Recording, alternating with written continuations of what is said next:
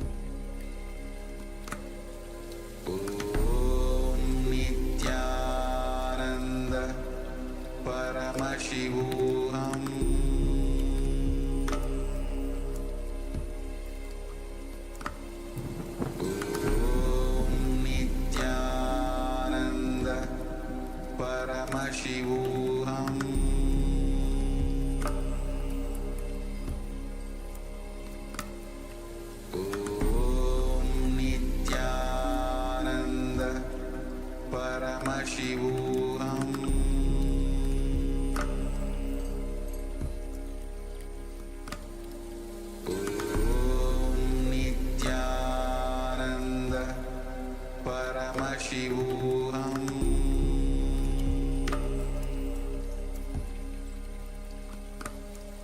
Om Nityananda Paramashivoham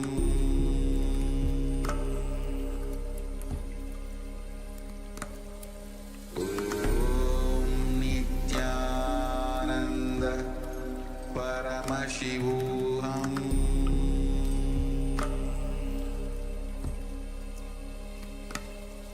Om Nityananda Paramashivoham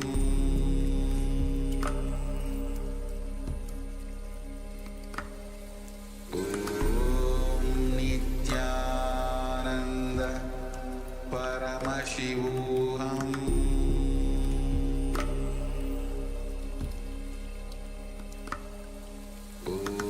Om Nityananda Paramashivoham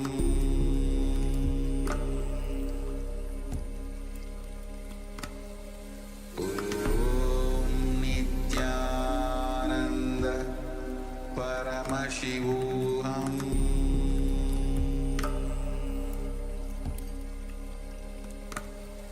Om Nityananda Paramashivoham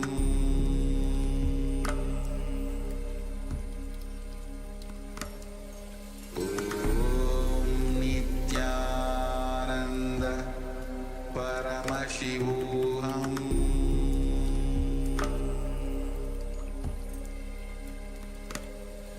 Om Nityananda Paramashivoham.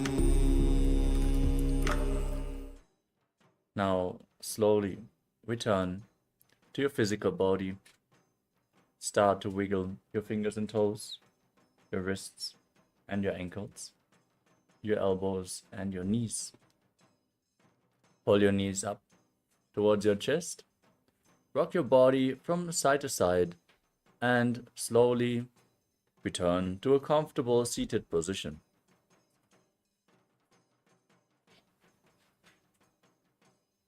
Congratulations, you completed the Pratama Vinyasa Krama 108 asana sequence. With this, we conclude today's Nityananda Yoga session of the Level 1 participants. Thank you all so much for joining. And let us get ready to continue the Dvitiya Vinyasa Krama for the Level 2 and 3 participants. Nityanandam, we are on a mission to revive the Enlightenment civilization. If you resonate with our message and want to be part of us, be sure to like, share, and subscribe. And don't forget to click the bell icon.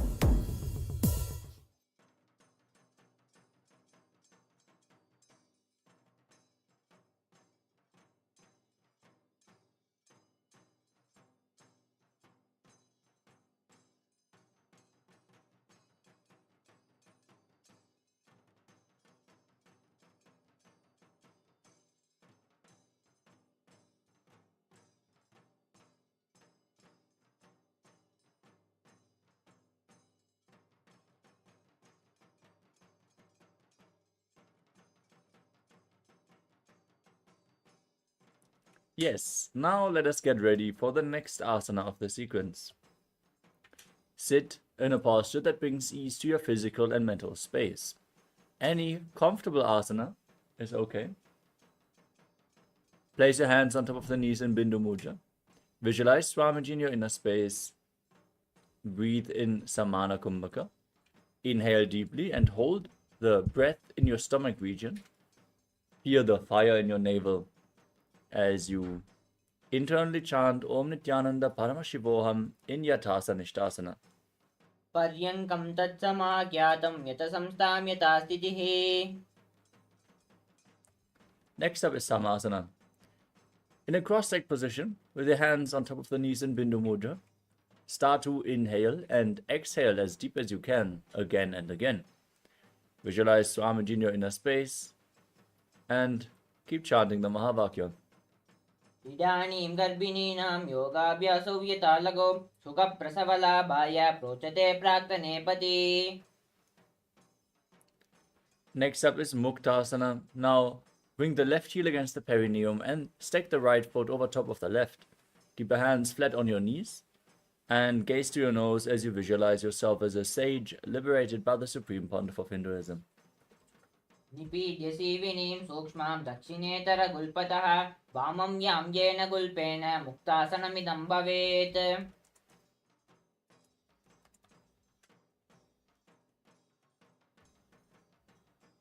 Next up is Siddhasana. Maintain the posture. Shift your gaze up towards your third eye and visualize Swamiji in your inner space.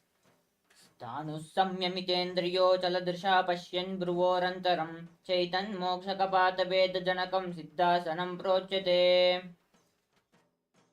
In Siddhyasana, shift your gaze down to the ground in front of you.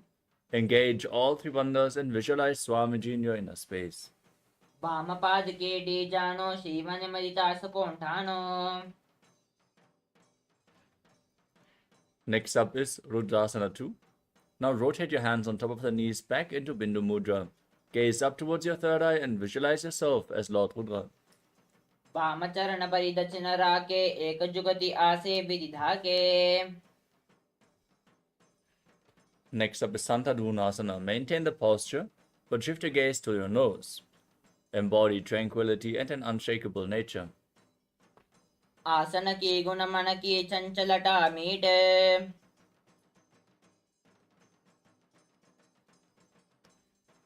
Now maintain your legs in the same position, but bring your hands in front of your navel. Cup one palm over the other and perform Samputa Mudra, resembling a lotus flower, as you visualize Swamiji in your inner space in Siddhasana 2. रुजुकाय समाशीनं सिद्धासनमुदीरितं प्रसार्य भुवि पादौ तो दोभ्यामङ्गुष्टमादरात्.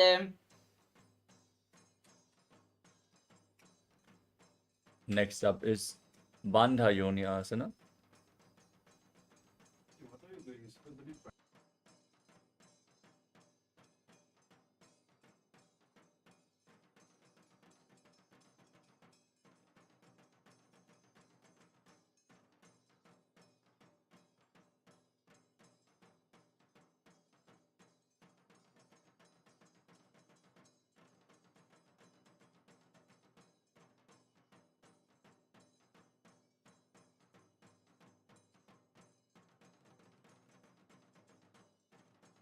The next asana is Bandha Yoni Asana. In the same cross-legged posture, set the sankalpa to manifest through the womb of creation. Then get ready to enter Shanmukhi Mudra. Inhale all the way and hold your breath as you close your mouth with little and ring fingers, your nostrils with the middle fingers, eyes with the index fingers, and your ears with your thumbs. यत्र मध्ये महादेव बन्धयोन्यासने शृणौ यत्कृत्वा केचरो भूत्वा विचरेदीश्वरो यथा. Next up is Virasana. Now place your right foot onto the left thigh and the left foot below the right thigh. Keep your hands on top of the knees in Bindu Mudra and embody the state and space of bravery. एकं पादमतैकस्मिन् विन्यस्योरणि संस्थितः इतरस्मिन् स्तथा चोरं वीरासनमुदीरितम्. Next up is Valmikasana. Maintain the posture with the hands on the knees in Bindu Mudra as you gaze up towards your third eye and visualize Sage Valmiki, the great poet, author of Ramayana in Valmikasana. तावापक की पगतली पुनि AD है जो ये.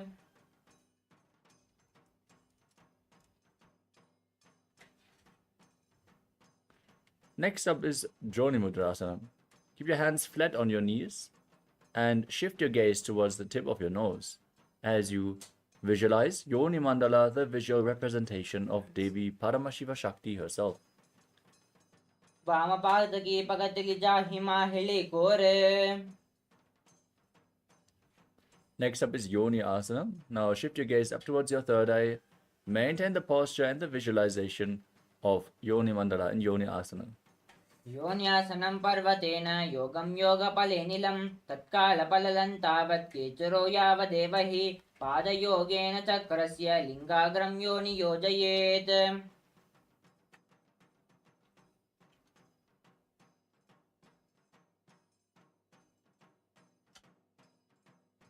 Next up is Padrasana 3. Now join the soles of your feet together in front of your body. Bring your heels close towards your perineum, interlock your fingers around the toes, and push your knees down to the mat. Gaze to the tip of your nose as you visualize yourself as Lord Virabhadra, and pull your stomach in and up in Uddiyana Bandha. यत्र मध्ये महादेव बन्धयोन्यासरणे शृणौ यत्कृत्वा केचरो भूत्वा विचरेदीश्वरो यथा. Next up is Aghorasana. As you place your left hand on the left knee, cover your mouth with the right hand, press your tongue upwards in Kechari Mudra along the nasal tract if you can, and gaze to your third eye as you close your left nostril with the index finger and inhale through the right nostril. Then close both nostrils and hold your breath. Next, exhale through the left and then invert the breathing flow in Abhyanta Kumbhaka. Visualize yourself as an Aghori. पूर्वकः विश्रिका जोई बाही विधि जोगी जे सोई. Next up is Kanali Pavasana. Now separate your heels, keep your toes together, and place your elbows down on the heels as you lean forward and down and rest your chin on your hands. Gaze to your nose and visualize yourself as a female elephant drinking water as you exhale all the way, hold your breath, and perform Uddiyana Bandha. वाली पावा आसन कष्टो है जैसे याहुम में जाने विदितई से. Next up is Padasana. Now raise your knees, bring your arms in between the legs, interlock your fingers in Parusha Mudra in front of your feet as you gaze to your nose and visualize Swamiji in your inner space. ततोर्ध्वं रेचयेत् वायुं मृडनश्वास संयुतम्.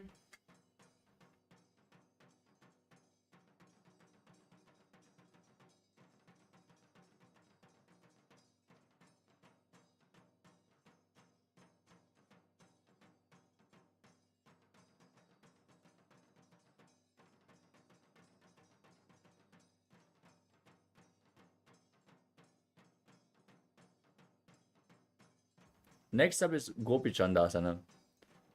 As you bring your arms underneath the feet, interlock them around the toes, and pull them close towards your chest. Gaze to the tip of your nose, embody the state and space of a king in Gopi Chandasana. पूरब विधि पगाका अंगुटा कंटकु परासे. Next up is Udarasana. Now bring your hands below the feet and interlock the fingers around the toes. Lift them against your chest, gaze to your nose, and place your chin on the soles of the feet as you visualize your body free from any defects. दो पगतली संपुट ठाणे उभय हस्त करी ऊर्ध हिताने अंगुष्ठ दो समत हरावे चुबको नीचे ताही लगावे.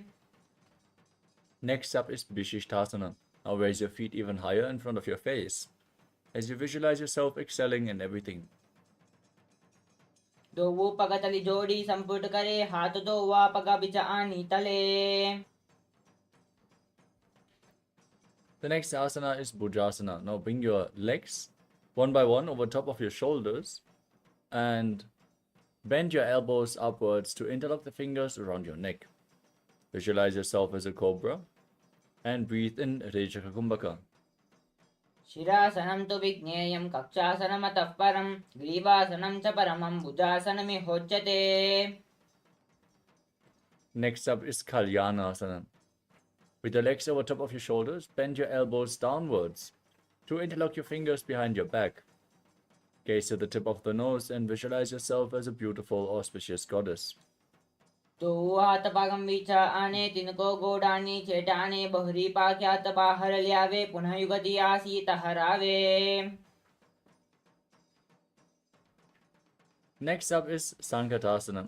Now place the top of the left foot on the mat and sit on the left heel as you stack the right knee over top of the left. Place your hands on opposite knees, gaze forward in Vaishnavi Mudra without focusing on anything external. Just focus on the object within as you visualize yourself as an elegant swan and breathe in Ujjayi Pranayama, making an ocean-like sound with your mouth.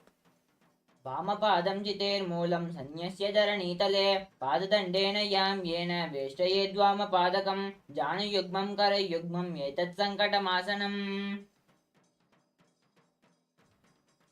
Now slide the left heel outside the hip, sit on the ground with your heels close to the outer hip. As you place your hands on the top knee, engage Uddiyana Bandha and visualize a cow in your inner space in Dhenukasana. अनुसागीनागरपञ्चदं वृषीरं दगल्यम्नि. Next up is Machandrasana. Now place your right foot onto your left thigh and the left foot onto the right knee. Bring the left arm behind your back. As you hold onto opposite thighs, gaze up towards your third eye and visualize Swamiji in your inner space. वामजङ्गपरिरचन Thane वामहस्तपिष्टे दिश आने बहुरोदचन पादकी हे जोयी ताकी नाली जूपाकरे सोये. Untwist your spine, hold onto your feet and lean forward and down as you place your forehead on the mat. Visualize Swamiji in Machandrasana too. प्रथमजी मनोचरणो जुजोयी वामजङ्गपरिरागे सोयी ताकी येडी कड़ी सोल्यावे बहुरी जुगती यह और करावे. Now rise up, interlock your fingers and place them on the top knee. Engage all three bandhas and visualize Swamiji, your Guru, in Guru Asana. ऊर्मूले इतरपादस्य कनिष्ठिका प्रदेशकुल्पं संस्थाप्य. Now repeat Sankatasana on the other side. Place the top of the right foot flat, sit on the right heel, stack the left knee over top, hands on opposite knees, visualizing yourself as an elegant swan. वामपादं जितेर्मूलं सन्न्यस्य धरणीतले पाददण्डेन यां येन वेष्टयेद्वामपादकम्.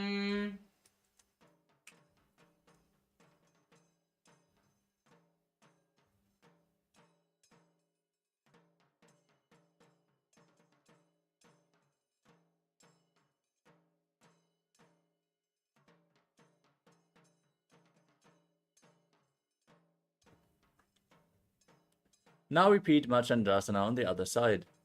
Bring the left foot onto the right thigh and the right foot onto the left knee.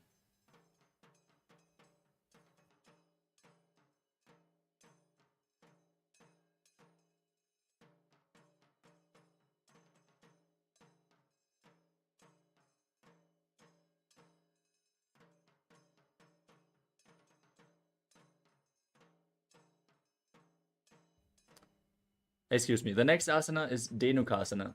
Now keep your heels outside the hips with the knees stacked in front. Place your hands on the top knee. Engage Uddiyana Bandha and visualize a cow in your inner space. अनुसागीनागरपञ्चदं वृषीरं दगल्यम्नि.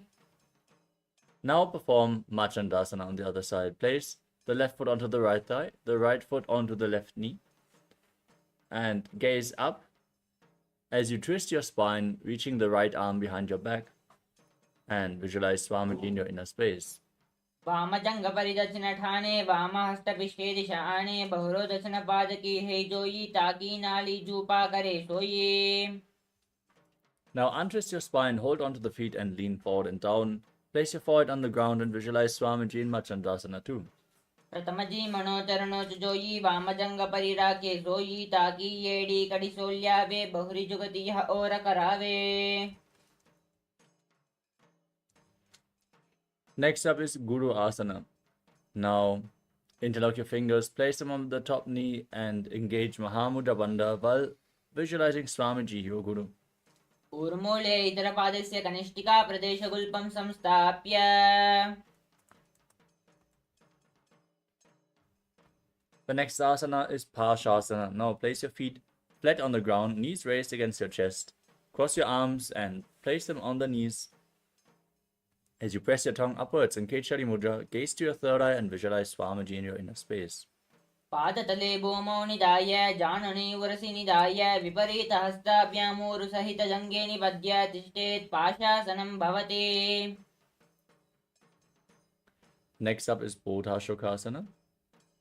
As you hold on to opposite wrists with your hands, place your chin on the knees, gaze to the nose, and visualize yourself residing in an abode of bliss. दो पगतली भूपरि धरे कोरुमाहिले ऐसे करे कोरुमिलाई उकड़ बेसे जंगा चाटी अग्रनिवेशे.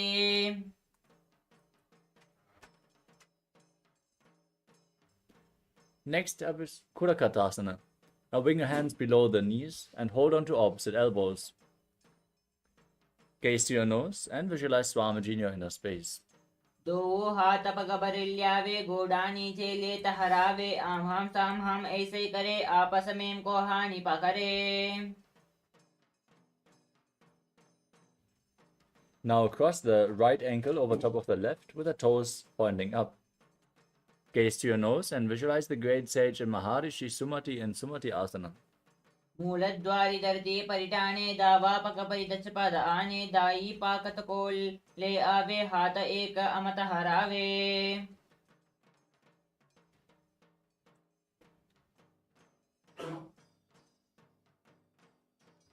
The next asana is Dandasana. Now sit with your legs extended forward and raise your arms up. Interlock your fingers with the wrists pointing outwards. Engage all three bandhas, Mahamudra Bandha. Press your tongue up, gaze to your nose, and visualize Swamiji in your inner space. इदानीं गर्भिणीनां योगाभ्यासौ यथा लगौ सुखप्रसवलाभाय प्रोचते प्राक्तनेपति दण्डपद्मभरद्वाज वीरवज्रसमानितो आसनानि सदा कुर्यात् सुदीर्घैरे च पूरकैः. Next up is Arambhasana. From the same posture, lean forward and down. And hold on to the big toes in Prana Mudra. Bring your head towards the knees as you perform Nadi Shodhana. Inhale through the one nostril and exhale through the other alternatingly. As you visualize Swamiji in your inner space. दो पग मिलिवा पसारी पगा का अंगूठा पकड़ी लिलाट गोड़ा लगावे.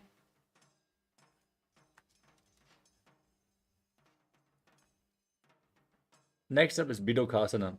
Now separate your feet and slightly raise your knees. Bring your arms below the shins and hold onto the soles of your feet from the outside as you gaze to your third eye.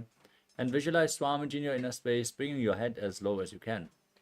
दो बैसिद बाबा पसारी कचको कुरडो कुकुरडो डारे. Next up is Jalandhari Pavasana. Join the soles of your feet and bring your arms underneath the shins, palms facing up, elbows on the ground, and place your face on the heels. As you gaze to the nose, visualize Swamiji in your inner space. दो येडी मैलिके दीजे हाथ पसारी.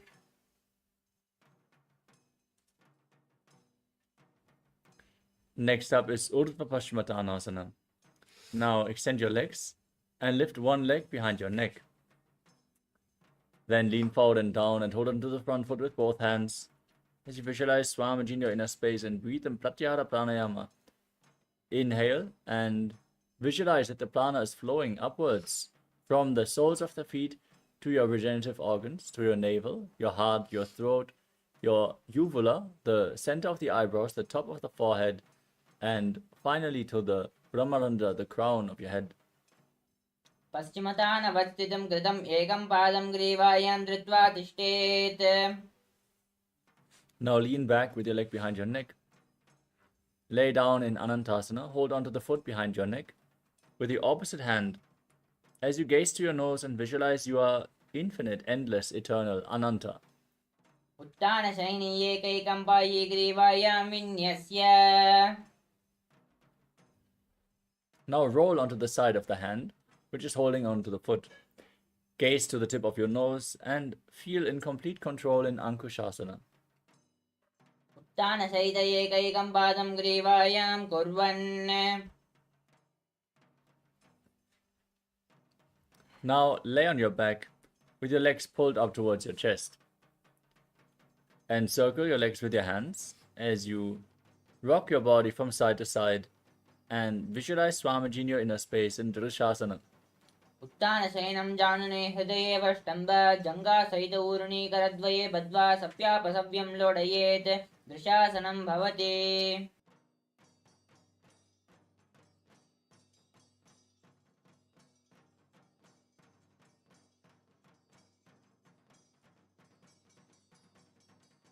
Now repeat Urdhva Paschimottanasana on the other side. Lift the other leg behind your neck, lean forward and down and hold on to the front foot as you visualize Swamiji and focus on the upward flowing prana. पश्चिमतानवस्थितं कृतं एकं पादं ग्रीवायां धृत्वा तिष्ठेत्. Now repeat Anantasana, lean back. Extend the opposite leg, hold onto the foot behind your neck, gaze to your nose and visualize yourself as being unending Ananta. उत्तानशयने एकैकं बाह्ये ग्रीवायां विन्यस्य. Now roll onto the side. Keep holding onto the foot. Gaze to your nose and feel in complete control in Ankushasana. उत्तानसहित एकैकं पादं ग्रीवायां कुर्वन्.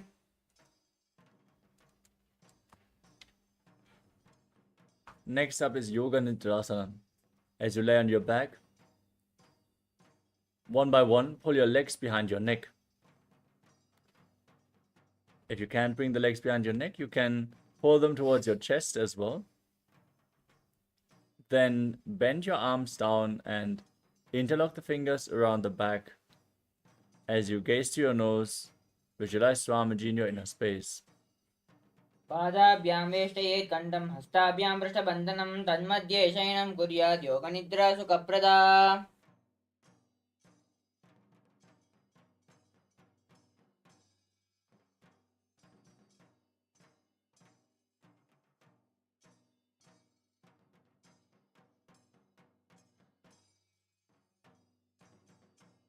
The next asana is Atma Ramasana.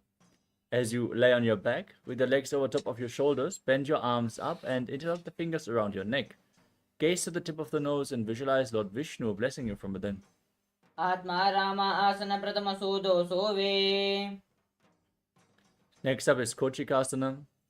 As you lay on your back, lift your knees up against your chest and extend your arms out to the side at shoulder level. Gaze to your nose as you visualize Swamiji in your inner space. दो हाथ सीधा सा करे 300 उभय सफा करे पग ऊंचाई आगाने आने बहुरी जुगति आसे विधिवाने. We move on to Jatari Paravritti. As you lay on your back with your arms extended to the side, your knees pulled against your chest, drop one knee down to the side and extend the opposite leg straight down. Now bend both knees to the side. Extend both legs to the side, hold on to the feet and gaze in the opposite direction of the feet. Visualize Swamiji and breathe in Pratyahara Pranayama as you return to the center position. And then drop the other knee to the side, extend the opposite leg down. Then bend both knees to the side. Extend both legs to the side. Hold on to the feet, gaze away from the feet and visualize Swamiji in Jatara Parivritti 1, 2 and 3. परिवृत्तिः कुक्षि भागे त्रिधा हि परिकीर्तितः बद्धकोणं सप्तकोणं मूर्धकोणमतापि च. Next up is the Dvipadapitam. As you lay on your back, place your feet flat on the ground and raise your knees. Hold on to your ankles and then push your hips up high. Gaze to the tip of your nose and visualize yourself as sturdy as a bridge as you lock your throat in Jalandhara Bandha and breathe in Mocha Kumbhaka. प्रतिक्रियायुतं द्वन्द्वपीठः सर्वबलप्रदं गर्भिणीनां दुर्बलानां इति Gargi जगादनो. Next up is Paryankasana. Now bring your hands over top of your shoulders, fingers pointing towards your feet and push your entire body off the mat. Visualize yourself as sturdy as stone furniture as you breathe calmly through your nose in Sahaja Kumbhaka. उत्तानशयनं मस्ततलाभ्यां भूमिं वष्टभ्य.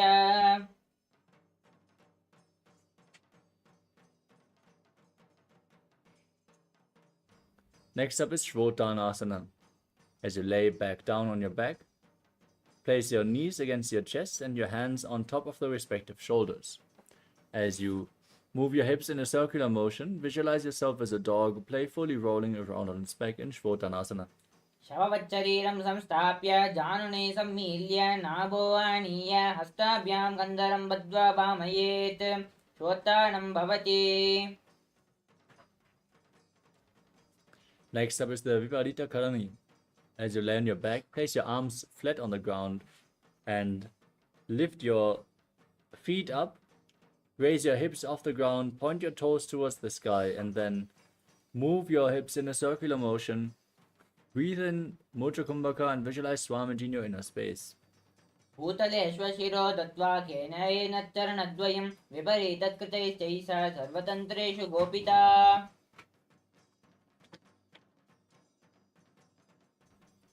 Now stop the movement of your legs. Point your toes up in Viparita Karani 2 as you visualize Swamiji in your inner space.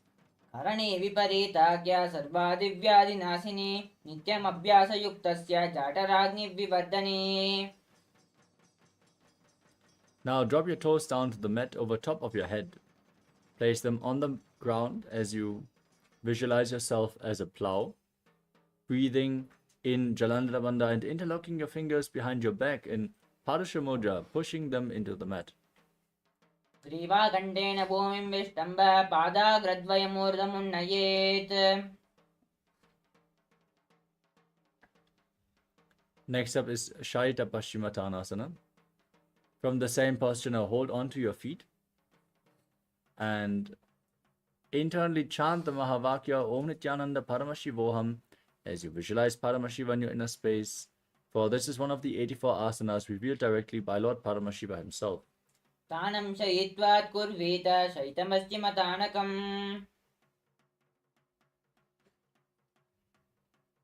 Next up is Supta Konasana.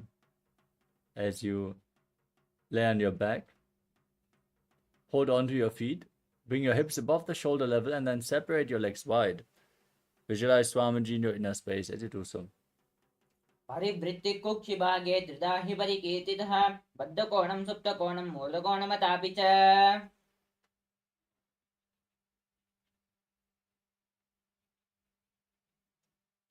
Now join your feet back together, hold onto your ankles, and then roll onto your back as you keep your arms and legs straight. Visualize yourself as a chakra, a wheel in Chakrasana. शवासनस्तद्वौ पादौ कुर्यान्मस्तकतः परौ विक्रमेण ततः शीघ्रम् एतत् सर्वस्य साधनम्.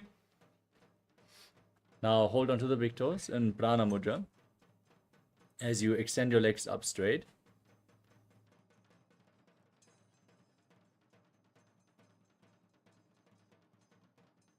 And then separate your legs wide to the side, visualizing Swamiji in your inner space, breathing in Ujjayi Pranayama in Supta Prasarita Parangushtasana.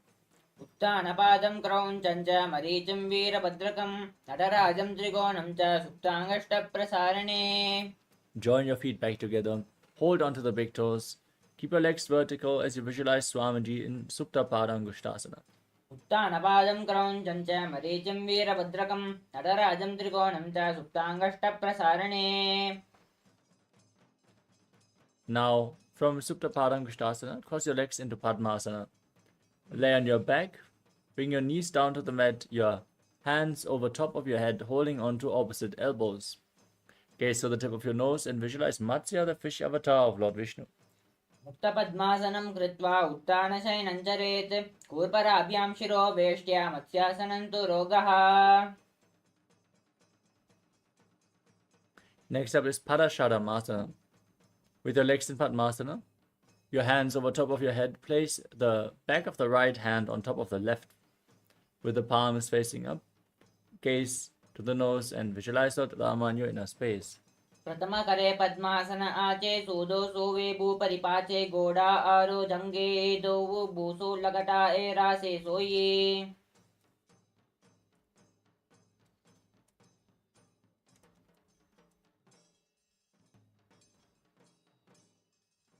Next up is Sarvangasana. With your legs in Padmasana, raise your knees, and your hips off the ground. Support your lower back with your hands, elbows resting on the mat. Gaze to your nose and visualize Swamiji in your inner space as you breathe in Mocha Kumbhaka. अथ पक्षेत्र संक्षेपात् सर्वाङ्गासनमुत्तमं यत्कृत्वा योगनिपुनो विद्याभिः पण्डितो यथा.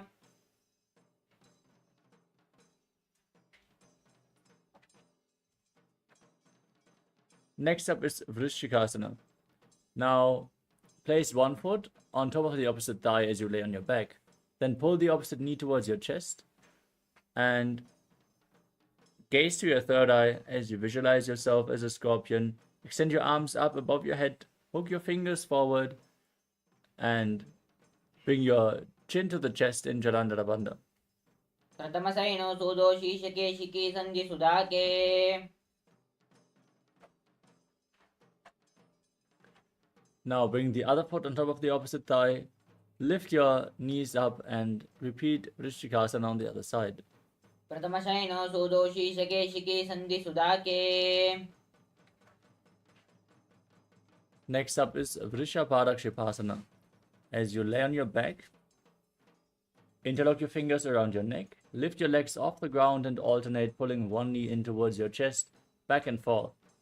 As you breathe calmly through your nose in Sahajra Kumbhaka and visualize Swamiji in your inner space. उत्थानं शयनं कृत्वा अङ्गुलिभिः कन्दरां बद्ध्वा कूर्परो मिलित्वा.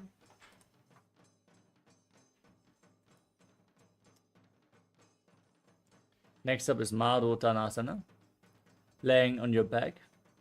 Now keep your hands next to your hips and alternate pulling one knee in towards your ear, back and forth. Touch your ears with your knees as you visualize Swamiji. श्रोतानवस्थितिं कृत्वा जानद्वयं पर्यायेन कर्णयोः संस्पृशेत्. The next asana is Vrikasana. As you lay on your back, place your feet flat and stand up and lay back down again and again. Visualize yourself as a wolf as you breathe in Sahadra Kumbhaka. अथ उत्थानं शयनं कृत्वा पादतलाभ्यां भूमिं धृत्वा. Next up is Lutasana. As you lay on your back, kick your legs over and roll over completely. Again and again as you visualize Swamiji in your inner space, finally ending this asana in a prone position on your stomach. उत्थानशयनं पादौ शिरं भूमौ स्थापयित्वा. Next up is Saratasana. Now laying on your stomach, with your hands next to the shoulders, flat on the ground. Contract your lips, make a whistling sound like a flute, whistling while inhaling. As you visualize yourself as a chariot carrying warriors into a battle for Dharma on your chariot back in Saratasana. निद्यशयनं कृत्वा नाभिं भूमौ निधाय सम्पद्याभ्यां भूमिं वष्टम्ब. Now push your body up into a plank position and jump your feet back and forth in between your hands as you visualize yourself transcend body and mind in Dehalyulanganasana. तद्वयं बद्ध्वा तन्मध्यचरणद्वयम् उड्डाणैव बहिरानीय.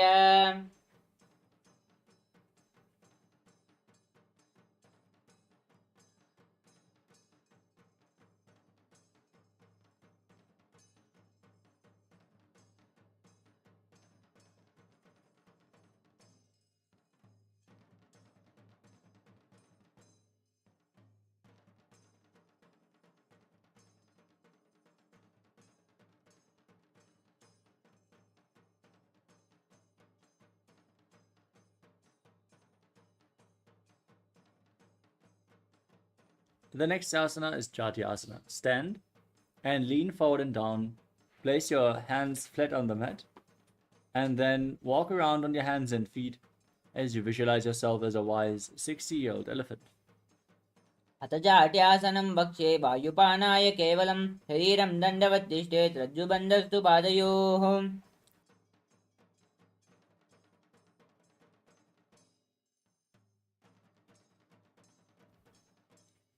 Next up is Lolitika Karana. As you stand with your knees bent, feet pointing outwards, heels touching. Raise your elbows to the shoulder level and rotate your arms around your body. Lean back and move your head in all directions.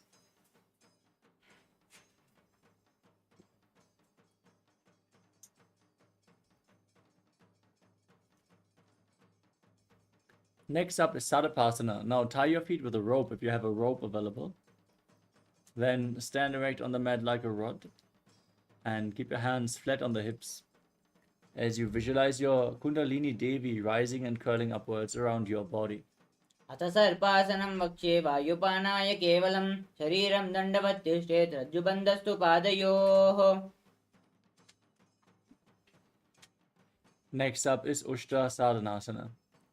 Now lean forward and down and step your toes onto your fingers. Clench your hands into fists and walk around on the mat visualizing yourself as a camel. मुष्टिकनिष्ठिकाप्रदेशेन भूमौ निधाय उपरि पादतले संस्थाप्य उष्ट्रावत् उष्ट्रासाडनं भवति. Next up is Ashvasana. From the same posture, now hold the toes from the outside. Walk around on the mat, visualizing yourself as a horse. मुष्टिकनिष्ठिकाप्रदेशेन भूमौ निधाय उपरि पादतले संस्थाप्य अश्वावच्छररीम् अश्वासनं भवति. Next up is Kapota Nitakasana. As you stand on the mat with the heels touching, interlock your fingers behind your back and pull your hands down towards your calves.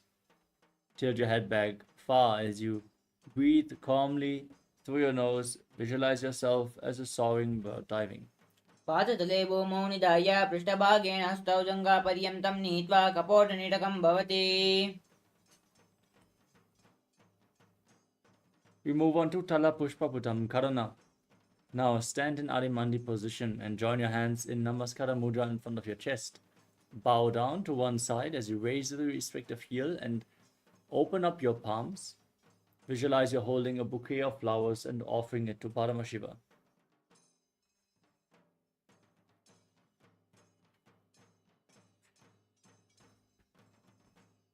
Next up is Khadgasana. Now stand on the mat.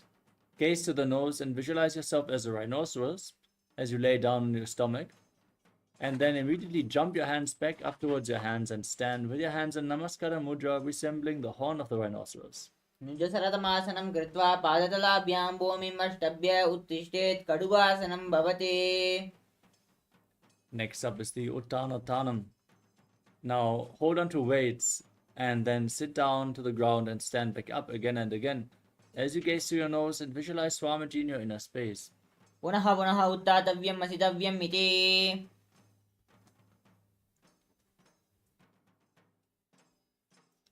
Next up is Musalasana.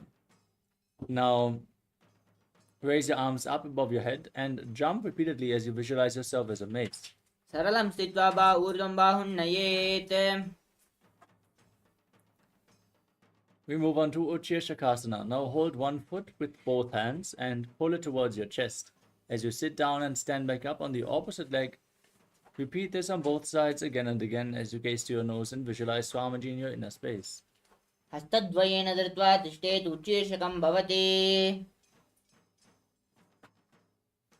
Next up is Parshvajanukarana. Now stand with the toes of one foot pointing out to the side and lift the other knee towards your chest and circle it with the respective hand, holding the hand in a fist, placing the opposite hand on the respective inner thigh.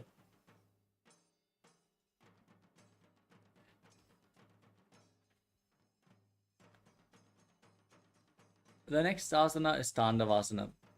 Now hold on to weights as you visualize yourself fiercely dancing as Lord Shiva. Extend your arms and one leg forward. Sit down and stand back up. एकेन पादेन स्थातव्यं ताण्डवासनं भवति.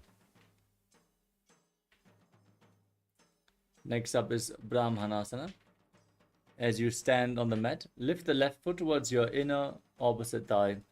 Keep your hands relaxed by the knees and visualize Lord Brahma blessing you from within. ब्राह्मणासनमावक्ष्ये यत्कृत्वा ब्राह्मणो भवेत् एकपादं मुरो दत्वा तिष्ठेत् दण्डाकृतिर्भुवि. Next up is Garudasana 3. Now bring the left foot over and around the right knee. Tuck the toes behind the right calf. As you bring the left arm below the right and join your hands in Namaskara Mudra, visualize yourself as Lord Garuda. उत्थानकूर्मपीठश्च सैमस्कारुणमेव च वातायनं गोमुखं च भारद्वाजं त्रिविक्रमम्. Next up is Ekapadasana. Now place the left foot onto the right thigh. Keep your hands by the side and Visualize Swamiji in your inner space. दक्षाङ्घ्रिम्बामपादस्य जङ्घोपरि निधाय च.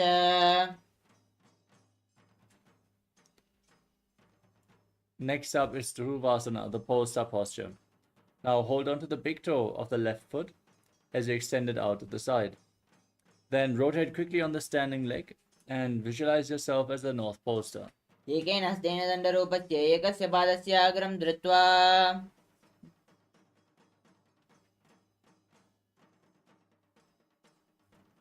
We move on to Trivikramasana. Now stand on the right leg as you lift the left leg behind your neck. Then sit down and stand back up, performing the 3 steps of Lord Vishnu as you visualize Lord Vishnu in your inner space. ग्रीवायं पादं संस्थाप्य स्थातव्यम् उत्थातव्यं त्रिविक्रमासनं भवति.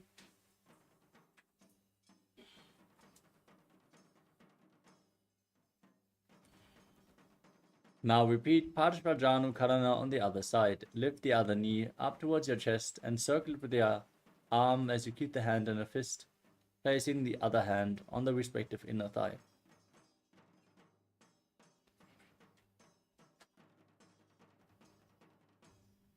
Now repeat Tandavasana. Extend your arms out and the other leg. Sit down and stand back up, visualizing yourself fiercely dancing as Lord Shiva.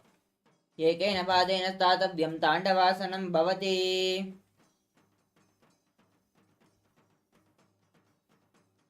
Now repeat Brahmanasana.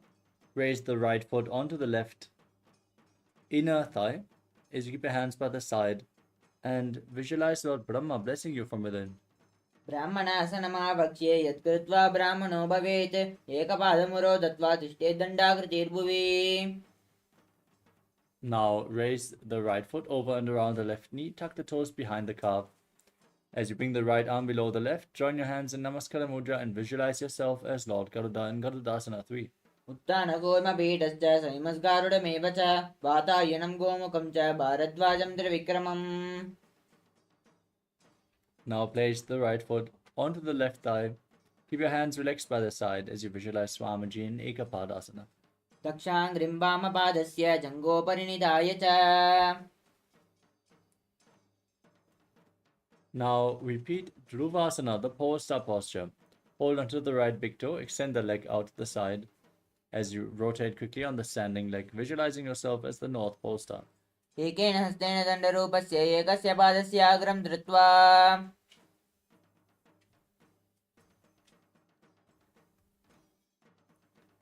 Now repeat Trivikramasana on the other side.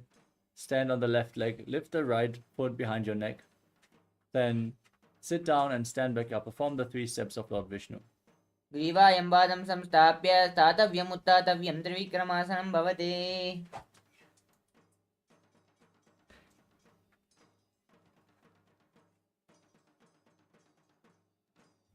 Now perform Samanaka Karana. Stand with your heels together, toes separated, hands extended away from the hips, fingers pointing one by one. Breathe calmly and relax after this sequence of intense asanas. Let us now get ready for the final 100 asanas of this Dvitiya Vinyasa Krama. Nithyanandam, we are on a mission to revive the Enlightenment civilization.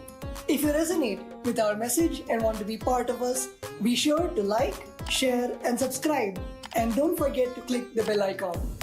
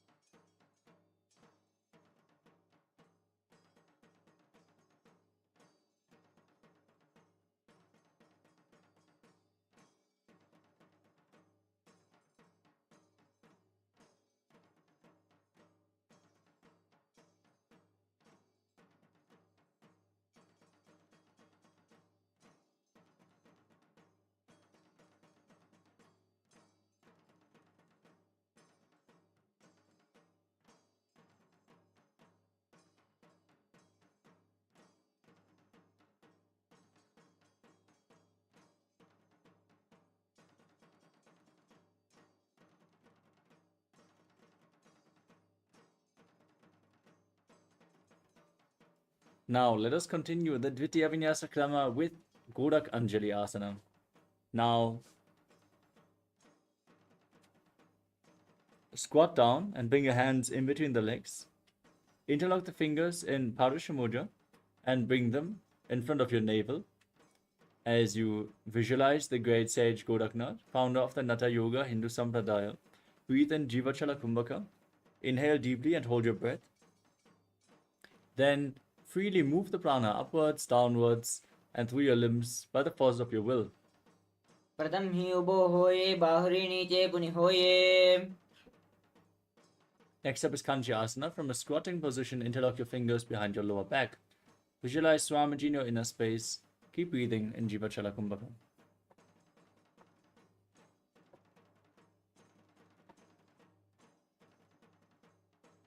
ऊर्मध्यातस्थो निवेश्य नितम्बं धृत्वा पादतलाभ्यां भूमिं वष्टभ्य तिष्ठेत् काञ्चासनं भवति.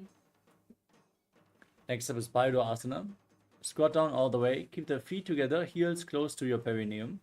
And interlock your fingers around your back as you gaze to your navel and visualize Bhagavan Kala Bhairava, the Lord of Time. दो पगा की दल्या की माहिली कौर मिलाई पना पानी उकड़ मडवैसे. Next up is Varahasana. With your heels close to your perineum, separate your toes and join your hands in Anjali Mudra. Place them behind your neck. As you point your fingers down towards the ground, gaze to your nose and visualize yourself as Varaha, the boar avatar of Lord Vishnu. पागतली की माहिली कौर मिलाई पना पानी उकड़ वैसे.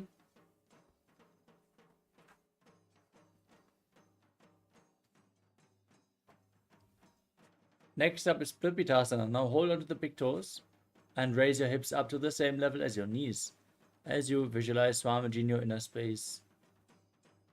पार्श्वद्वय सम्मील्य स्थित्वा नितम्बं जानुप्रदेश आनीय.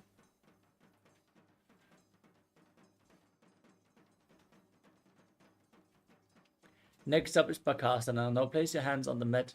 Bring your knees onto your arms towards your armpits. And lean forward and lift your feet off the ground as in Kanipavasana as you visualize yourself as a crow. हस्ताभ्याम् आवनिवष्टम्ब जानुद्वयनाभो सम्मील्य. Next up is Sushtanga Kapali Asana.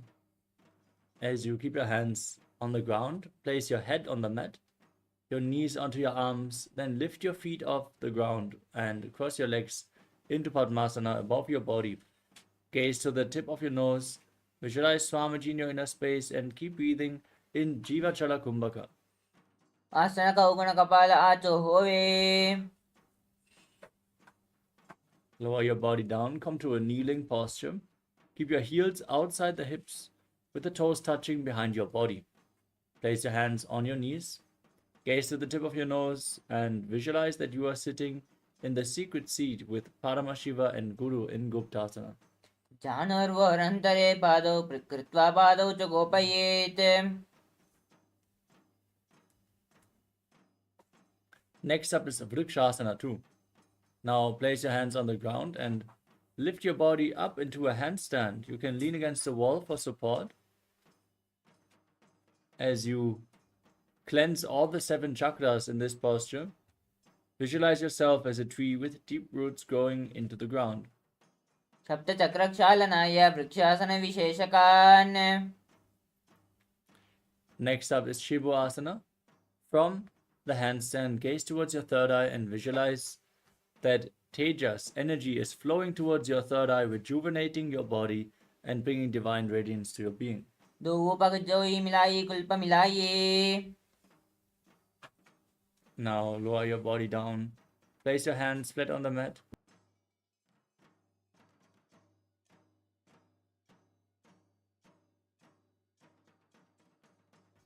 From the plank position, now lower your body down and push it back up again and again as you gaze towards your third eye and visualize yourself as a fish in Matsyasana 2. युब्जं शयनं कुर्वरो पार्श्वाभागां मूलकृत्य. Now lay down on your stomach, keep your hands on the hips and lift your head and chest from left to right as you visualize and move your body like a snake in Sadapasana, breathing in Sahadra Kumbhaka. युब्ज नुब्जशयनं कृत्वा हस्तौ नितम्बं संस्थाप्य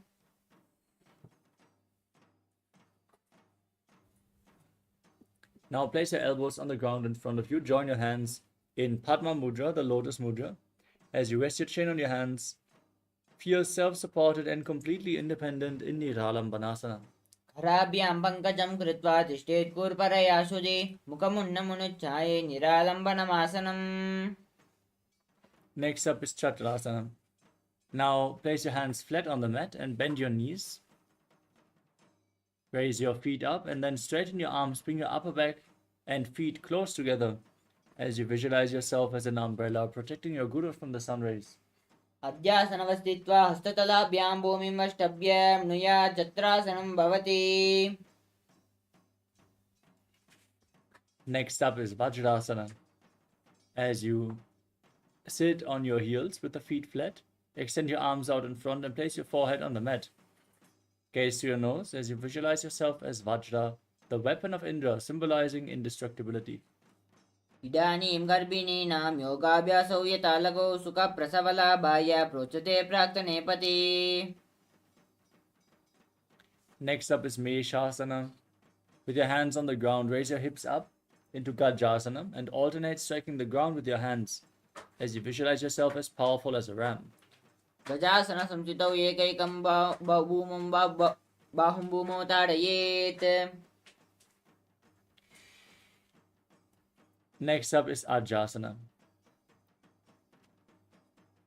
As you place your hands on the mat, raise your hips up, lift your legs over top of your body, and lower your face down slowly as you visualize yourself as unborn, existing for all eternity. गजासन संस्थितौ पादद्वयम् अन्तराले कृत्य.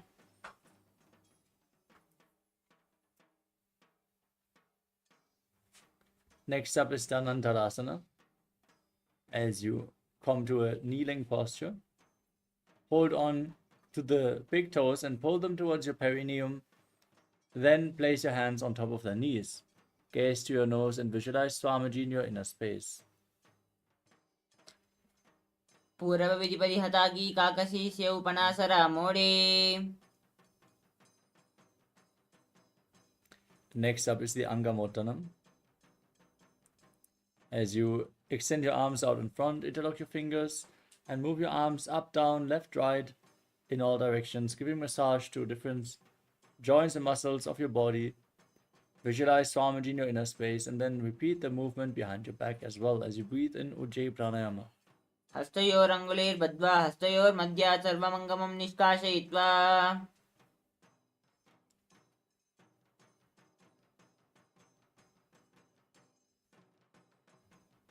Next up is Garudasana 4. Now, rotate your feet so the toes are pointing outwards and rest your thighs and calves on the ground. Visualize yourself as Lord Garuda, flying Lord Vishnu and Lakshmi on his back as you place your hands on the knees and keep making an ocean-like sound with your mouth. जङ्घोरुभ्यां दरां पीड्य स्थिरकायोद्विजानुना जानो परिकरद्वन्द् गरुडासनमुच्यते. Next up is Ananda Mandirasana. Now join the soles of the feet behind. Separate your knees and point the toes back as you hold onto your ankles and place the front of your buttocks on the mat. Gaze to your third eye as you visualize yourself residing in the blissful space of a temple in Ananda Mandirasana. अथ वक्ष्ये वीरनाथ आनन्दमन्दिरासनं यत्कृत्वा अमरो धीरो भवत्येवेह साधकः. Next up is Mandukasana 2. Now overlap your feet and sit on the heels as you bring your hands underneath the knees. Pull your stomach in and up. Press your tongue flat against the top of your mouth in Manduki Mudra and visualize yourself as a frog in Mandukasana 2. पृष्ठं सम्पीड्य कुल्पाभ्यां जान्वग्मे सबल्याकृतिः हस्तौ पादतले क्षिप्तौ मण्डूकं पाददोषहृत्.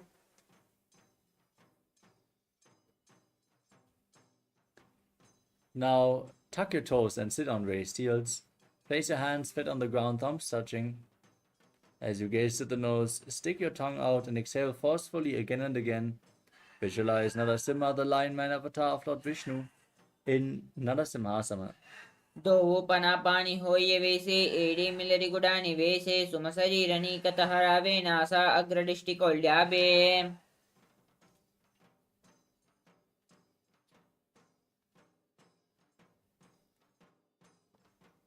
Next up is Vishlakasana. With your toes tucked, sit on raised heels and cover your mouth with your hands.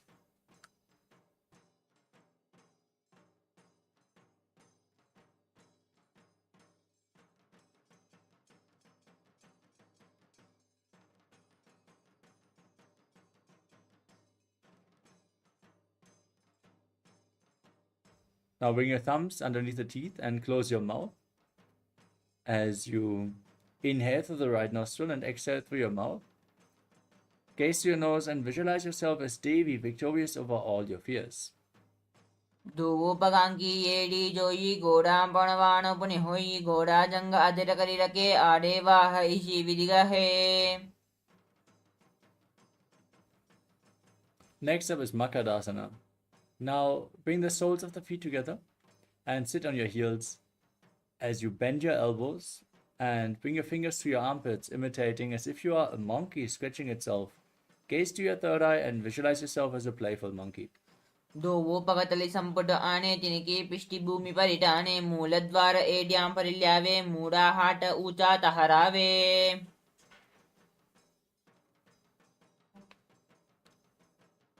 The next asana is Vajrasangadasana. Now stand on the toes with the soles of the feet together, knees separated.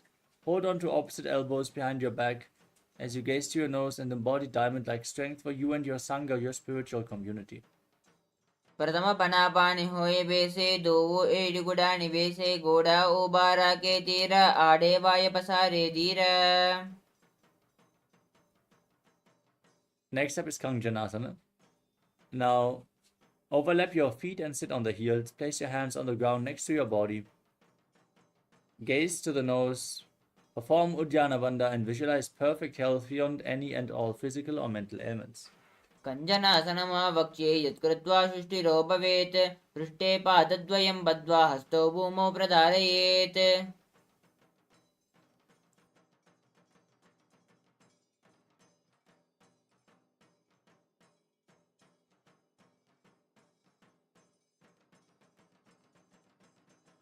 Next up is Kurmasana. Now maintain the same posture but place your hands on the knees. Make your upper body and neck stiff like the shell of a turtle as you embody a turtle. With a stable body and mind to live for centuries, breathe in Ujjayi Pranayama and gaze to your nose in Kurmasana. गुल्पौ चवृषणस्यादौ व्युत्क्रमेण समाहितौ ऋजुकाय शिरो ग्रीवं कूर्मासनमितीरितम्. Next up is Yogasana. Maintain the same posture but relax your upper body and neck. Gaze to your nose and visualize Swamiji in your inner space. गुढं नियम्य गुल्पाभ्यां व्युत्क्रमेण समाहितः योगासनं भवेत् एतद्दिति योगविदो विदुः. Next up is Vijyogasana. Now stand on your knees and cross your feet behind.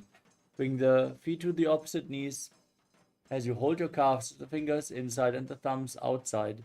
Gaze up towards your third eye and visualize a space of eternal oneness, Advaita, with your Guru. गोड़ां वामनो उबो होई गोड़ा आडे राखे दोई दचपाद की पानी रहावे पना वाम गोड़ाड़ी गिल्यावे. Next up is Ushtrasana 2. As you stand on the knees with the top of the feet flat on the mat, hold onto your heels, lean back, tilt your head back, push your hips forward and visualize yourself as a camel. मेरुदण्डग्रन्थिदार्त्या संविपाद इषुः पुमान् कपोतोष्ट्रासनाभ्यासं कुर्यान्मितहितासनः.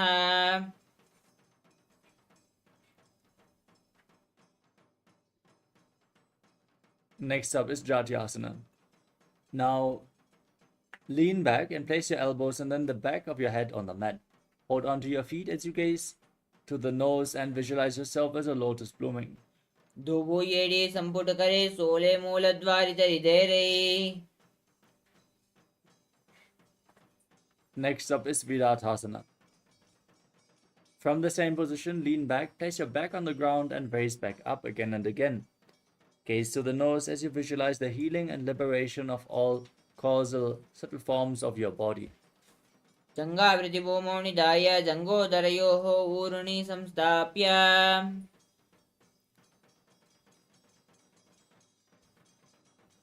The next asana is Kapotasana. Now lean back and raise your hands over top of your shoulders. Reach for your feet as you bring your head in between the feet. Visualize yourself as a beautiful dove.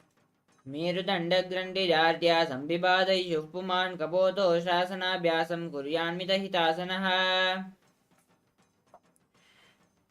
The next asana is Varasana. As you stand on your knees with the toes tucked behind, hold on to opposite elbows, gaze to your nose and visualize Paramashivam as you chant Om Nithyananda Paramashivoham. For this is the boon fulfilling posture. Receive your boon from Paramashiva. जाननी भूमौ संस्थाप्य हस्ताभ्यां बाहुपरस्परं दत्वा तिष्ठेत् वारासनं भवति Next up is Varahasana 2. From the kneeling posture, sit down on the raised heels and lean forward and down, placing your forearms on the mat. Now rest your head on your hands and visualize yourself as Varaha, the boar avatar of Lord Vishnu. सूर्यं चन्द्रं वेदनानि आसनानि निकत्यते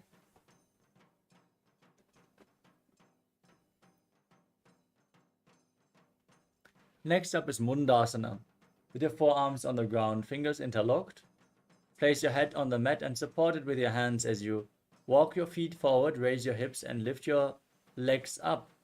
Point them to the sky as you gaze to your nose and visualize yourself as a lob tree. Breathe calmly through your nose in Sahajra Kumbhaka and Mundasana.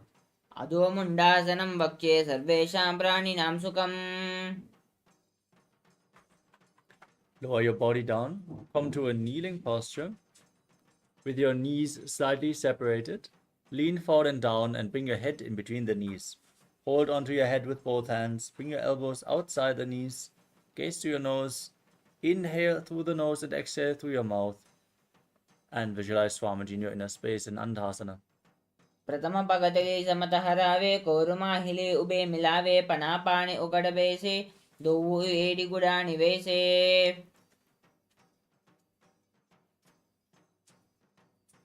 Now lay down on your stomach and extend your arms up above your head. Hold on to weights as you then lift your arms and chest and your legs off the mat, holding this position as you visualize yourself as a locust in Viparita Shalabhasana. शलभासन भेदश्च नटभेरुण्ड नामके गण्डभेरुण्ड सहिते शीशरन्दासनं तथा Next up is Kapalasana, the skull posture. As you place your forehead on the ground, keep your arms at the side of your body, palms flat next to your hips, and raise your legs off the mat together. Visualize a skull representing the mind with purified thoughts and the strong will to attain enlightenment. कपालं भूमौ निधाय ऊर्ध्वं पादौ नयेत् कपालासनं भवति We move on to Akasha Kapotasana. As you keep your hands on the mat next to your body, bend your knees and lift your legs up over top of your head. Try to place your feet on the ground in front of you as you visualize yourself as a free and open dove.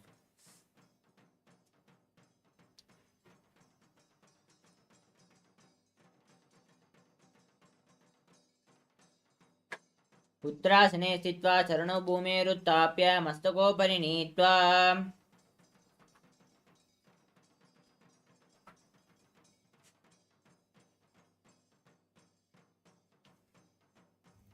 Now come to a kneeling posture and lean forward and down. Place your forearms on the ground, your navel on the knees, visualizing yourself as a sparrow in Shatakasana.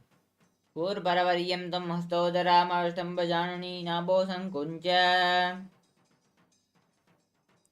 Next up is Vrishikasana 2. Now place your forearms on the ground and keep your hips raised. Walk your feet forward.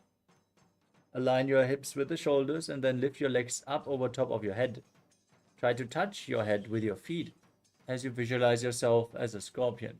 यस्यैव उच्च प्रतिमाङ्गि पास्मि धृत्वा शिशिरे चुपकं विदारिकौ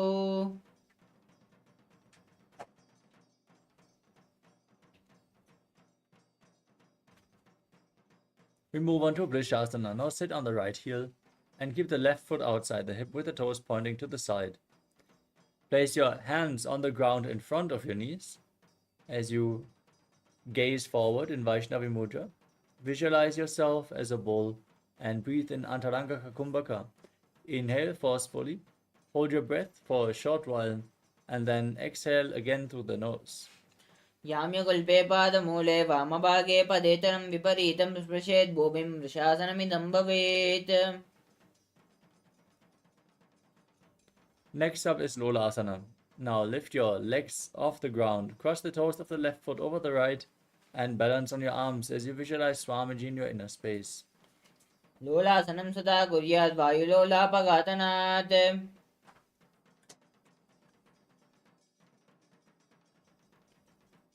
Now repeat Vrishasana on the other side. Sit on the left heel this time with the toes of the right foot pointed outwards, the right heel outside the hip. Visualize yourself as a bull and keep breathing in Antaranga Kumbhaka.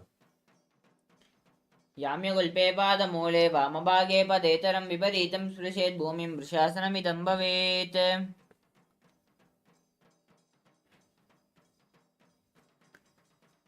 Now place the right foot flat with the knee raised and tuck the toes of the left foot. Sit on the left heel. Place your hands on the respective knees and visualize Bala Gunahai, one of the 84 siddhas in your inner space in Bala Gunasana. आसन कौगुण जल विकार जाए Next up is Grahasana. Now stand up and then squat down. Bring your arms in and around the legs, holding onto your ankles from the outside as you visualize yourself as the entire planet. पादतले भूमौ संस्थाप्य जानुमध्ये कूर्परौ संस्थाप्य Next up is Bala Gunasana on the other side. Now tuck the toes of the right foot and sit on the right heel, hands on the knees. Visualize Bala Gunahai. आसन कौगुण जल विकार जाए Next up is Utkatasana. Now step both the feet in and sit on raised heels. Keep your knees off the ground and join together, hands on top of the knees holding weights as you visualize Swamiji in your inner space. युजास्पिजोऽस्ति यथा ऊर्वजान यत्रासने पादतलयोपरि Next up is Vajrasangadasana 2. Join the soles of your feet, separate the knees and sit on the heels. Hold on to opposite elbows behind your back as you visualize Swamiji in your inner space. प्रथम पनापानि होय जैसे दो AD गुडाने वैसे Next up is Anilasana. Now place your hands flat. Step your heels onto your hands as you squat down. Keep your arms straight. Gaze to your nose and visualize you are able to live off of air alone. प्रथम पनापानि होय जैसे दो AD गुडानि वैसे घोड़ा उबारा के तिया आड़ेवा यवसा रेधीरा Now raise up and place the back of your hands on the ground. Step your feet onto your fingers. Wrap your hands around the feet and visualize yourself wearing padukas walking across India as you walk around on the mat. हस्तद्वयोः पादतले कृत्वा तिष्ठेत् गच्छेत् पादुकासनं भवति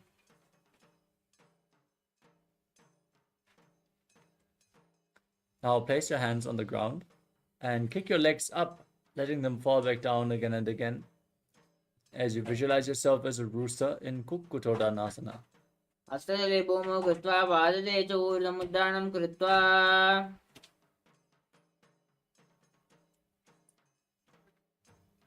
Next up is Viparita Nrityasana. Now place your hands on the ground and lift your legs up into a handstand. Then move your legs around, back and forth, dancing on two arms as you feel yourself become free of all inhibitions. हस्ततलाभ्यां भूमिं वष्टभ्य ऊर्ध्वं पादाग्रे कुर्वन्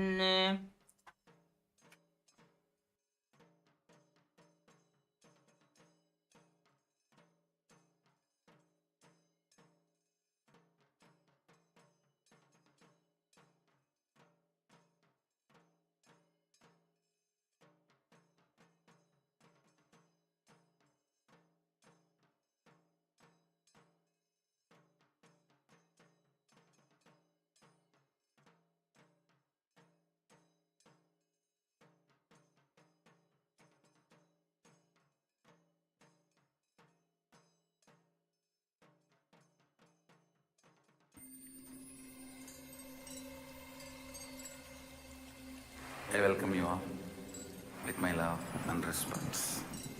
Let you all open all your three eyes.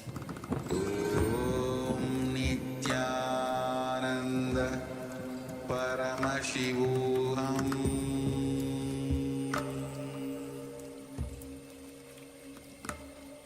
Om Nityananda Paramashivoham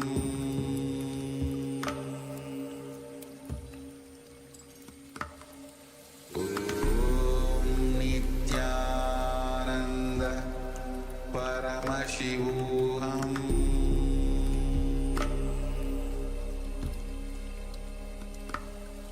Om Nityananda Paramashivoham.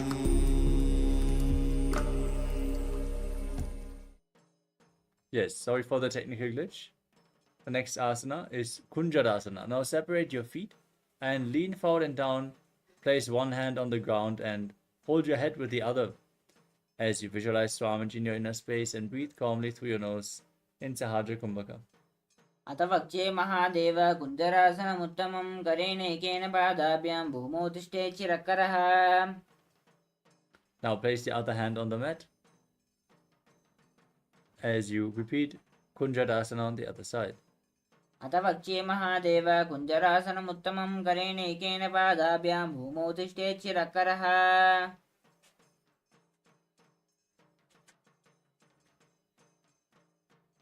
The next asana is Kadambasana. Now squat down and hold on to your ankles.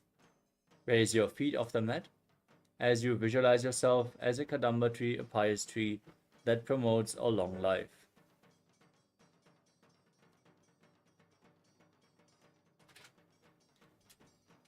पार्श्वेभ्यां भूमिमवष्टभ्य हस्तद्वयेन गुल्पौ धृत्वा तिष्ठेत् काडम्ब भवति.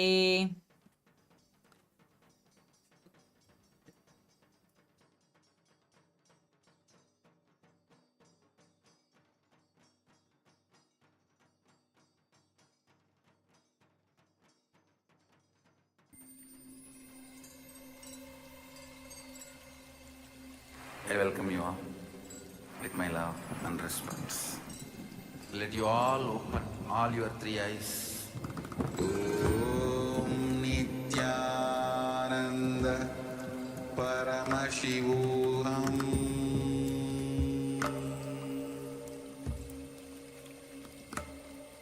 Om Nityananda Paramashivoham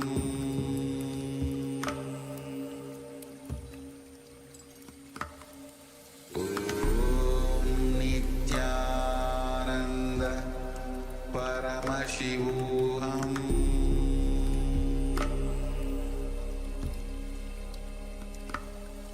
Om Nityananda. Yes, Nityanandam, we are back. Let us continue with the next asana of the sequence, Pavana Muktasana. Place your feet flat on the ground, your knees raised towards your chest. As you hold your knees with opposite hands, pull them close, breathe calmly through your nose in Sahadra Kumbhaka and visualize any excess vata being released or balanced within your system. द्वयोस्तु पादयोः पाणिं लात्वा स्वस्थनितम्बके जानुनि बक्षिषि साधुर्बभ्रते करबन्धनैः. Next up is Chakorasana. Now lift one leg behind your neck and extend the other leg forward. Place your hands on the ground next to your body. Lift your body off the mat and gaze to your third eye, visualizing yourself as a powerful source of energy. पूर्वतानं चतुष्पादं पीठं वज्रासनं तथा. Next up is Dhanurasana 2. Now keep the right leg extended. Hold on to both the big toes and Prana Mudra with the respective hand as you pull the left foot towards your ear as if you're pulling a bowstring. Visualize yourself as a bow in Dhanurasana 2. पादाङ्गुष्ठौ तु पाणिभ्यां गृहीत्वा श्रवणावधिः. Next up is Ashtavakrasana.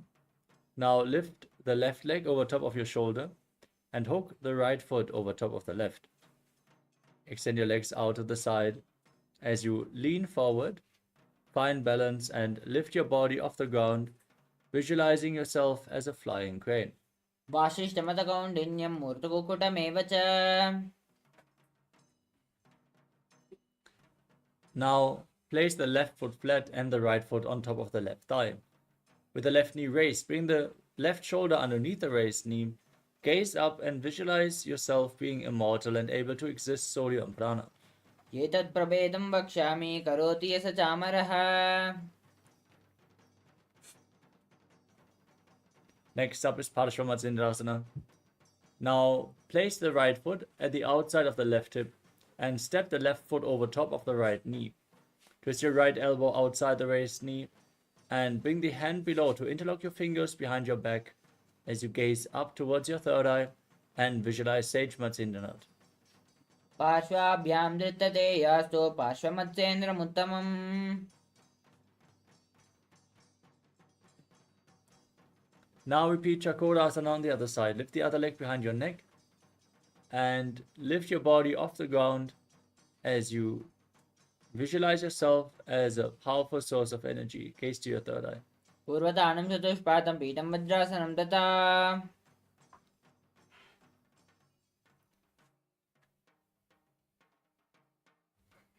Now repeat Dhanurasana 2 on the other side. Lift the other foot towards your ear as you are visualizing yourself as a bow.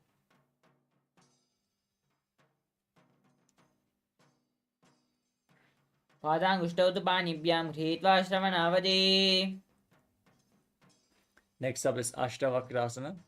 Now lift the right leg over your shoulder and hook the left foot over top, extending your legs out to the side as you lean forward, balance on your arms and visualize yourself as a flying crane. वासिष्ठमतकौण्डिन्यं मूर्धकुक्कुटमेव च.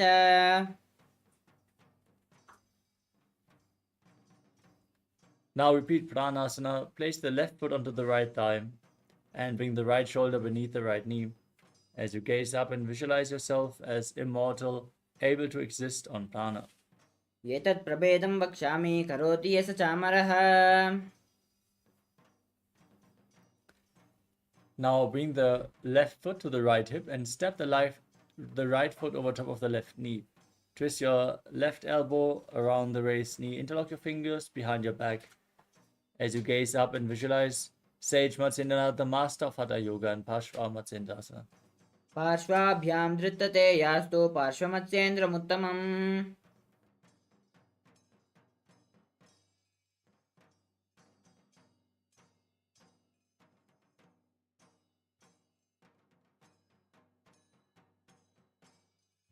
Next up is Ardha Paschimottanasana. Now bring the left heel against the perineum and extend the right leg forward.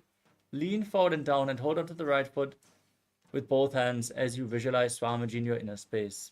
एकं पादं प्रसार्य एकं पादस्य पार्श्वनाशीवने सम्पीड्य. Next up is Ground Shasana. Now keep the left foot outside the hip with the foot flat and hold onto the right foot, extending it up in front of your face. Keep the knees straight and visualize yourself as a crane. उत्तानपादं क्रौञ्चं च मरीचिं वीरभद्रकं नटराजं त्रिकोणं च सुप्ताङ्गष्टप्रसारणे. And next up is Ardha Paschimottanasana on the other side. Bring the right heel against the perineum and lean forward and down as you visualize Swamiji in your inner space. एकं पादं प्रसार्य एकं पादस्य पार्श्वनाशीवने सम्पीड्य. Next up is Ground Shasana on the other side.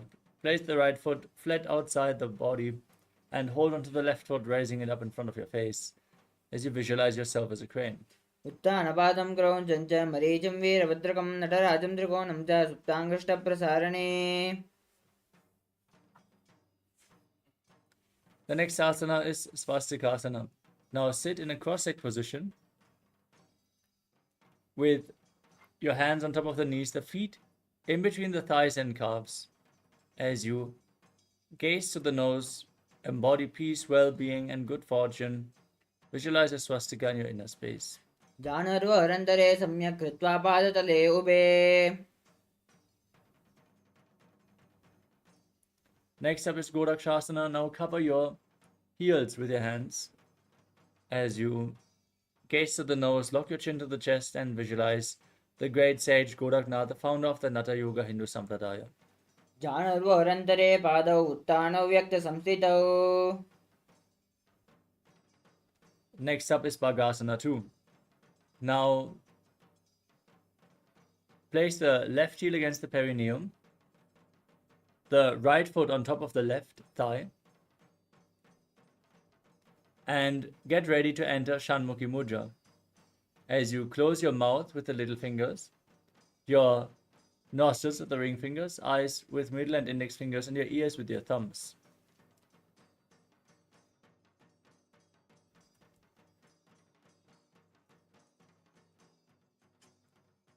वामपार्श्वगुणं संस्थाप्य दक्षाङ्घ्रिं वामजगणे.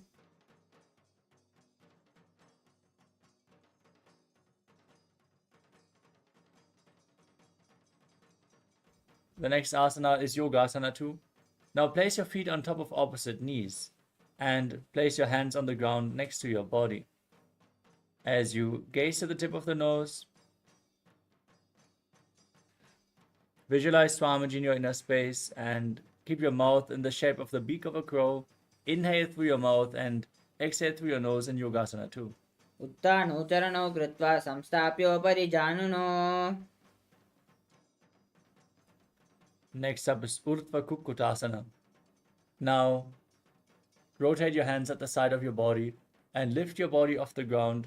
Hold your knees up and visualize yourself as a rooster. भाषिष्टमदकौण्डिन्यं मूर्धकुक्कुटमेव च. Next up is Siddha Haratali Asana. Now bring your hands in between the legs and place them flat on the ground. Don't lift your body up, stay seated on the mat as you gaze through your nose and visualize Swamiji in your inner space. प्रथम पद्मासन को करे हस्तदो वा गोडासन्धि देरै. Next up is Hamsasana. As you sit in the same position with your palms flat, lift your entire body up off the mat, gaze to your nose and visualize yourself as an elegant swan. Kukkutasana स्थित्वा स्कन्धपर्यन्तं मूर्णयित्वा. Next up is Karmakasana. Raise your hips and push your hands through the legs. Interlock your fingers behind your back. As you place your forehead on the ground and interlock the fingers in Parashva Mudra, visualize yourself as Pinaka, Lord Shiva's bow. प्रथम पद्मासन को करे गोडासन्धि माहि करि देरै. Next up is Kurmasana 2. Now raise your knees in Padmasana and bring your arms in between the legs. Hold on to the respective shoulders with your hands as you embody a turtle with a stable body and mind to live for hundreds of years. वामे जङ्गपदक्षिणपावा दाहिनी जङ्गपरिभामिल्यावा. Maintain the posture, tuck your chin to the chest, gaze to your nose, and rejoice knowing you're sitting in Shiva's secret knob posture, Granthi Bhedasana. अथ वक्ष्ये नीलकण्ठा ग्रन्थिभेदासनं शुभम्.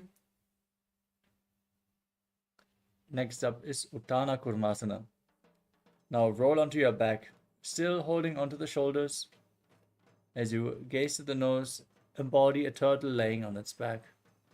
कुक्कुटासनबन्धस्थं कराभ्यां ददकन्धरं पीठं कूर्मवदुत्थानम् एतदुत्थानकूर्मकम्. Now rock your body back up. Come to a seated posture in Padmasana. As you bring your hands in between the thighs and calves, lift your body off the mat on one arm as you hold the wrist of one hand, visualizing yourself as a rooster in Pangu Kukkutasana. कुक्कुटासनवस्थित्वा एकेन हस्तेन अन्यस्य मणिबन्धं धृत्वा. Now place the palm of the other mat on the ground and lift your body up in Pangu Kukkutasana on the other side. कुक्कुटासनवस्थित्वा एकेन हस्तेन अन्यस्य मणिबन्धं धृत्वा. Next up is Gridasana. As you sit in Padmasana, place your elbows down on the toes. Interlock your fingers and rest your chin on the hands as you press your thumbs against your throat. Visualize you have gone beyond all greed and covetous. जानुर्वोरन्तरे पादौ उत्थानव्यक्तसंस्थितौ. Next up is Padmasana 3. Now place one hand over top of the other in your lap. Palms facing up. Engage all tribandhas, gaze to your nose and visualize Swamiji in Padmasana 3. उत्थानौ चरणौ विधाय विधिवक्सितौ योगिरात्. Next up is Padmasana form. Now place your hands on the knees and gaze to the nose as you visualize Paramashiva in your inner space. एतत् पद्मासनं कुर्यात् प्राणवायुप्रसिद्धये. Next up is Karmukasana 2. Now hook the right hand, index and middle finger around the right big toe and pull the elbow back as if you're pulling a bowstring. Move the big toe round and round and then repeat the movement on the other side as well as you visualize yourself as Pinaka, Lord Shiva's bow in Karmukasana 2. अतान्यासनमावक्ष्ये योगपूरकरक्षणात्. Now let's perform Karmukasana 3. Sit in Padmasana and cross your arms behind your back, holding onto the big toes in Prana Mudra. As you gaze to the nose, engage all three bandhas and visualize yourself as Lord Shiva's bow. कार्मुकासनमाक्षित्य उदरे पूरयेत् सुखम्. Next up is Tridhasana. From the same posture, now raise your chest. Gaze up and visualize yourself as the action of Paramashiva's third eye destroying anything you come across. पूर्वभ्यामुपरिस्थाप्य पादयुग्मं प्रयत्नतः. Next up is Nagrasana. Now roll onto your back with your arms crossed behind your back in Padmasana. As you gaze to the nose, visualize yourself as a snake. Breathe in Sahaja Kumbhaka. प्रथम पद्मासनकोन्दाने गोड दो हाथ पाचाने आने.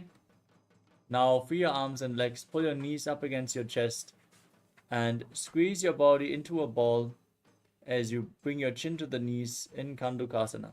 वेत्रासने स्थित्वा हस्तपादान् निष्कुष्य. Next up is Urdhva Bhavanasana. As you lay on your back, place your interlocked fingers around your neck, the knees raised, and breathe calmly through your nose as you visualize Swamiji in your inner space. प्रथम सूदो सेन करावे गोडाओ बारा से मिलावे.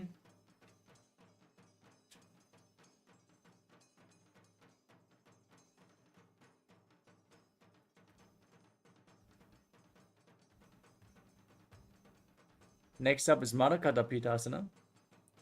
As you lay on your back, bring your upturned palms underneath your heels and raise your hips up high as you visualize yourself as a powerful alpha ape and breathe in Murcha Kumbhaka. उत्तान शयनं पादतले उत्तान हस्तयोः स्थापयेत्. Now bring your hands to the lower back, support your hips and raise your hips up, extending your legs straight as you gaze at the nose and visualize Swamiji. Rest your entire body weight on your elbows in Uttana Shikipitakasana. जङ्गोर्बलहीनश्चेत् उत्तानशिखपीठकम् अप्रमत्तप्रकुर्वेत भुक्ते प्राग्विजितेन्द्रियः.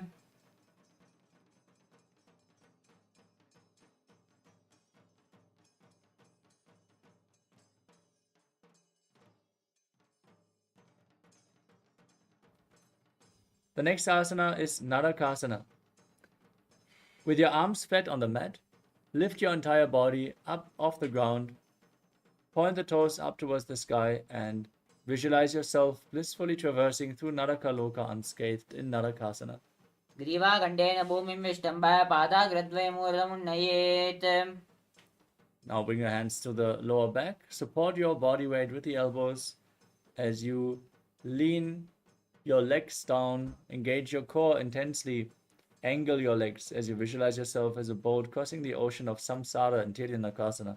नौकावस्थित्वा ऊर्ध्वं पादाग्रद्वयं नयेत्. Now bring your legs up straight, your arms back flat on the mat. Be stable and sturdy like a flagpole as you visualize yourself as the Kailasa flag respected across all nations in Dvajasana. तिर्या नौकावद्ग्रीवा पृष्ठगोत्परैः भूमिं अष्टभ्य. Now lay down on your back. Keep your arms at the side of your body, palms facing up in Mritasana, the final asana of the sequence. Pull your Kundalini Shakti up along your spine as you visualize that your body is dead and Swamiji is liberating you. Internally chant Om Nithyananda Paramashivoham. उत्तानं शववद्भूमौ शयनं तु शवासनं शवासनं श्रमहरं चित्तविश्रान्तिकारणम्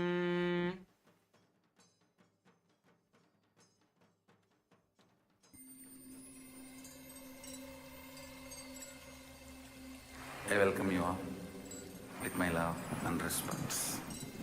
Let you all open all your three eyes. Om Nithyananda Paramashivoham.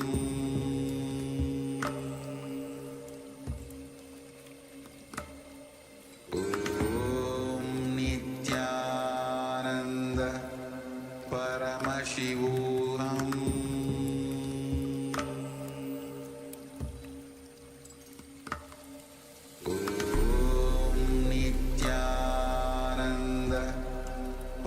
Paramashivoham.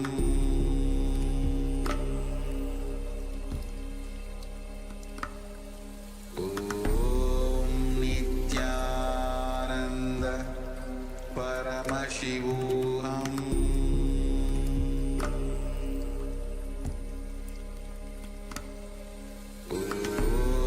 Nithyananda Paramashivoham. Paramashivoham.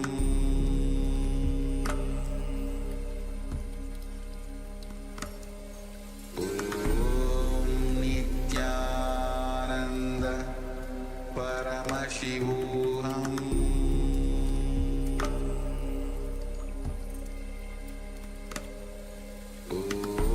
Om Nithyananda Paramashivoham. Paramashivoham.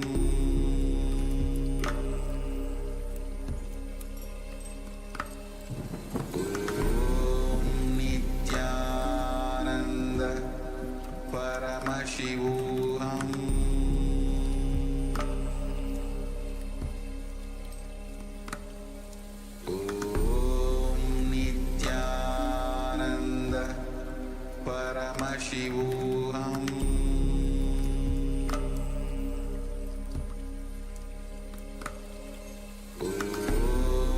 Nithyananda Paramashivoham. Paramashivoham.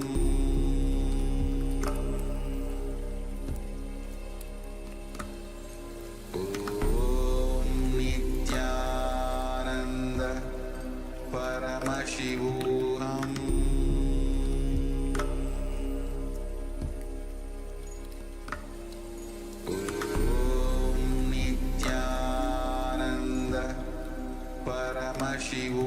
Om Nithyananda Paramashivoham. Paramashivoham.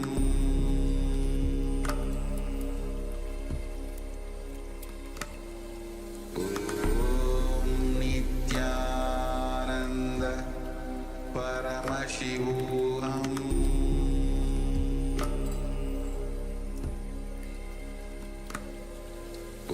Om Nithyananda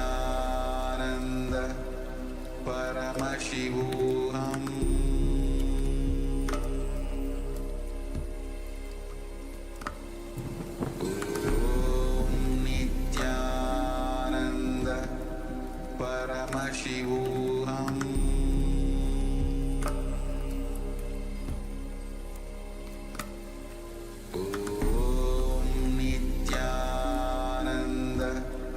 Paramashivoham.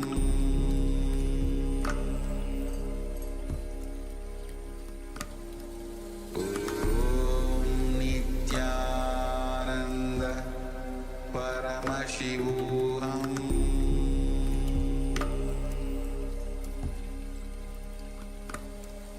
Om Nithyananda Paramashivoham.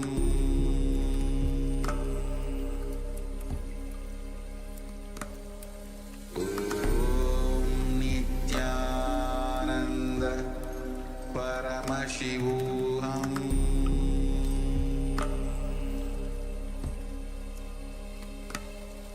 Om Nityananda Paramashivoham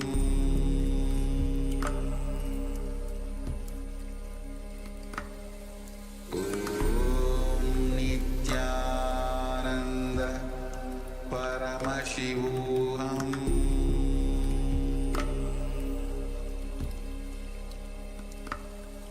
Om Nityananda Paramashivoham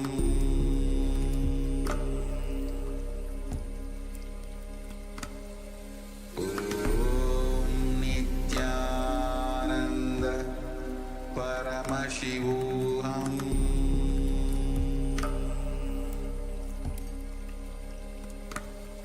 Om Nityananda Paramashivoham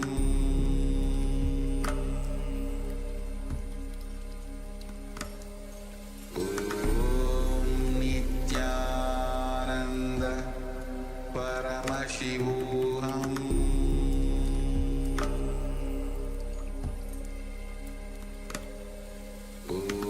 Om Nityananda Paramashivoham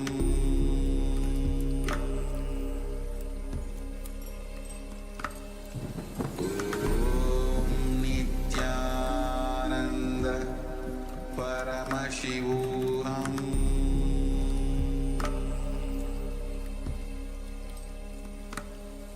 Om Nityananda Paramashivoham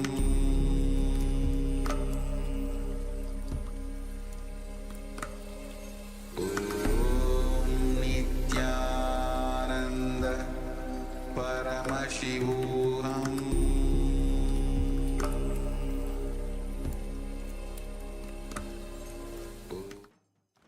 Now, slowly return to your physical body. Wiggle your fingers and toes, your wrists and your ankles, your elbows and your knees.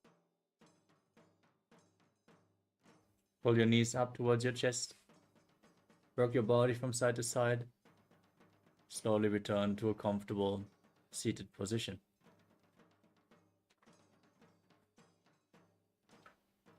Congratulations, you completed the Dvitiya Vinyasa Krama 308 asana sequence. Let us now get ready for another revelation of 15 Tritiya Vinyasa Krama asanas. Have a sip of water and return to your yoga mat quickly. Let us get ready to enter into another 15 asanas from the extended sequence. Nityanandam, we are on a mission to revive the Enlightenment civilization. If you resonate with our message and want to be part of us, be sure to like, share, and subscribe. And don't forget to click the bell icon.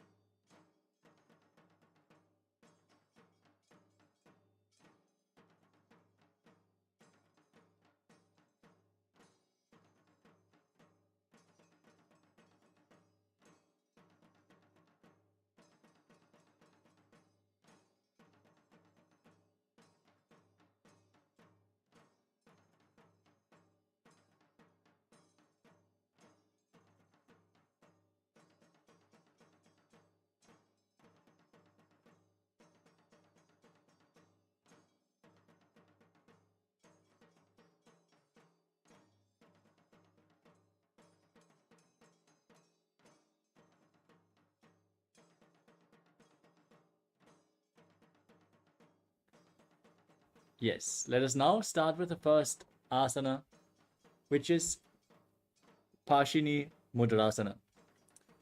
As you sit, keep both legs behind your head and place your hands on the ground next to your body. Gaze up towards your third eye and breathe in Pratyahara Kumbhaka.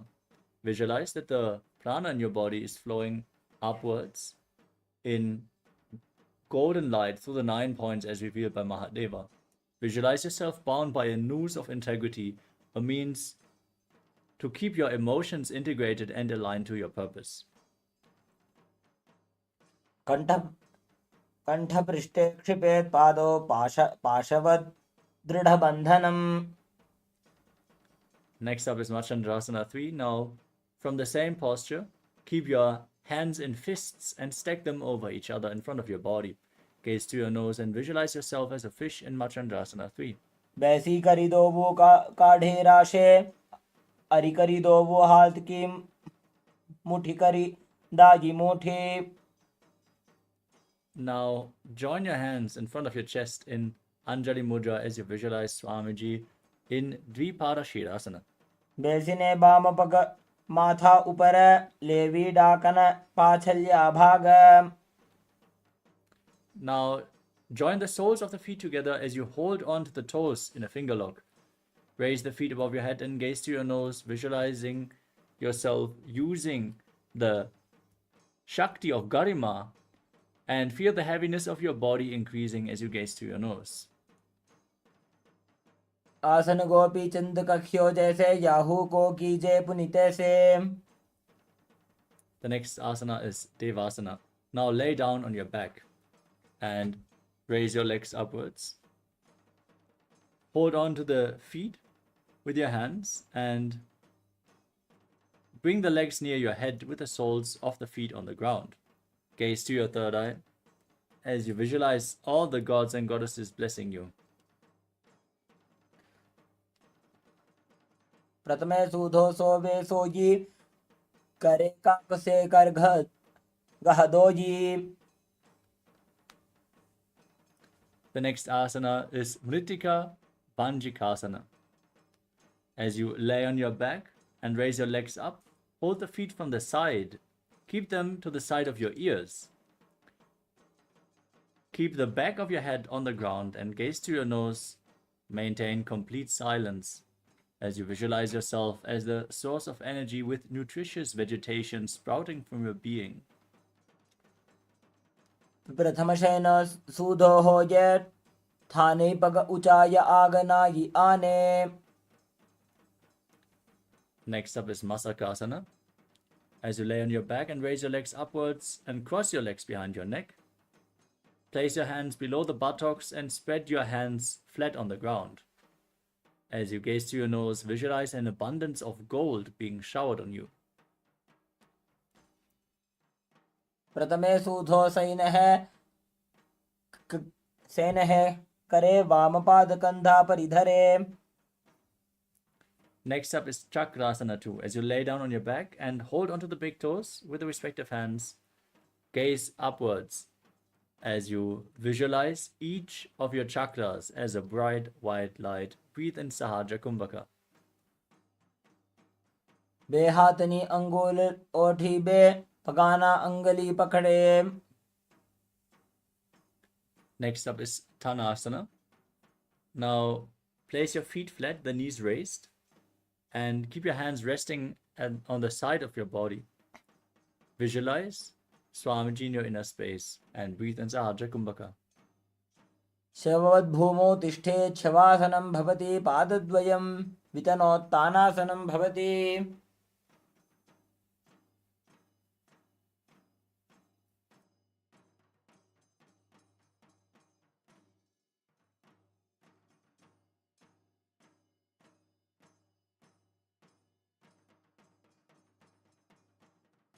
The next asana is Trikutasana.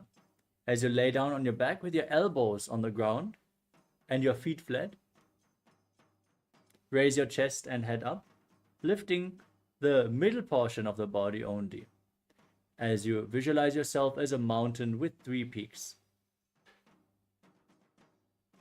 उत्तानशयनं पादतलाभ्यां भूमिं धृत्वा कूर्परो अवनो निधाय.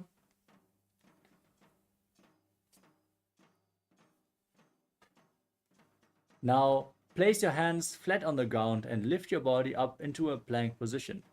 Don't bring your arms over the shoulder.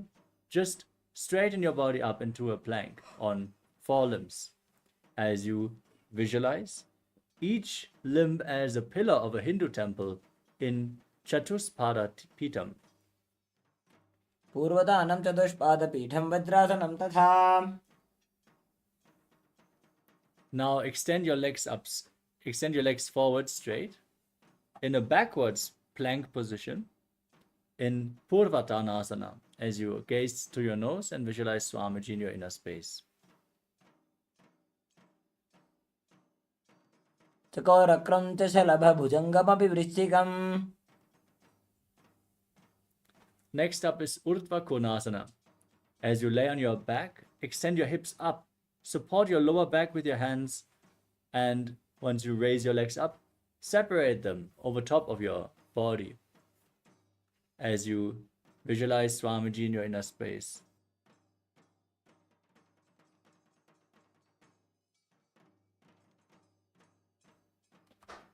सप्तचक्रक्षालनाय वृक्षासनविशेषकान्. Lower your body down. As we come to Uttana Padasana 2, lay on your back and lift your chest off the ground. Place the crown of your head on the mat and raise your feet and arms slanted upwards as you visualize Swamiji in your inner space. उत्तानपादं क्रोञ्चं च मरीचिं वीरभद्रकम्. Next up is Setu Bandhasana.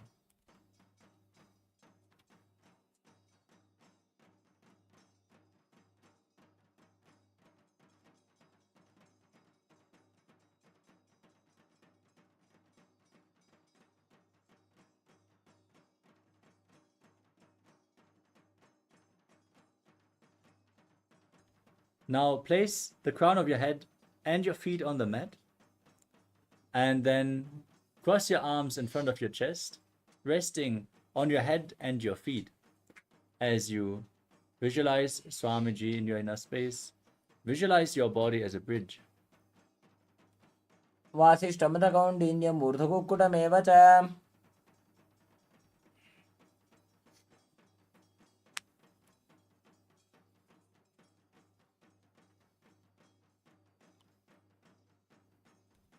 With this, we come to the conclusion of today's sneak preview of the Tritiya Vinyasa Krama, the Tritiya Vinyasa Krama series. Thank you all so much for joining us for today's Nithyananda Yoga session. As you conclude this session, sit straight with your head, neck and spine in a straight line. Join your hands in Namaskara Mudra and let us chant the Purna Mantra. ॐ पूर्णमदः पूर्णमिदं पूर्णात् पूर्णमुदच्यते पूर्णस्य पूर्णमादाय पूर्णमेवावशिष्यते. ॐ शान्ति शान्ति शान्तिः. हरि ओम तत्सत्. सर्वं भगवत् श्री नित्यानंद परमशिव पादुकार्पणमस्तु. ओम नित्यानंदम्. Stay tuned for the power manifestation as we are going to manifest the Shaktis of Paramashiva. Thank you all. Nithyanandam.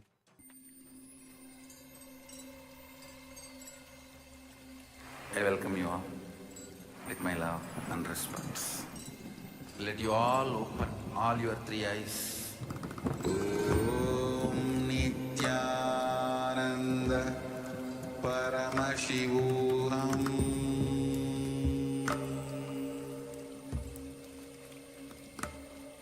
Om Nithyananda Paramashivoham.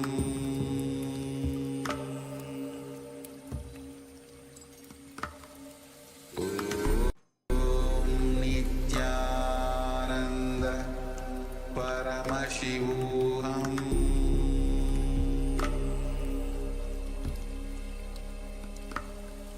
Om Nithyananda Paramashivoham.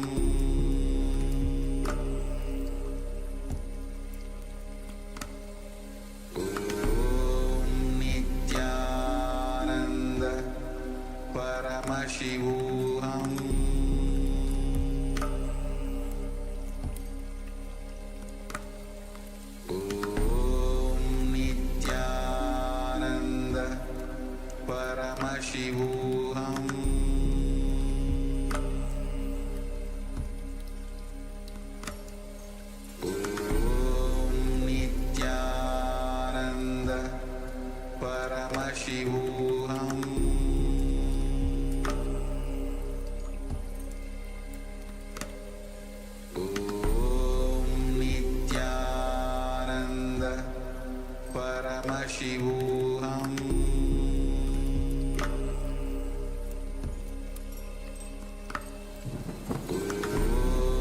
Nithyananda Paramashivoham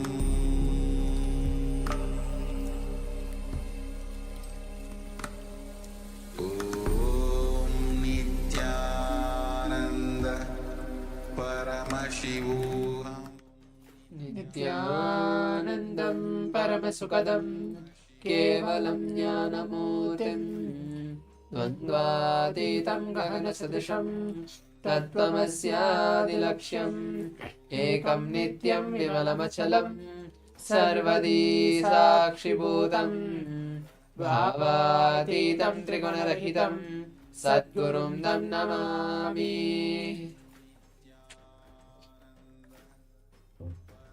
Nityananda. We welcome all the Paramashivoham Level 1, Level 2, Level 3 participants for today's Power Manifestation session, the next session of the day, which we're going to have. As we have completed the 308 asanas, let's all now prepare ourselves. We're going to move on to the Power Manifestation, manifesting Shaktis of Paramashiva. So what are we going to do today? And what are we going to manifest today in today's Power Manifestation as we're entering into the day 11 of the Paramashivoham? Today we're going to see 4 different letters, 4 alphabets, which is coming to a one word, one small word, and there is going to be a background picture as well for that particular word.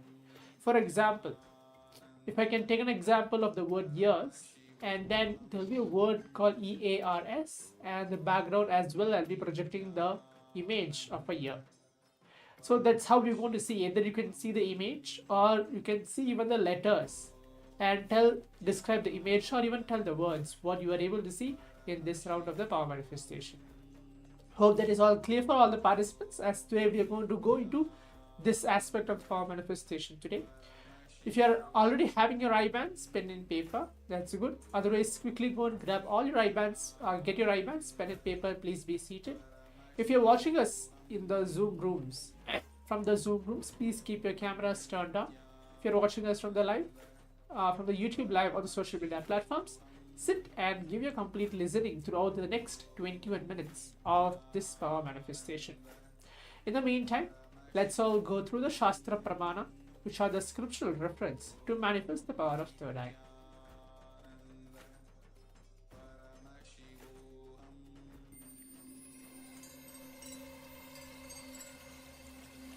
I welcome you all with my love and respect. Let you all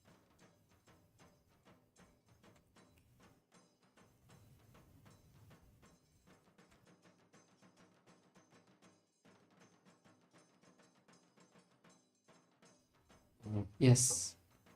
Let us now hear the Shastra Pramana and the translation for the power of third eye reading, which is from the Vijnana Bhairava Tantra, Sutra 34. Kapala antarmano nasya thishtanmilita lochanaha kramena manaso dadyat lakshayet lakshyamuttamam. The beautiful translation for this verse is, by fixing your mind on the Ida space within the crowd center and sitting stably without any movement, having the eyes closed in succession. By that stability of the mind at Ida space, one directly has the ultimate vision of the ultimate goal, Lakshyam, having beyond the sight, and can have the sight of any place or object without the eyes, attaining the space of oneness with the source, Paramashiva. In this beautiful Shastra Pramana from the Vijnana Bhairava Tantra, Sutra 34, Paramashiva gives us the technique for manifesting the power of third eye. He says, by fixing the mind on the inner space within the crown center. He says that by fixing our inner space in the Sahasrara Chakra, which is the seat of the Master, the Guru energy, each energy center in our body holds one energy, and the crown center is the energy of the Guru. So by visualizing Swamiji, we will be able to manifest the power of third eye reading. So with this, let's now get ready to manifest the powers of Paramashiva. Let's all keep our eyes closed now and enter the manifestation.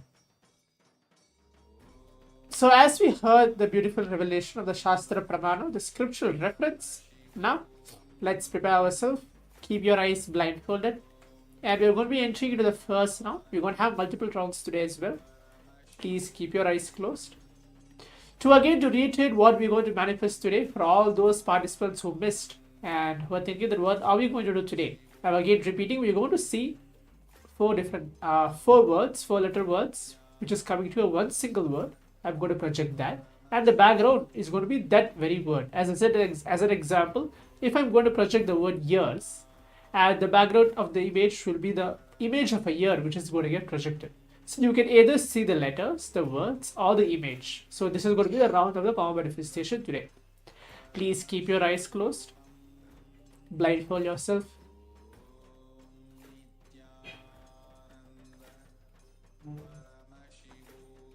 Be in that unclutched space to receive Swamiji through this power manifestation.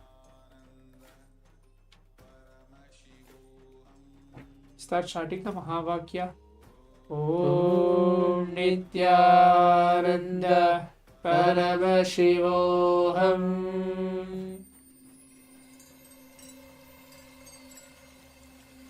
I welcome you all with my love and respect. Let you all open all your three eyes. Om Nityananda Paramashivoham.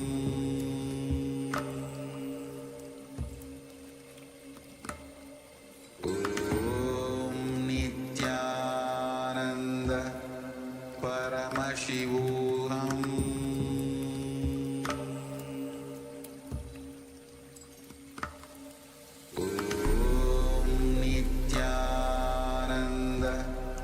Paramashivoham.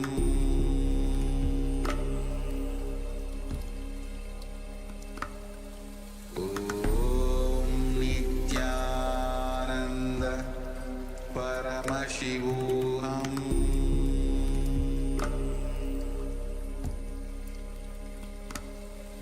Om Nityananda Paramashivoham.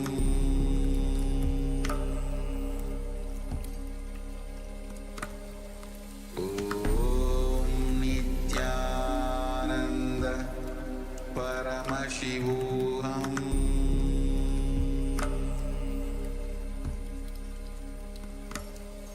Om Nityananda. Yes, now slowly, very slowly, please open your eyes. And now you can start sharing what were the different pictures, letters, shapes, words, whatever you saw during this round of the manifestation. Whatever Swamiji showed you during this round of the manifestation, start sharing it in the Zoom comments, Zoom chat, or the YouTube or other social media platforms, wherever you're watching from. It's very important that you share because, as I mentioned earlier also, so whatever you say after the manifestation, for example, if you see a bunch of colors or words, whatever you see, unless you let it out, unless you share it outside, you don't build the confidence on what you are seeing. That is very important, and that happens only when you start sharing. And Swamiji is there with all of us now, and he's watching all of us manifest.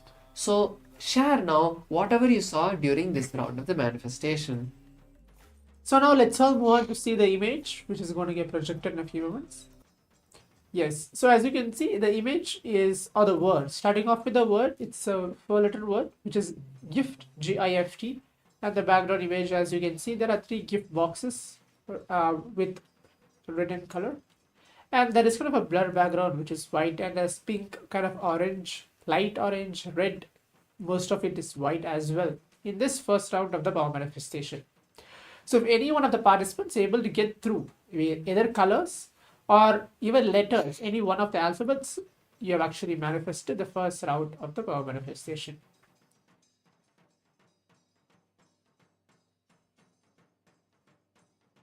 So now let's all move on to the next round. We're going to be entering into the next round of the power manifestation. It's going to be similar to what we did previously. So this time it's going to be gift. The second round is going to be completely different, but it's going to be a different word altogether. Please keep your eyes closed now. Please again blindfold yourself. Put on your eye bands.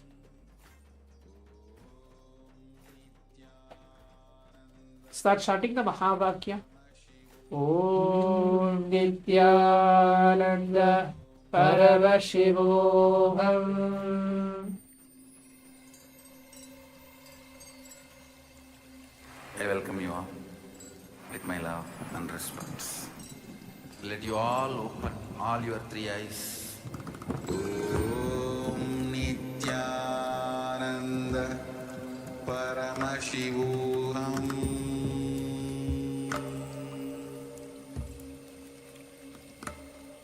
Om Nityananda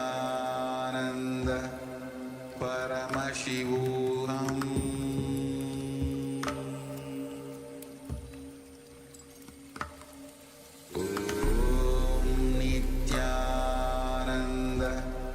Paramashivoham.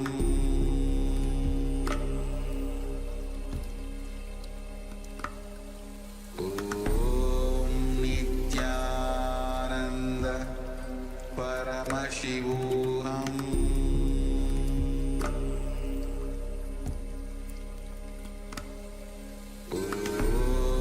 Nityananda Paramashivoham.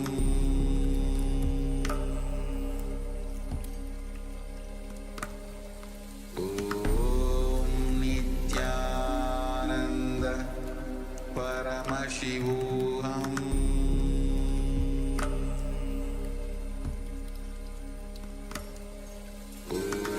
Om Nityananda Paramashivoham.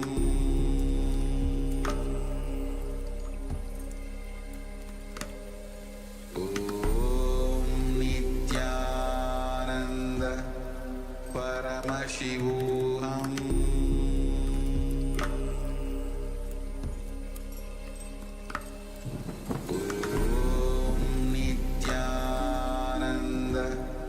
Paramashivoham.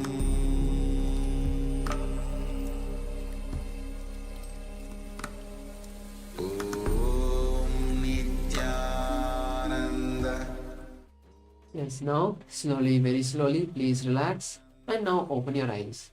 Now start sharing whatever you saw, whatever Swamiji revealed in your third eye, in the Zoom chat. And don't feel powerless. This is one more important, powerful combination we need to hold when we do the manifestation. Don't feel powerlessness that you're not manifesting.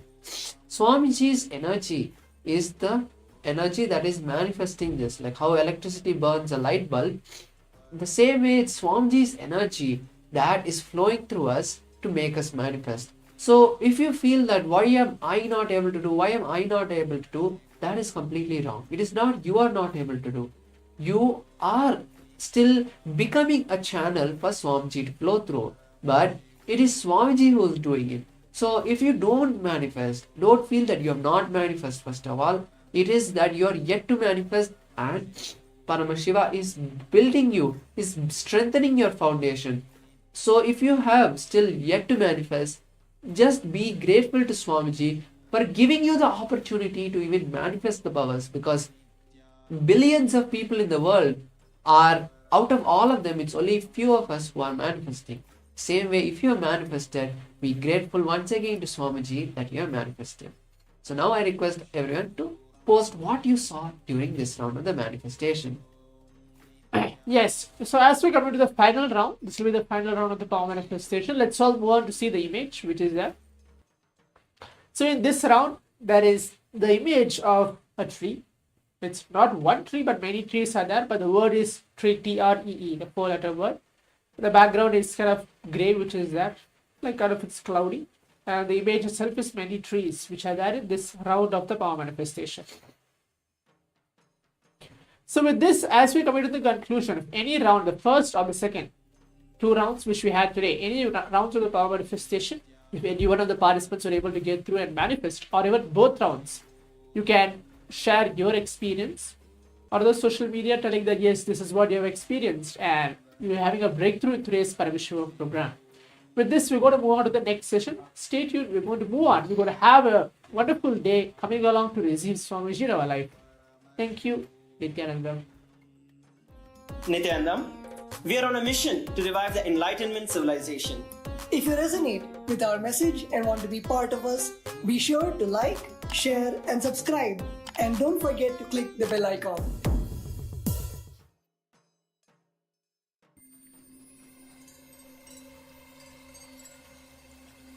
I welcome you all with my love and respect. Let you all open all your three eyes. Om Nithyananda Paramashivoham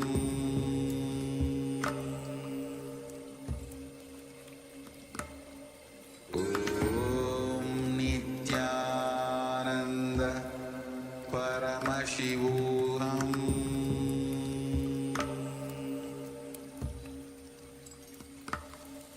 Om Nithyananda Paramashivoham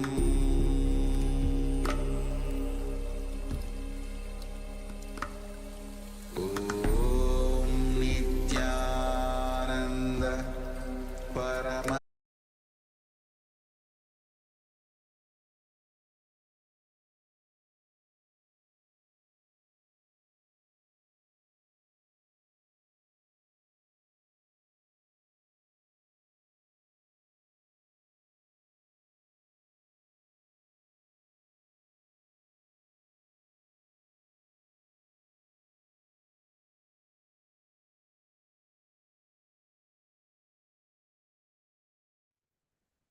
नित्यानन्दं परमसुखदं केवलं ज्ञानमूर्तिं द्वन्द्वातीतं गगनसदृशं तत्त्वमस्यादिलक्ष्यम् एकं नित्यं विमलमचलं सर्वदी साक्षिभूतं भावातीतं त्रिगुणरहितं सद्गुरुं तं Namami.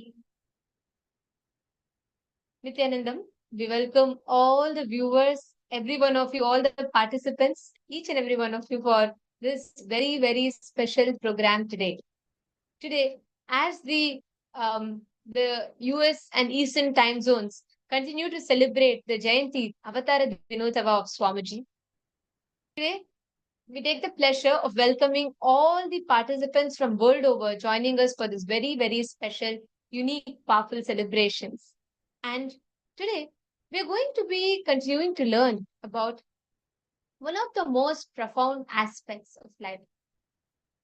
We will be learning about how we can experience, how we can manifest the most powerful experience of feeling connection, Guru Bhakti. Understand? Only when you get connected to a Guru, really you will start living right. What is the necessity for having a Guru in our lives? And how having a Guru in our life, and how actually we can empower ourselves with a feeling connection.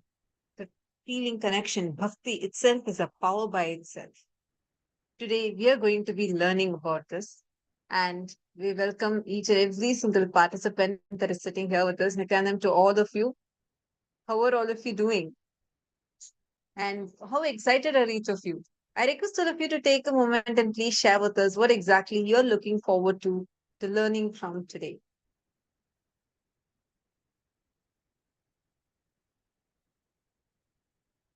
Now, let us get started with our very first session. The first session is going to be about learning about Samipya Samadhi. What is Samipya Samadhi and how can we experience Samipya Samadhi?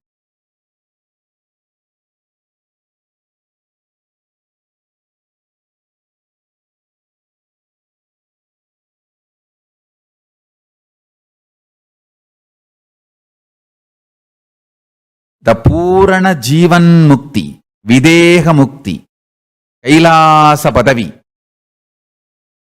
सालोक्य सामीप्य सारूप्य सायुज्य मुक्ति परमशिवोऽहम् ॐ नित्यानन्द परमशिवोऽहम् ॐ नित्यानन्द परमशिवोऽहम् ॐ नित्यानन्द परमशिवोऽहम् ॐ नित्यानन्द परमशिवोऽहम् ॐ नित्यानन्द परमशिवोऽहम् ॐ Nityanand. Yes. So we completed all the participants for the technical glitch which happened. We are now live on YouTube also. So now let's come to the space of listening. We'll just be starting the Sadguru Vandanam again for all the live viewers. And today we are going to be learning completely about completing with our pain samskaras. So let us start the Sadguru Vandanam, offer our gratitude to Swamiji and enter into the first session. नित्यानन्दं परमसुखदं केवलं ज्ञानमूर्तिं द्वन्द्वातीतं गगनसदृशं तत्त्वमस्यादिलक्ष्यम् एकं नित्यं विमलमचलं सर्वधी साक्षिभूतं भावातीतं त्रिगुणरहितं Sadgurum tam namami.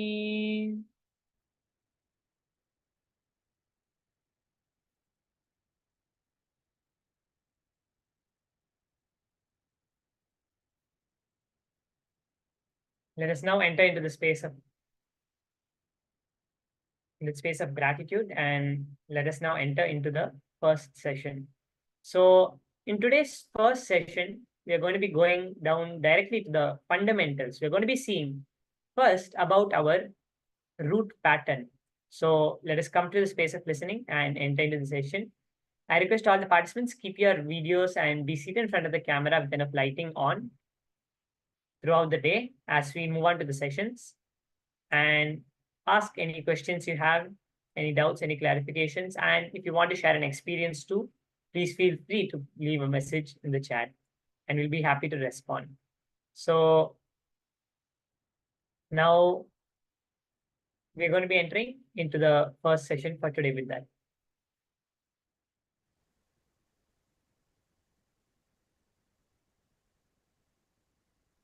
And now in today's first session, we're going to be starting off with completion with the root pattern. We're going to be starting off with that. So as we are going to be entering, I request all the participants, let's come to space of listening and listen intensely and note down the powerful cognitions which are going to be revealed in this session. Keep a pen and paper, and as we enter, note down all the powerful cognitions. First of all, we have to understand what is a pattern to first understand about the root pattern.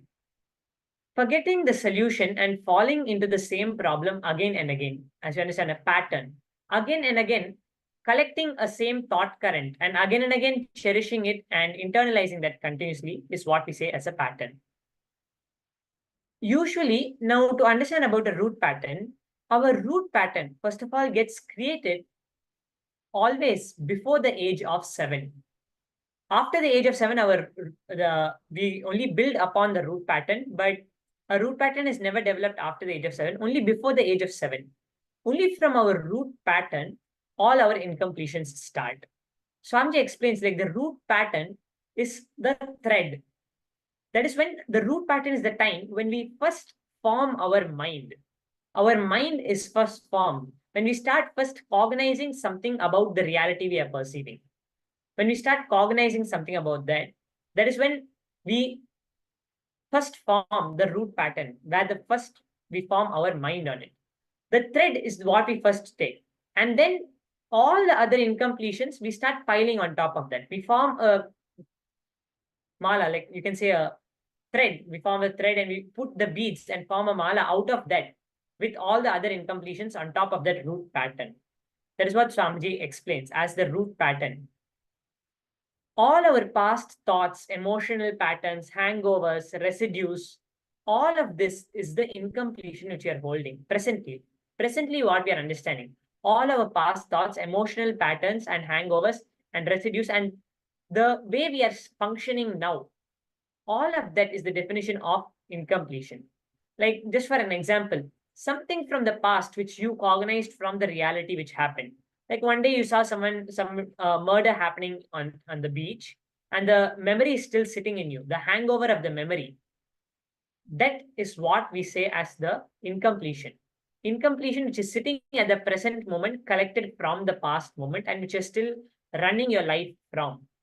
That is what we are defining the definition of incompletion.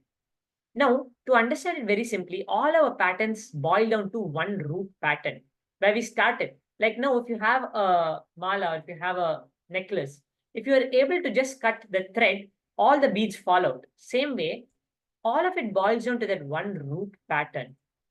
When we discover our root pattern and complete it, we cut that part. You can even understand it. A tree, we cut the root of the tree. When we cut the trunk of the tree, then the whole tree immediately collapses. All the other incompletions are just the branches, various branches, leaves, and what we are perceiving of it. But the root of all our incompletions, anything which we are perceiving, anywhere we are holding an incompletion, we are not able to manifest something, all of that boils down to the root pattern. So Swamiji has given us one of the most easiest methods to have instant completion is by completing with the root pattern. Rather than sitting with each incompletion and remembering the whole past, which we may not even remember completely, and functioning from that, just by identifying this one root pattern, how we can come to the space of complete completion. See, now to understand our root pattern is when we first formed the inner image, outer image, life image, and these three things where we first formed. That is what we say as our root pattern. That is what is the root pattern. So I hope all the participants are understanding as we are moving on to what is the root pattern, how we can understand this root pattern. See, the first time when at some point of your life, due to something, due to you observing others continuously, due to your mother doing something to you, most of the times due to our parents, because throughout the age, till the age of 7, we are mostly only with our parents. We develop all our patterns from our parents. Due to something at that time, when you first cognize that I have to hold something as me, I have to start holding something as me. You form the individuality. That is the first time when we developed a root pattern.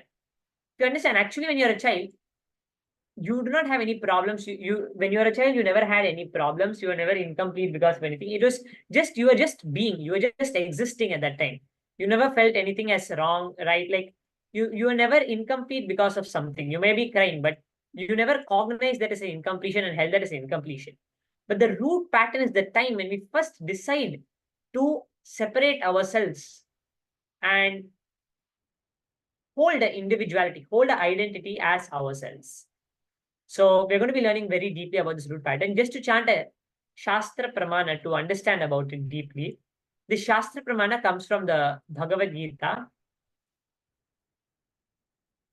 Shri Bhagavan Uvacha Urdhva Moolamadha Shakham Ashvatham Prahuravyayam Chandamsi Yasya Parnani Yastam Veda Sa Vedavit. You can see Bhagavan Shri Krishna, how he has revealed about this. There's a banyan tree with its roots upward and its branches down, and whose leaves are the Vedic hymns. One who knows this tree is the knower of the Vedas. So we can see over here the commentary, the entanglement of this material world is compared here to a banyan tree. For one who is engaged in fruitive activities, there is no end to the banyan tree. He wanders from one branch to another, to another, to another. The tree of this material world has no end. And for one who's attached to this tree, there's no possibility for liberation. The Vedic hymns meant for elevating oneself are called the leaves of this tree. This tree's roots grow upward because they begin from where Brahma is located, the topmost planet of this universe. If you can understand this indestructible tree of illusion, then one can get out of it, which is the meaning of the knower of the Vedas. So I request all the participants now, any questions you're having, you can post it, and any clicks which you got, you can post it. We can understand from this how we are wandering from one attachment to another. Continuously, like our root pattern is where we are continuously measuring whatever we are perceiving this reality with. It may not be just through that same incident, but that pattern, more of identifying the incompletion which happened from that pattern.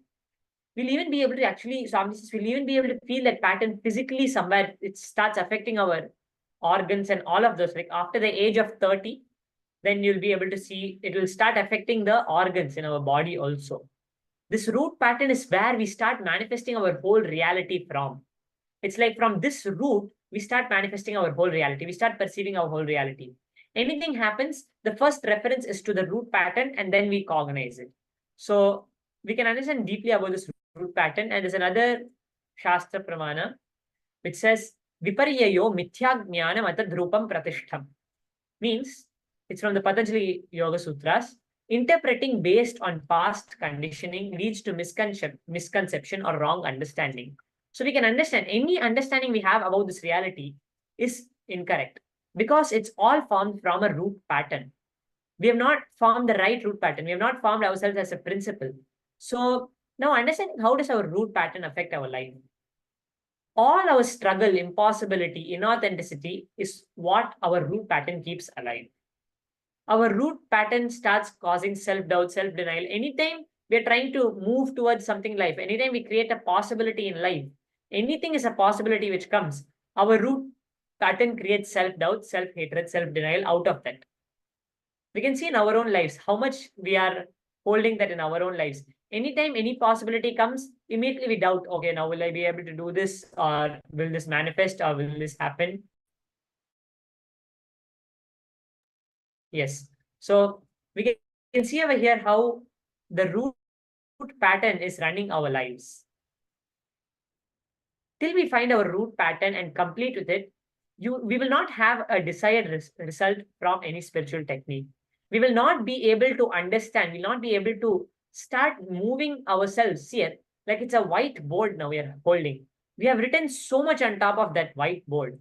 Now, to start to be able to understand anything more, to be able to write anything more in that whiteboard, we have to first be able to erase some of it. We have to erase some of it to write something more. Otherwise, you're just going to be scribbling on top of what is already written, which is going to affect whatever is written is going to affect what is written, because you'll not be able to understand clearly what is being written. Only when you are able to erase some of it through the completion, as Swamiji is saying, erase some of it and complete with it, then you get more space. And then in the next session, we are going to be seeing, now when we get that more space, what are we supposed to do? So for this session now, we are seeing how our root pattern is being formed. So now we are going to be understanding directly from Swamiji himself, revealing about this root pattern. How we form this root pattern. See, our cognition is functioning from this root pattern. Swamiji says the root pattern, actually not the root pattern, but the root principle from which Swamiji started manifesting Swamiji's life was I am Paramashiva. Because Swamiji's gurus, the enlightenment ecosystem in Arunachala, that ecosystem only showed Swamiji that I am Paramashiva, I am Paramashiva, I am Paramashiva in every possibility of life. But the way we have been grown up, due to some ignorance even from our own parents, from the society around us, what we have picked up has found a pattern creating impossibility always in us, not showing us our highest possibility. So now to be able to see our highest possibility, first completing with what we are holding as our reality now, and manifesting a new reality out of that. So let us now understand directly from Swamiji explaining about this, how it is that thread which is running throughout our whole lives, and how we can cut that thread and start manifesting a new reality. So let us now enter into these deep revelations from the Supreme Pontiff of Hinduism, and then we'll enter into a short exercise.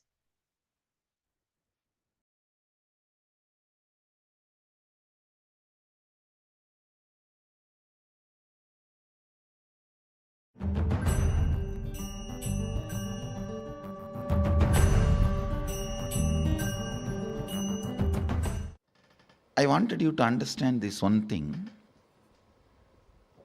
Please listen carefully. Whenever it comes to deal yourself, you try to be very safe, handle you in a very like a baby and rose flower, very cutely, with a light romance, you feel you should be handled. But when it comes to handling others, you become a judge. See, for you, you are a liar. For others, you are a judge. Because of this childishness, the many cognitions you build, when you repeat again and again, suddenly all that will start breaking.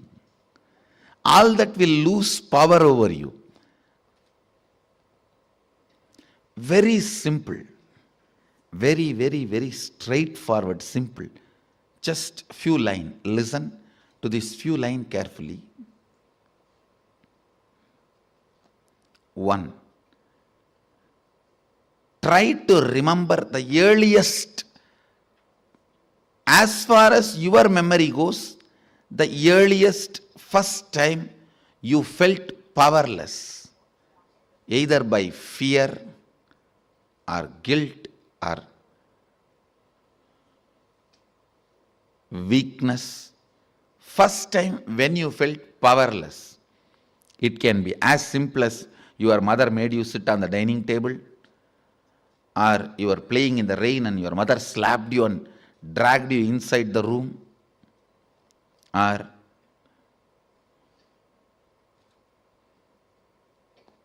just a stone thrown by your friend or your brother has hit you. It can be as simple as this, or your sister snatching the ice cream. Now, usually sisters don't snatch, only brothers snatch. No, I have seen. Sister is the best relationship. I grew up in large family. Sister is the best relationship. It can be as simple as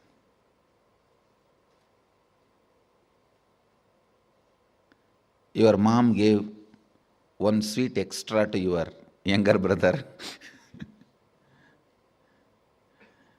Your dad gave one cloth or jewel extra to your younger sister. It can be anything. First time when you felt powerless, what was your inner image? Means, what did you tell about you to you? What was your outer image? How you showed you to others? How you reacted to that situation?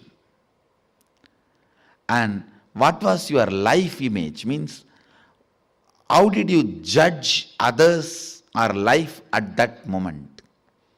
Listen, what was your inner image? What was your outer image? What was your life image at that moment? It is almost like a surgery. You have to now cut yourself and see. It's a surgery, literally, because now you will remember an incident which happened at the age of 8. When you try to find out, open that incident, suddenly you will remember something which happened at 6. When you cut and start remembering that incident, suddenly it will open up something which happened at the age of 3. Earliest memory.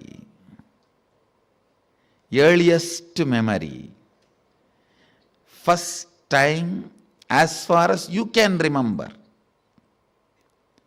when you became powerless. Actually, you will be surprised, because I'm going to blow prana into you. Means awaken your pranic energy. You will remember the memories you never thought you never imagine you will be able to remember. Actually, only now you will see directly what I can do to your mind. You will suddenly remember the deepest layers of your memory. You may even remember what happened during your birth, and even those scenes you may start seeing. Actually, I am going to blow prana into your navel center. You will be there only, I will be here only. I will be awakening you. See, the navel center means your umbilical cord connection with your mother. That is the zone stores earliest memories. And if that awakens, means Kundalini enters into that navel zone, suddenly you will see from your birth, when they cut that umbilical cord, from that you will start remembering the memories. I'll give you an example. If a child is playing in the rain, mother just slaps and brings the child and puts him in the house. The first inner image the child will develop, I am powerless, weak, orphan, victim. And the first outer image, even if the child is powerless, it will try to hit the wall or door, cry. It will demonstrate. I'll show you the outer image. It will show is, I have to survive. I'll show you who I am. I am powerful. And the life image, the image it will have about others, means who is in front of the child? Only mother, cruel, demon. You can't tolerate my happiness. See, now you may think, no, my mother did it for my health reason, otherwise I would have caught cold, I would have caught fever, I would have died. All that now you will justify, but at that time, you will not have any of those justification. With that intelligence, you will create only this cognition.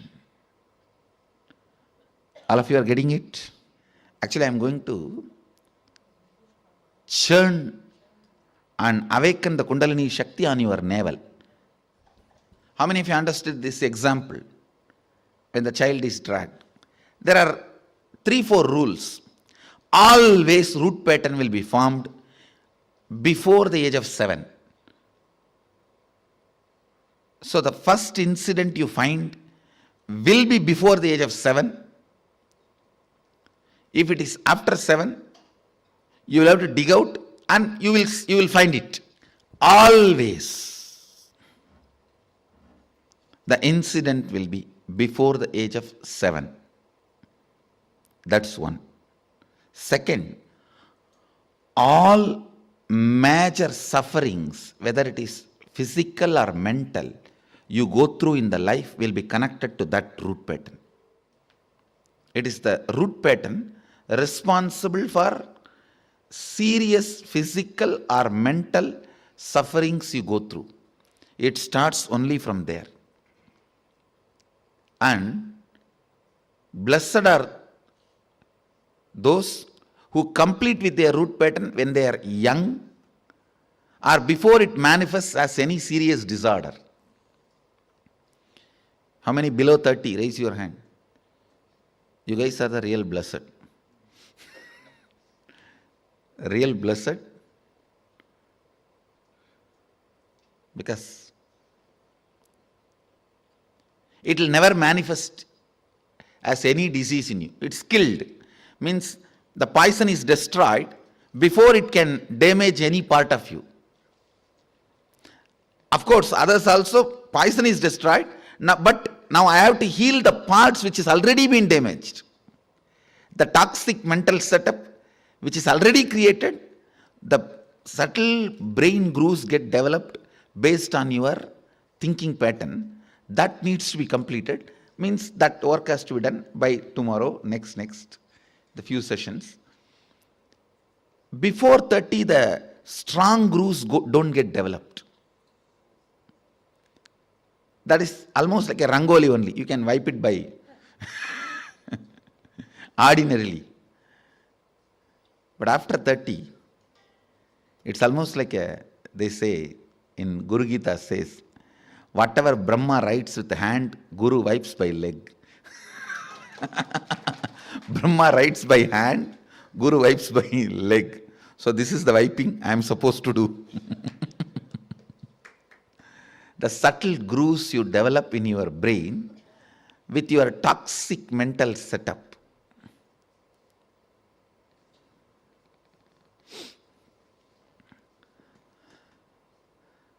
Now only you are entering into the most serious or important part of inner awakening. Please understand. Last 4 days is more like a warming up session. I am introducing some concepts, some theories, some simple techniques, some simple, very entertaining processes. Today we are entering into a very serious transformation where literally many of your past loads will be wiped from you. Means you will forget them. It will just not be there. It will just not be there. But that not there zone, you would have never imagined can happen to you. You understand? See, you can never imagine some heavy load from you can be taken away once for all.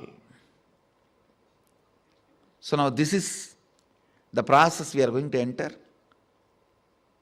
So much of load will be taken away once for all. Where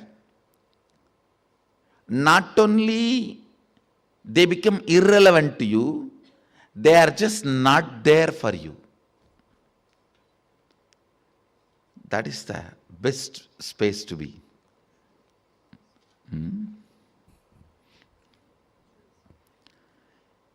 Your root pattern again and again repeats and hurts you deeply. One more thing, how many of you understood? Yesterday in that whole samskara dahana kriya, many of your sufferings are almost like a same type. Same type only, your sufferings, your patterns, the way you torture yourself is the same type. How many of you understood that?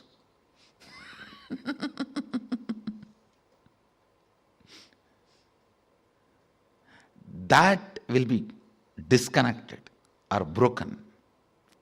It's like there is a pearl chain. If you just cut the center thread, the whole thing will fall apart. So today I am going to cut the center thread.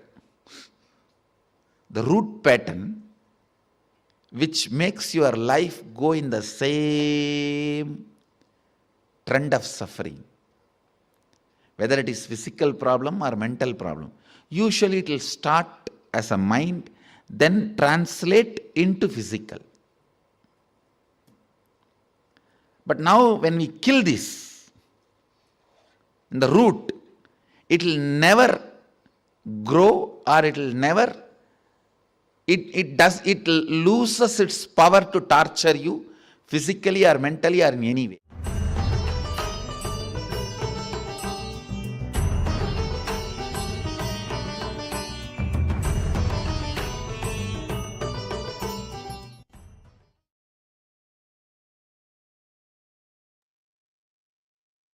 Yes. So we beautifully saw how Swamiji explained about how we have to complete with the root pattern. So now we're going to be doing a short exercise where we're going to be identifying our root pattern. So I request all the participants, let us now see this. We'll just be doing the first part for now. Identify the earliest incident. I'll just be projecting it.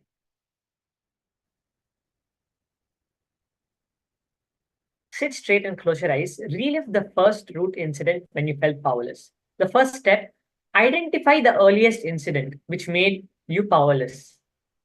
Next step, relive the incident a few times intensely.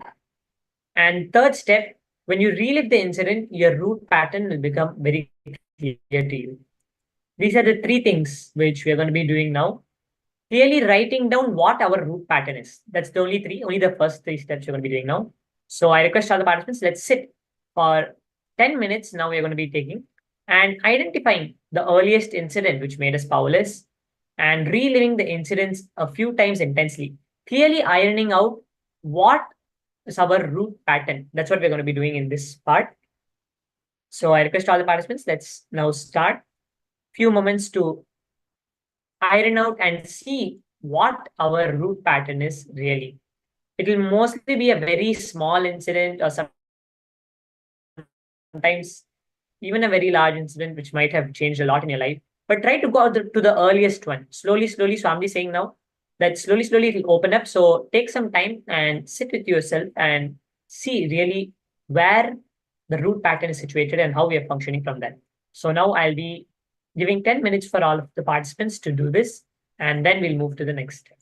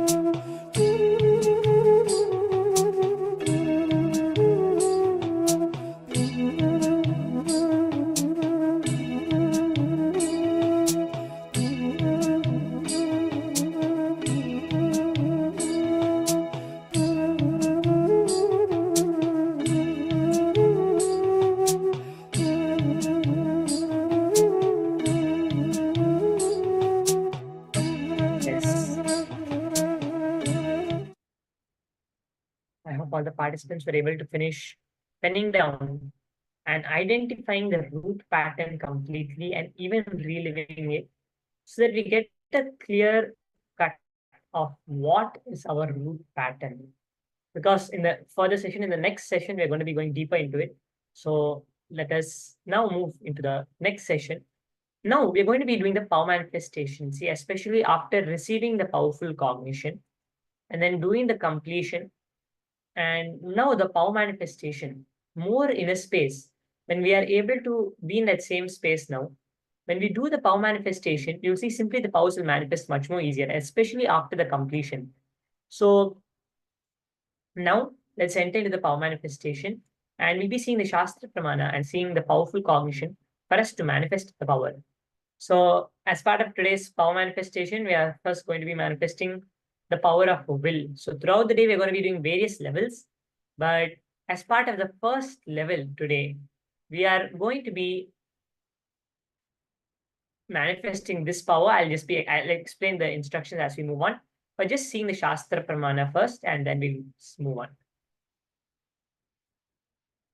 So let's come to the space of listening now, and let's enter into the power manifestation. Shastra Pramana. We're seeing the Shastra Pramana now for this power. The Shastra Pramana for this power of will comes from the Shiva Sutras, chapter 1, sutra number 13. Bhagavan Paramashiva has revealed this, and now we'll be chanting it. Ichha Shaktir Uma Kumari. Ichha Shaktir Uma Kumari. This is what the sutra is. And Bhagavan Paramashiva says, his will is the energy of Shiva, and it is called Uma. The independent power of Paramashiva, and it is called Kumari, the cosmic energy that plays. So to understand this Shastra Pramana more deeper, we'll just be first seeing the Apta Pramana, and then we'll be explaining the Shastra Pramana using some scientific discoveries. For this power of decreasing the temperature as part of this round, which we're going to be doing, the power of will, decreasing the temperature of the body. In Karavur, the Chola king learnt that a vassal prince named Adigan was due to pay tributes to the king. The king declared war on the vassal and ordered his troops to destroy the enemy fort. The Chola army triumphant, annihilating the armies of Adigan and razing the fort to dust. The Chola warriors arrived with the wealth and brought severed heads of their fallen enemies' foes as a sign of valor. As the king surveyed the pile of heads, he saw a head with matted hair. On further investigation, he realized his soldiers had killed a Shaiva ascetic. To explain the sin of killing a devotee of Shiva, he decided to end his life. He built a funeral pyre. He smeared his body with sacred ash and took the head of the devotee in a golden jewel-studded vessel in his head. He then circumambulated the blazing flames, reciting the Panchakshara mantra to placate Shiva, and finally plunged into the fire. For his supreme sacrifice, the fire changed into flower rain, and he attained Shiva Sayuja, means he attained Kailash. He attained that space of Kailasa. So we can see over here beautifully how this power was manifested. Such a beautiful story from one of the great Shiva devotees' lives. And what scientists say, actually how we can understand for this power of will, as even what Swamiji was explaining, to explain what Swamiji was explaining. Now, when you understand it is your will, your energy which is playing, as we understood in the Shastra Pramana, his will, Shiva plays, means it's our own will, what we are organizing as our consciousness, Paramashiva, our will playing. The whole life, if we see, in our body level, as we understood the patterns, how they affect our body, how it is so important, our root pattern, the root pattern which we develop. If you understand, the root pattern is completely developed from the ecosystem, from the Vatavarana, which you are living in at that time. For Swamiji, because Swamiji is in that great ecosystem of Arunachaleshwara, the first root cognition which was developed was I am Paramashiva. So that is how fully Swamiji's life functioned. But now to see, scientists discovered something called the placebo effect. Actually, much more clearer terms related to our body, called epigenetics. What it states that all the problems, all the diseases, whatever we experience in our life is not just hereditary, not just based on our genes received from our parents and family, our family tree, but how the environment around us, the will which we have, what we are able to cognize as our cognition affects us much more than that. There's actually many places there's something called the Southern Baptist Center, where they have this belief that they can connect to God, whatever they consider as God, and they can play with poisonous snakes. And even though those poisonous snakes bite them, it does not affect them. Same way, in World War II, one of the doctors who were conducting surgeries for the injured men as part of the American army, that time he ran out of morphine, the painkiller. But when he went in, he did not know what to do. So what he did was, he made saline. He just took a water solution. He made a solution, which is not a painkiller, just plain water, salt water. And he told the person who is conducting the surgery for the soldiers, he told them that this is morphine, and they did not know that it was not morphine. And just through that belief, through that power of will, when they held that, they were able to see, when they did this, they conducted the whole surgery and the person did not feel pain at all. And also there are many various incidents where they've seen how this power of will, it's just what you're able to believe, what you're able to cognize, starts manifesting immediately in our lives. And how Swamiji said, when we are holding Swamiji, when we are there in what we have developed as our root pattern, that is what we start holding throughout our life. But now, when we are able to hold Swamiji in our lives, get the powerful cognition, as that powerful cognition, it is us manifesting this reality with our power of will. It is not someone else. It's not because of some matter. It is our belief in what? Maybe it's our belief or our cognition in that which is making it work. But it's not that matter in itself. Same way, we can see our whole reality. It is our will to manifest, whether it's our body or it's the reality around us. It is our will which is manifesting. If we believe, because of the root pattern, what is taught with us, if we believe that the reality has to be with conflict, that's how we have to live, then that is how we manifest our reality. But if our power of will, if we are able to cognize that the reality is peaceful, blissful, that's all the reality is, then that is what we start manifesting. So it's basically just what we cognize. And the space of completion immediately makes us cognize the ultimate as our existence. And we are just complete completion, resting in that space. And that is what we start manifesting as our reality, as these various power manifestations. So now I request all the participants, let's enter into this power manifestation now.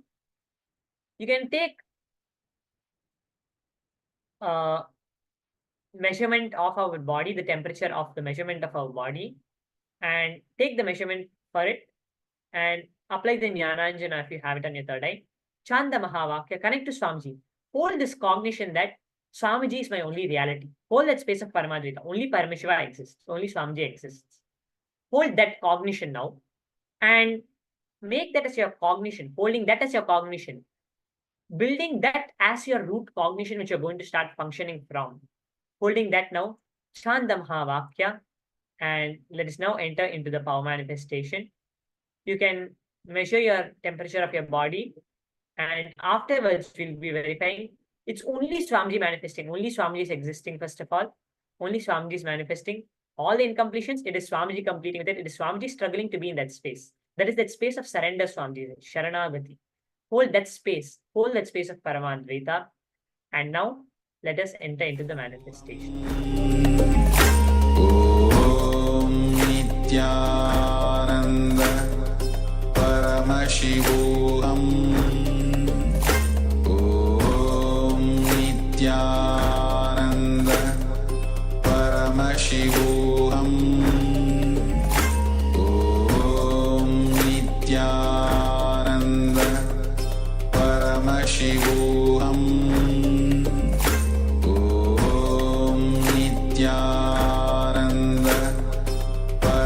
Paramashivoham Om Nityananda Paramashivoham Om Nityananda Paramashivoham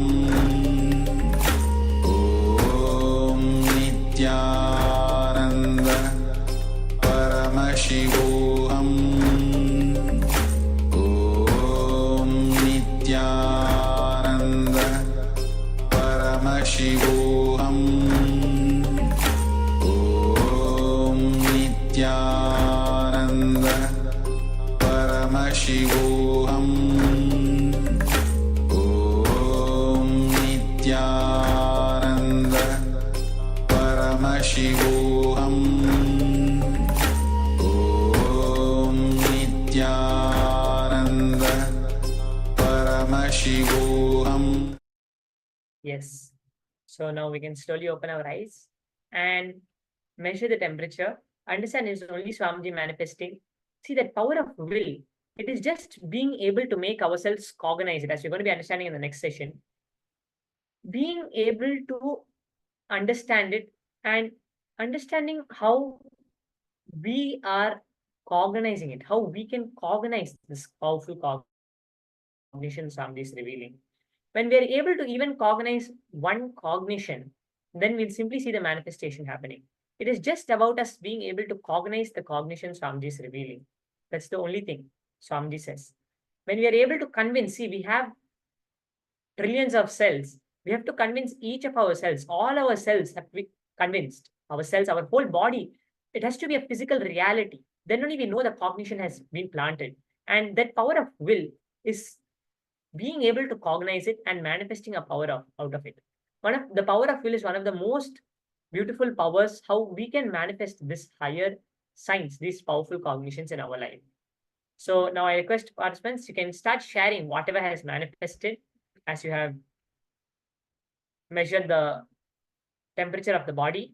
Please share and make sure you're sharing it on the various platforms you're on, enriching each person. More and more you're enriching, you're convincing one part of you to make it as your cognition to manifest, especially this power of will. Like how we saw, it's just that placebo effect. Just whatever you're able to cognize, you're able to hold your will on, will immediately manifest. That is why when we say the will persistence, they had the will persistence, they were able to hold that as the reality. When you're manifesting the power, Swami says, hold it as if it's already manifested. Hold the reality, hold that willpower as if it's already manifested. And you'll automatically see it starts manifesting their reality. So with that now, I hope all the participants enjoyed this session. Make sure you're sharing it and enriching everyone else. Only when we enrich, we start participating in the power manifestation. That is the time. That is the time when we start manifesting the power more and more. It's one of the most easiest ways and most beautiful ways for us to manifest the power. So hope all the participants enjoyed this session now. And with that now, we are going to be entering into the next session. As we move on to the next session, I request all the participants once again, please be seated in front of the camera and making sure you're attending and participating in the session. And also post any questions, doubts, and if you have any experiences you want to share, please make sure you're doing that so that we can make sure we are participating and manifesting these powers. Only when we participate, like how when you're seeing a game, if you're sitting in the stadium and watching the game, till then you can enjoy it, but you're not going to make any difference. It's not going to make any difference for you. Only when you go and participate, you have the power to change the game. Same way, we only have the power to change the game of life, enrich, by participating and engaging in these powerful cognitions. So now we are going to be understanding about a very beautiful concept. It's a much more deeper part for us to completely remove the root pattern. See, Swami says, just by removing a tree completely, just by uprooting a tree completely, you do not have the guarantee that the tree will not grow back. Even if the essence of the tree is left on the ground, it can grow back. So same way, just by removing the root pattern, just by removing our root pattern, completing with our root pattern, we are not going to, we do not have the assurance, 100% assurance that we'll not again fall back into incompletion. Let us understand this little more. The thing is, see, now you have completed the root pattern, but still inside you, that empty space has to be filled and start living the powerful cognition. Just completing with the root pattern. Now, if you have a whiteboard, you're wiping off some part of it, you have the possibility to write back some incompletions on top of it. Unless you start filling the space with more and more powerful cognitions, with power manifestation, all of these things, you do not have the assurance that the root pattern will not grow back. Swamiji explains this very beautifully by explaining about the perceptual reality and the factual reality. The factual way of perceiving the reality and the perception way of perceiving the reality. How we perceive the reality, if we just base it on our perception, just basing it on our perception and seeing whatever the reality is, basically seeing it out of all the incompletions which we are having. We will not, the cognition will be stuck with the cognition, the way we are perceiving something. But when we start seeing it as a factual reality, like Swamiji says, seeing it as a factual reality is just being able to see it, okay, now not forming any conclusion from something, seeing it as it exists. Like if you're saying now a computer in front of you, you're just saying, okay, not forming out, okay, it's a nice computer, it looks nice, what am I doing with the computer? Not forming the perception out of it, but first forming that, okay, it exists. That is what is the factual reality, factual way of perceiving the reality. And then on top of that, building the perception builds the way for us to be able to change our cognition. It'll be very easy for us to be able to change our cognition continuously.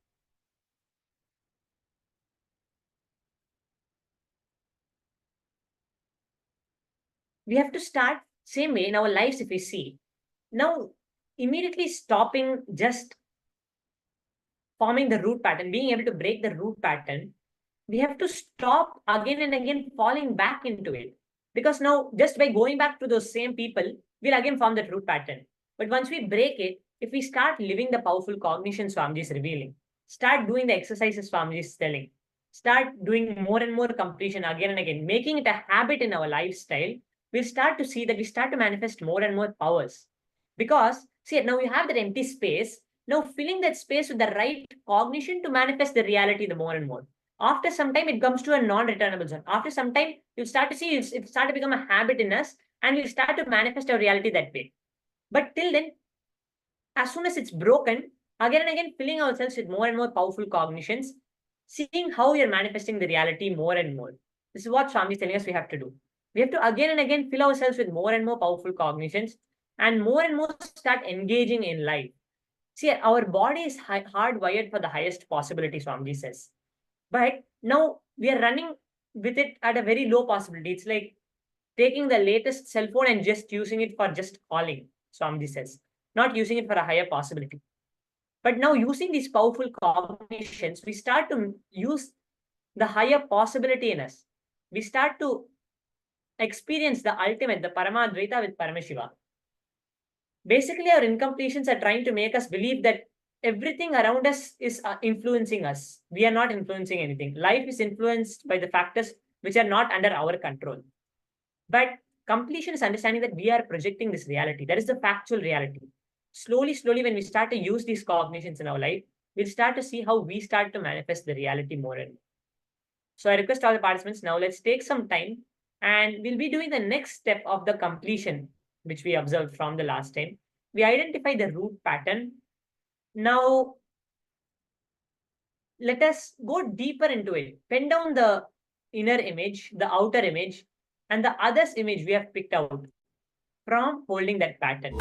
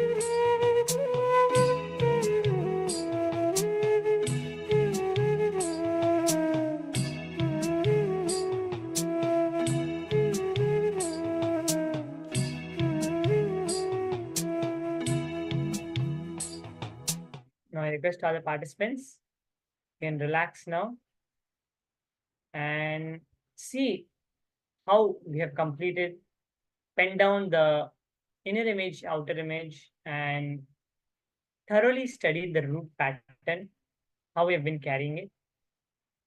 So with that, now I hope all the participants enjoyed that session. Now we're going to be entering into the power manifestation session, where we're going to be manifesting this power of will again, and this time much more deeply. We're going to be entering deeper into the power. So let's come to the space of listening as we move into the power now.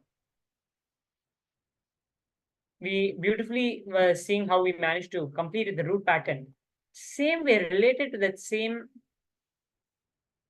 way how we manifested, how we understood about the root pattern. Now we are going to be decreasing the temperature of a partner's body this time. So we'll just see the Shastra Pramana again and see the Pramanas again, and then we'll enter completely into the next part. So let's now chant the Shastra Pramana. A few moments.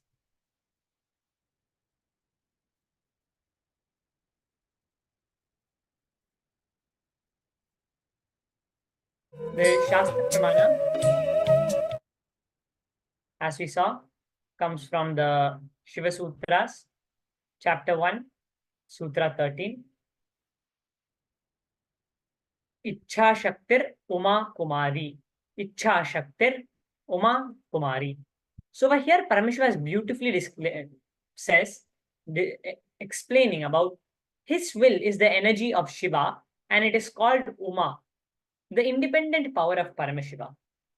And it is called Kumari, the cosmic energy that plays. We're understanding how the will inside and then how it manifests as the reality which plays as the cosmic reality. If we understand the Shastra Pramana, we'll simply be able to see how we can manifest this power of the will. If you understand, see now you're going to a doctor. Actually, it's a very beautiful experiment, not an experiment, but thing which happened, an incident which occurred, which happened. There was a old man.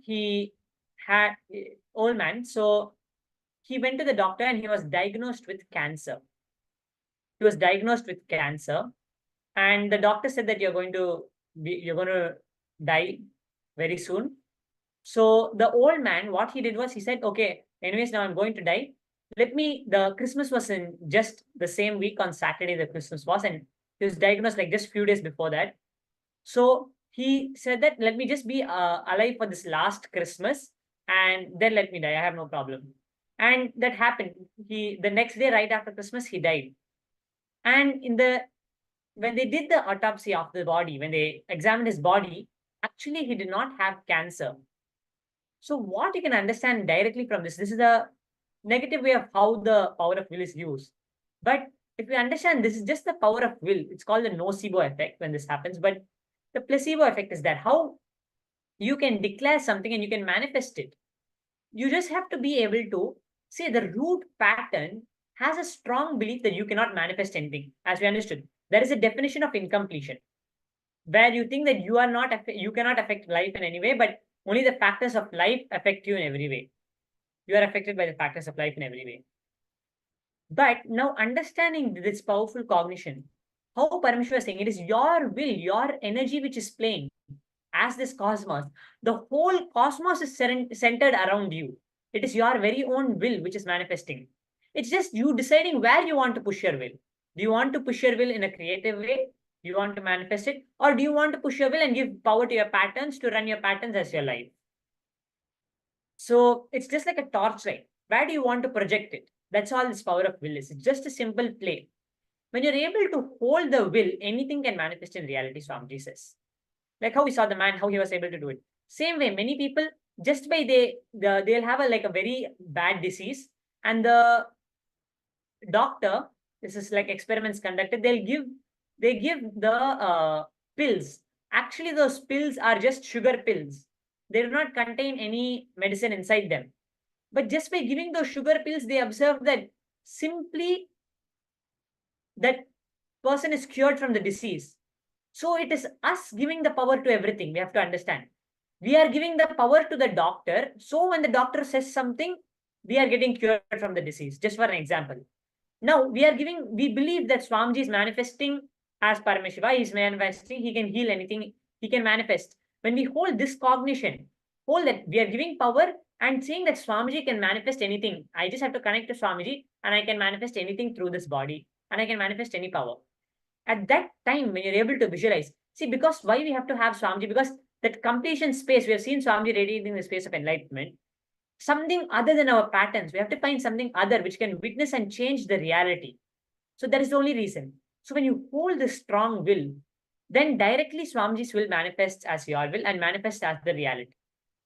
It's just, see, everyone is your own manifestation. You are giving power. Now you're saying, this is my power to my wife. Now you're saying to your spouse, I'm giving this power to make me incomplete. That's the power you're giving. Or if you're giving power to your guru, you're giving a power, okay, I'm surrendering my will to my guru. I'm allowing my guru to manifest in me and manifest the highest conscious possibility.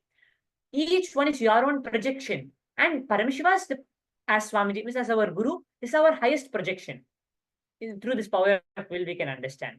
It is just where we are deciding to project our power of will and where we are deciding to strengthen ourselves and manifest that as our reality. So very beautifully, we saw these various Shastra Pramanas. And as I was saying before, there's something called the Southern Baptist Center where they believe, okay, strongly believe that God is protecting them.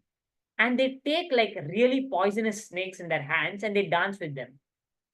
Those snakes actually bite them. Poison goes into them. But they're not affected. They're not die because of it. They are completely fine because of it. It's just a strong belief, the strong cognition where you're able to center your cognition. That is what immediately manifests as the reality. So we beautifully saw, and various other experiences have been there like this, and various other experiments. Literally 33% of pharmaceutical companies run on placebo. So we can, using this same powerful cognition, let us now hold this powerful cognition. Swamiji calls it as the Ichha Shakti. As you understood, even in the Shastra Pramana, Ichha Shaktir Uma Kumari, that Ichha Shakti manifests as the reality. That is the truth. So now let's hold this cognition and let us now start the manifestation of this power. You can request your partner to measure their body's temperature and decrease the body temperature of the partners. Actually, what they say is, even Bhagavan Sri Krishna reveals this. Focus on the third eye. Put your attention on the third eye. Visualize Swamiji over there. Entangle with Swamiji. Allow Swamiji's will to be the only will. Give your complete will only to Swamiji. Let only Swamiji be there. That Paramadvaita, only Swamiji exists. Hold that as your will. Hold that as your undercurrent. Like how we understood the undercurrent of the life. Is it running from the patterns or is it running from the will? Is it running from your completion space? So holding that now, let's start to see how we can manifest this power of will just by connecting with Swamiji. And anything which manifests is Swamiji's manifestation. Having that same space of surrender, I see some of the participants. I see Aya Linkol Souza, Aya sitting over there, Nithyanandam Aya. They are now manifesting this power of will, Aya. So you can connect to a partner and you can decide to decrease the temperature of the partner's body. And I see many other participants, Lin Chia Ching. I request you to please keep your videos on and be seated in front of the camera. Yes. So with that now, let's enter into the manifestation. Chanda Mahavakya. Intensely dissolve into Paramashiva. Like how when you put salt in water, it completely dissolves. When you add sugar and milk, how it completely dissolves. Same way, allow yourself to completely dissolve into Paramashiva. Only hold Paramashiva in your inner space. Visualize Swamiji intensely. Chant the Mahavakya.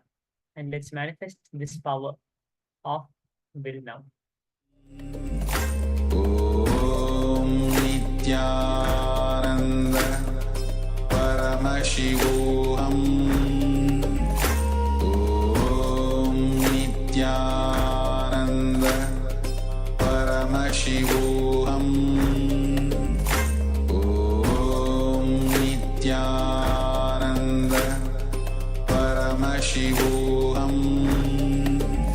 Om Nityananda Paramashivoham. Om Nityananda Paramashivoham. Om Nityananda Paramashivoham. Om Nityananda Paramashivoham. Om Nityananda Paramashivoham.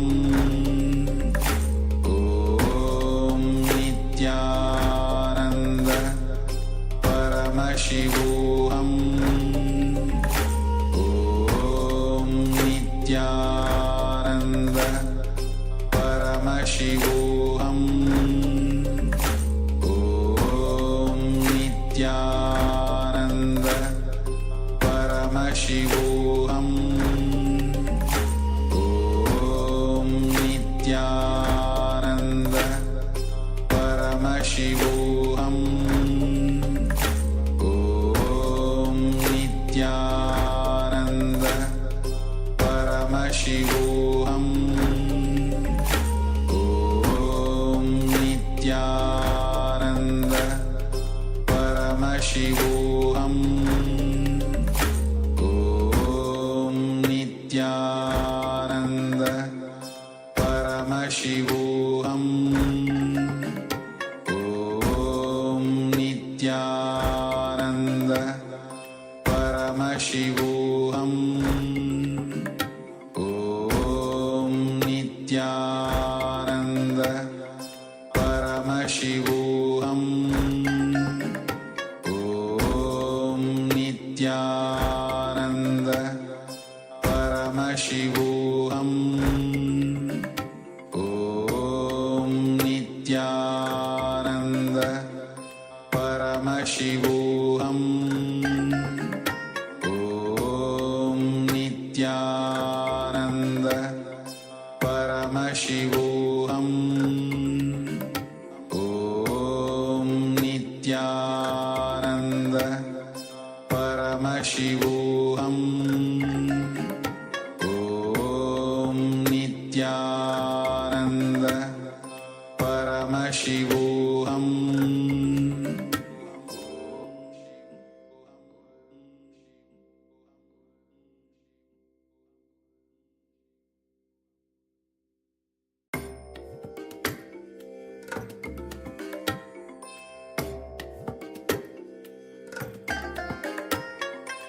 I bless you all.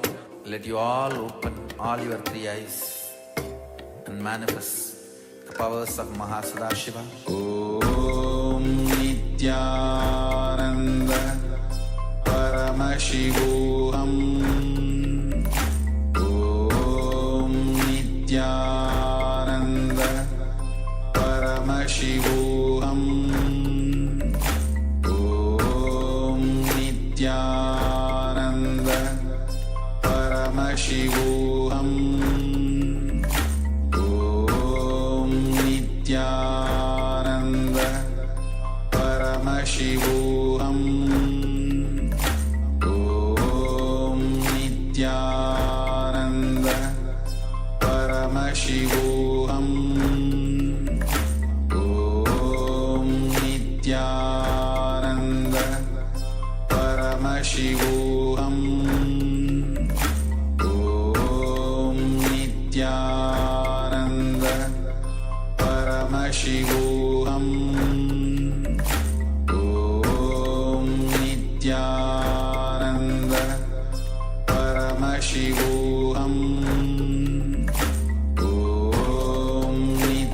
Om Nityananda Paramashivoham. Om Nityananda Paramashivoham.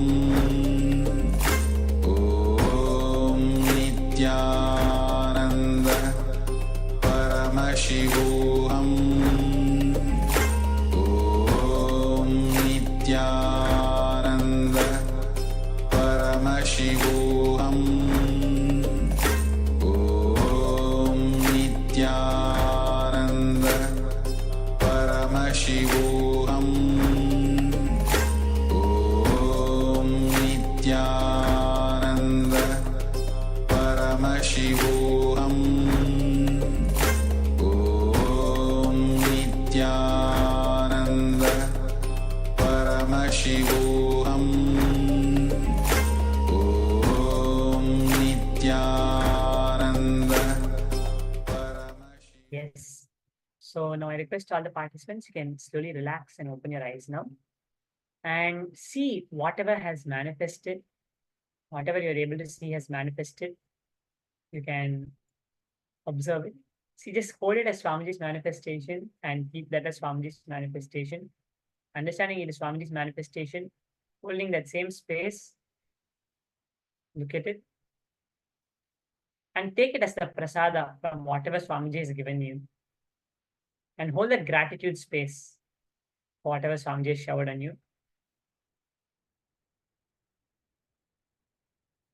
You can post whatever you're able to see which manifested. I see a participant saying Nithyanandam, Satya Srinivas is saying. You can keep your cameras on now. You can turn on your camera and be seated in front of the camera as we are moving on to the. You see a flower, ma? Sorry, ma. We are just now manifesting the power of will.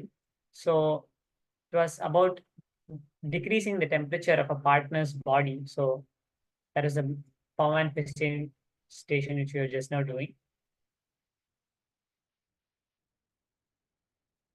So you can share whatever manifested, post it in the chat.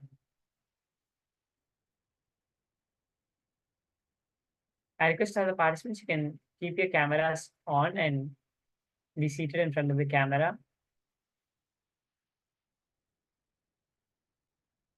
All the other participants.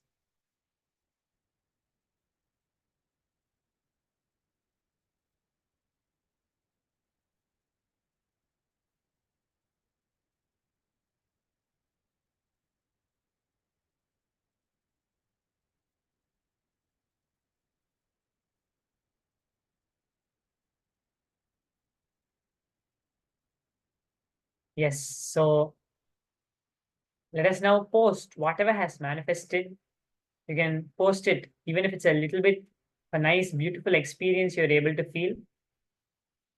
The experience of Paramashiva, of Swamiji, that beautiful space, even if it's such a small experience also. You can post it all. You have started manifesting. And if you're able to see anything which physically manifested, also celebrate that. Celebrate the existence of Paramashiva as we are continuing.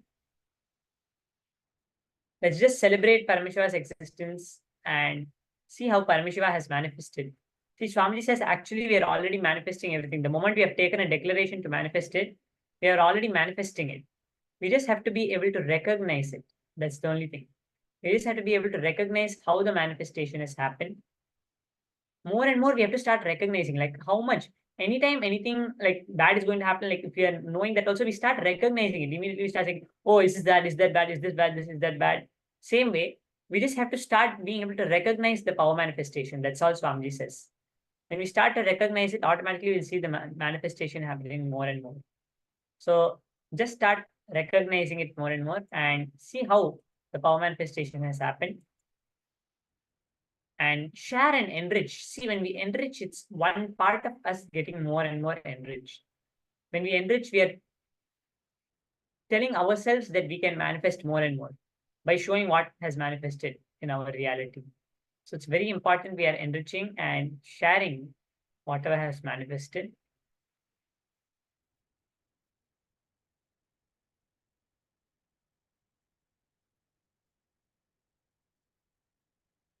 Let's take some time and do that.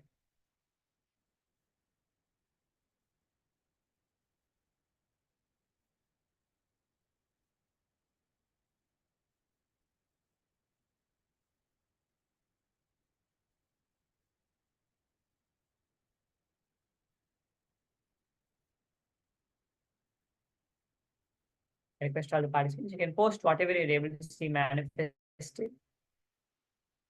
And we are now going to be ending this session soon.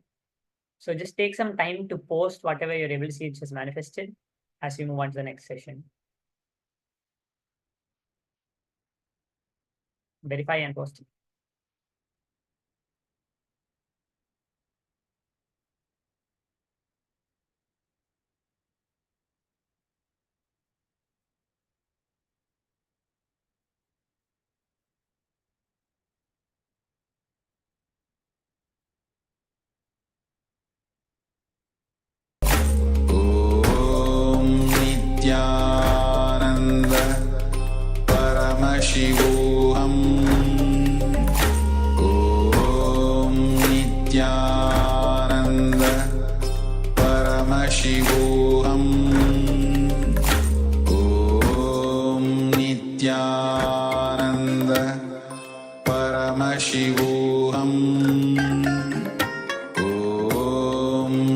Nityananda Paramashivoham.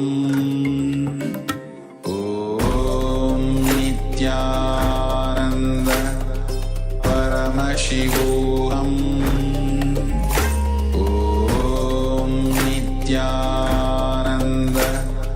Paramashivoham. Om Nityananda Paramashivoham. Om Nityananda Paramashivoham. Om Nityananda Paramashivoham. Om Nityananda. Now,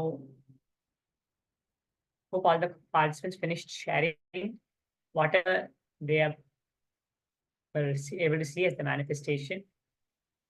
So now we are going to be moving on to the next session, where we're going to be learning about deeper truths on burning and reclaiming our life through our completion, burning all the incompletions and reclaiming our life through completion. How we can reclaim our life through completion.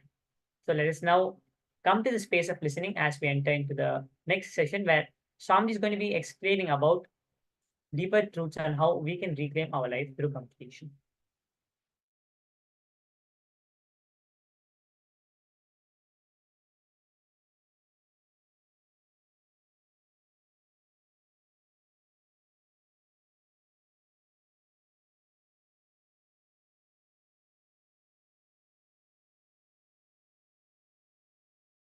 One. Try to remember the earliest, as far as your memory goes, the earliest first time you felt powerless, either by fear or guilt or weakness. First time when you felt powerless. It can be as simple as your mother made you sit on the dining table, or you were playing in the rain and your mother slapped you and dragged you inside the room, or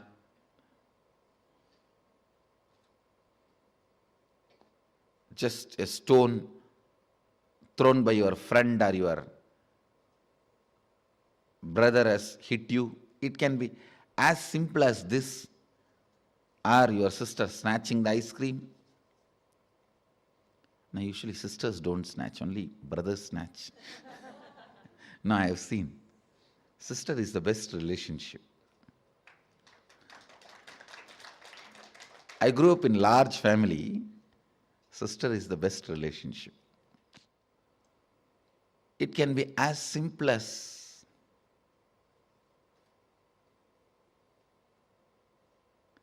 your mom gave one sweet extra to your younger brother. Your dad gave one cloth or jewel extra to your younger sister. It can be anything.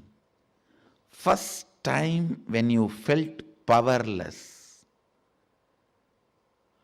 what was your inner image? Means, what did you tell about you to you? What was your outer image? How you showed you to others? How you reacted to that situation? And what was your life image? Means, how did you judge others or life at that moment? Listen, what was your inner image? What was your outer image? What was your life image at that moment? It is almost like a surgery. You have to now cut yourself and see. It's a surgery, literally, because now you will remember an incident which happened at the age of 8. When you try to find out, open that incident, suddenly you will remember something which happened at 6. When you cut and start remembering that incident, suddenly it will open up something which happened at the age of 3. Earliest memory, first time as far as you can remember, when you became powerless.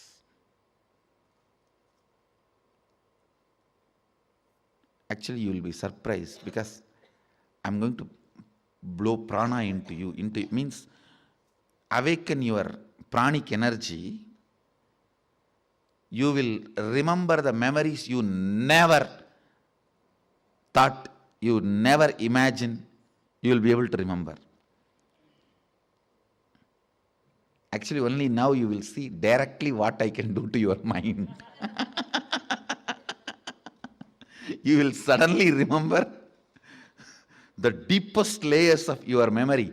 You may even remember what happened during your birth, and even those scenes you may start seeing.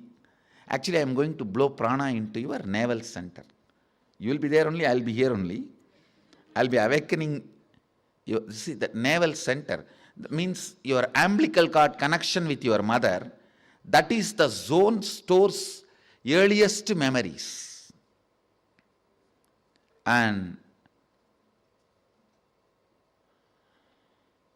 if that awakens, means Kundalini enters into that navel zone, suddenly you will see from your birth, when they cut that umbilical cord, from that you will start remembering the memories. How many of you understood this example? When the child is dragged, there are 3-4 rules. Always root pattern will be formed before the age of 7. So the first incident you find will be before the age of 7. If it is after 7, you will have to dig out and you will find it. Always the incident will be before the age of 7. That's one. Second, all major sufferings, whether it is physical or mental, you go through in the life will be connected to that root pattern. It is the root pattern responsible for serious physical or mental sufferings you go through. It starts only from there. And blessed are those who complete with their root pattern when they are young or before it manifests as any serious disorder.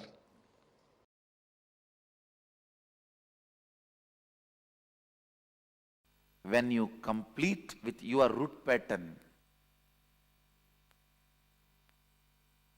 the collective, your family's root pattern will stand in front of you. Complete that. Then collective, your society's root pattern will stand in front of you. Complete that. Then collective, your country's root pattern will stand in front of you. Complete that. Then collective, the global root pattern will stand in front of you. Complete that. Then collective, whole beings, not just human, all beings' root pattern will stand in front of you. Complete that. Then the whole universal, the cosmic root pattern will stand in front of you. Complete that. Then you are Sadashiva. So every completion is not completing with one thought pattern, but completing with the whole thought current. With the whole thought current.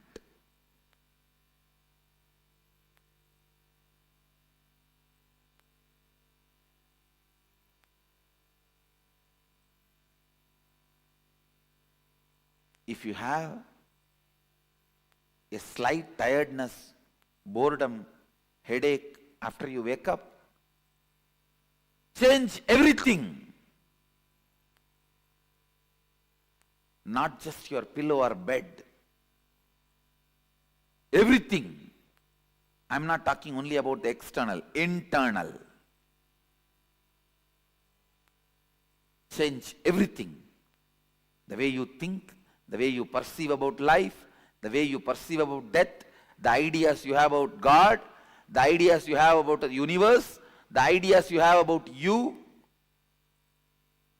Say, na iti, not this, not this.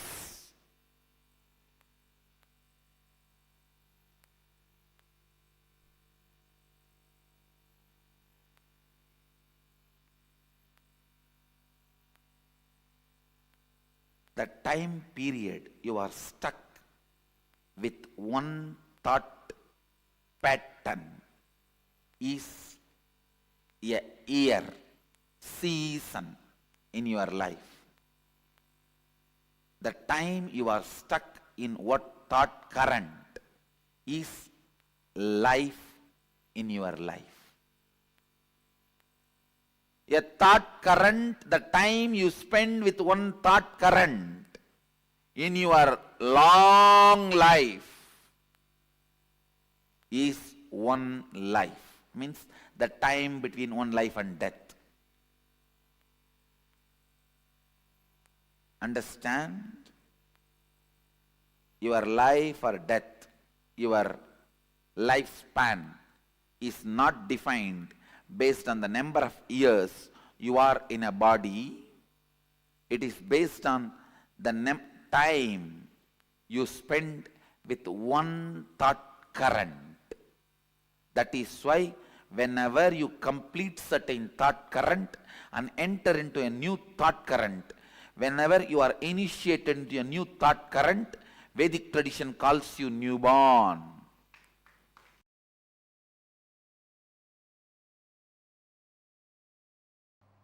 Please recite the first verse along with me. Keneshitam patati preshitam manakena pranaha pratama praiti yuktaha. It is not that only Gurukul kids should chant. You can also recite. Keneshitam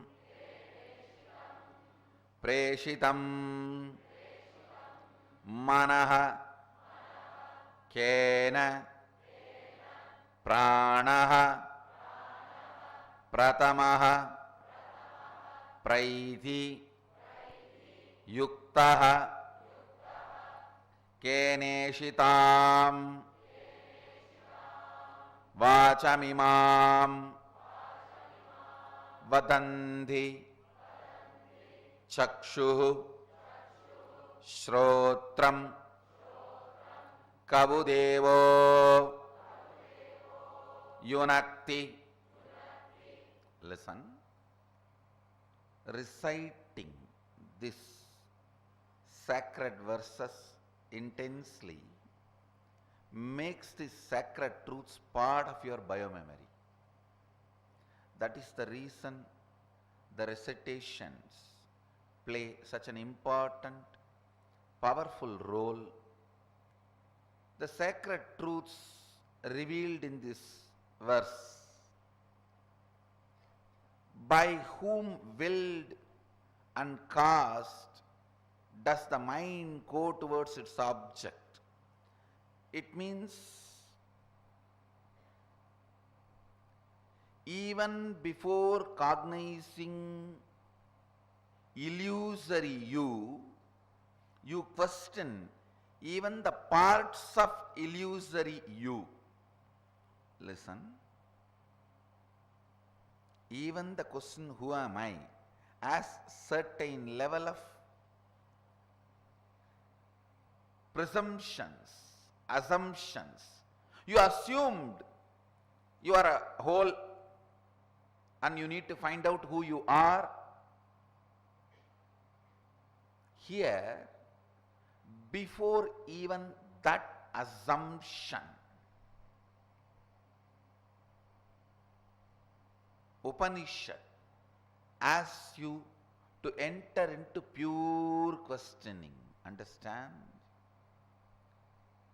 First time when you start experiencing inner image, outer image, life image, first time when you start experiencing the root pattern, the root incident, root image. Listen carefully.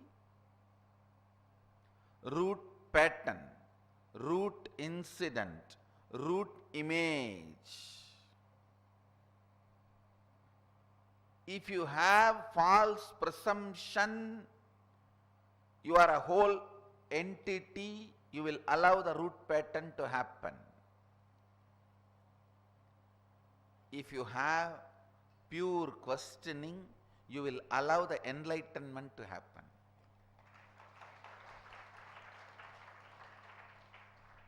I know this generation may feel pure questioning at the age of 4, 5, before 7 is not possible. How is it going to be useful for us? No, understand? Because for last few generations, pure questioning was not possible throughout the life. They lost pure questioning throughout the life. That is why now it feels pure questioning before 7 is very difficult.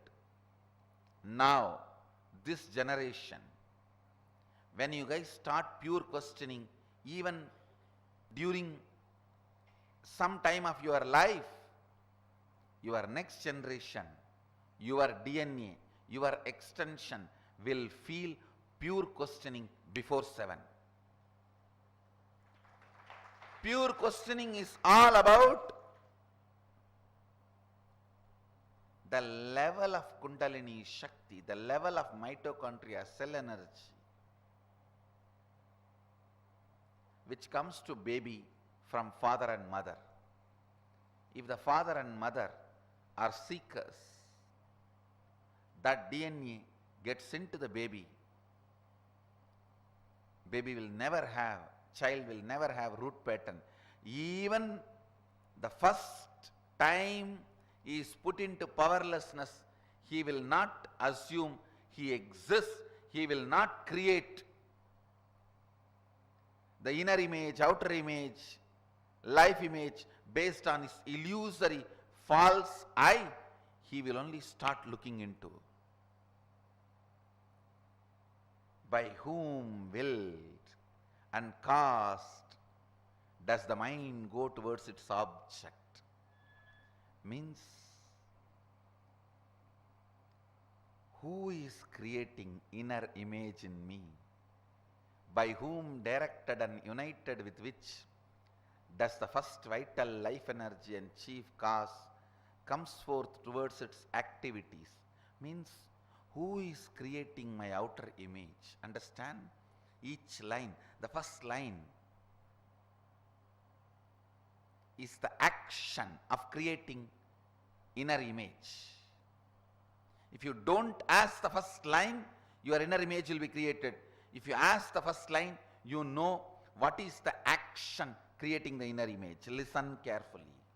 Inner image is willed and caused by something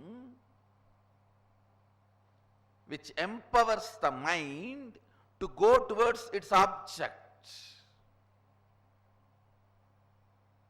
Listen carefully. First time in your body, when mind moves towards some object, that movement is called inner image. It will create an inner image in you. If you allow that movement without being awareness, without being aware of it, you will create inner image. In that very root, if you question, కేనేషితం పతతి ప్రేషితం మనఃకేన ప్రాణః ప్రథమ ప్రైతియుక్తః.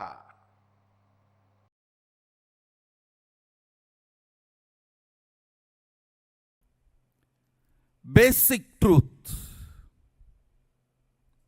You are the ultimate, even when you manifest all the wrong things, because you manifest. You are manifesting. First statement. Second statement, listen. Listen to the second statement. Decision, will persistence. Decision, will persistence to manifest all the best things is the science of power manifestation. Listen. Nothing else is needed to be done from your side. Listen to the second statement. Nothing else need to be done from your side other than will persistence.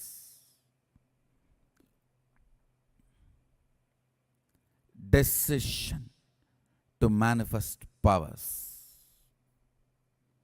The second statement I am repeating. Nothing else need to be done from your side other than will persistence. Decision to manifest powers. That is the second statement. Third statement, listen. Listen carefully. Second statement I am repeating. Nothing else need to be done from your side other than simple will persistence and decision to manifest powers. Manifest your ultimate reality as you want to cherish. Actually, even if you are manifesting poverty, at one time you felt poverty is very cute and you decided to manifest, that is why you are manifesting. It is not imposed on you, you manifest it. If you are manifesting ill health, you felt at some time, you visualized it's too cute to be sick and getting attention of everyone. So that is why you manifest. If you are manifesting the victimhood mentality, at one time you enjoyed it, cherished it. That is why you are manifesting. Listen carefully. Everything you manifest, even now, you manifest so. Your decision to manifest what do you want and will persistence is only required for you to manifest powers or whatever you want in your life. Listen. Third, Sadashiva is required in the form of the Guru just to make these first two statements as reality for you without you being distracted, disturbed by all other stupid theories and theologies. That's all. There will be so many people to tell you are sinner, you are slave, you are ordinary bound soul, to protect you from all of them, to defend you from all of them,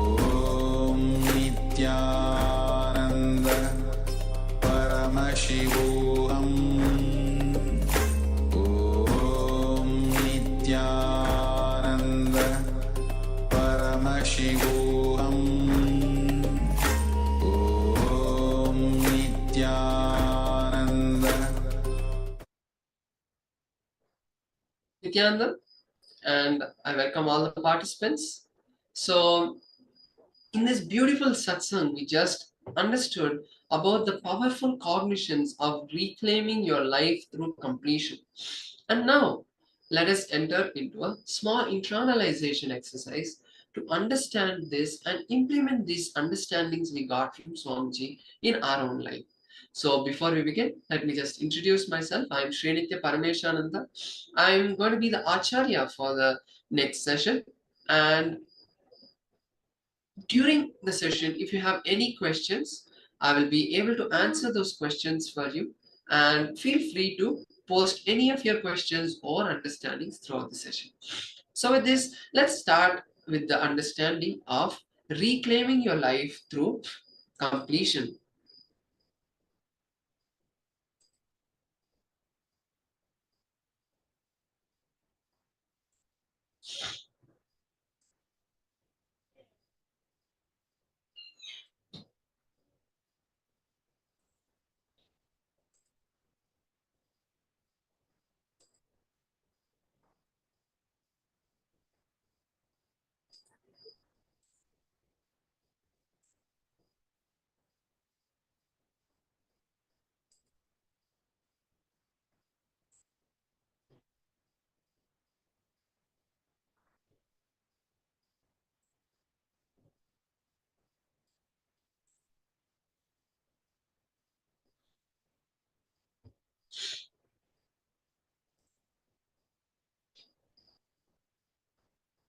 So life starts after you discover your root pattern. Root pattern always are created before the age of 7. After the age of 7, root patterns cannot be developed. Only from root patterns, all incompletions start happening. What is an incompletion? Incompletion is past thoughts, emotional patterns, hangovers, residues sitting in the present and suffocating you, not letting you live the future. All patterns boil down to one root pattern.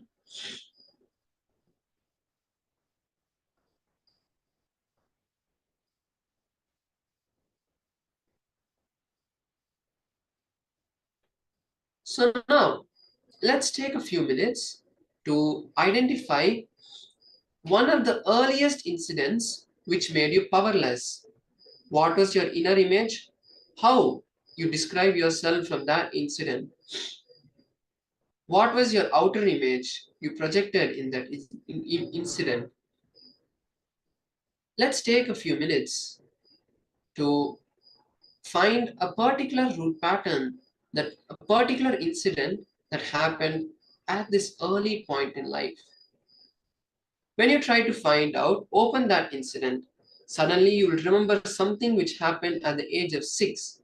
When you cut and start remembering that particular incident at the age of 6, suddenly you will open and something will happen at the age of 3. So like this, you can go deeper and deeper and find. Let's take a few minutes to write down one of the earliest incidents that we remember.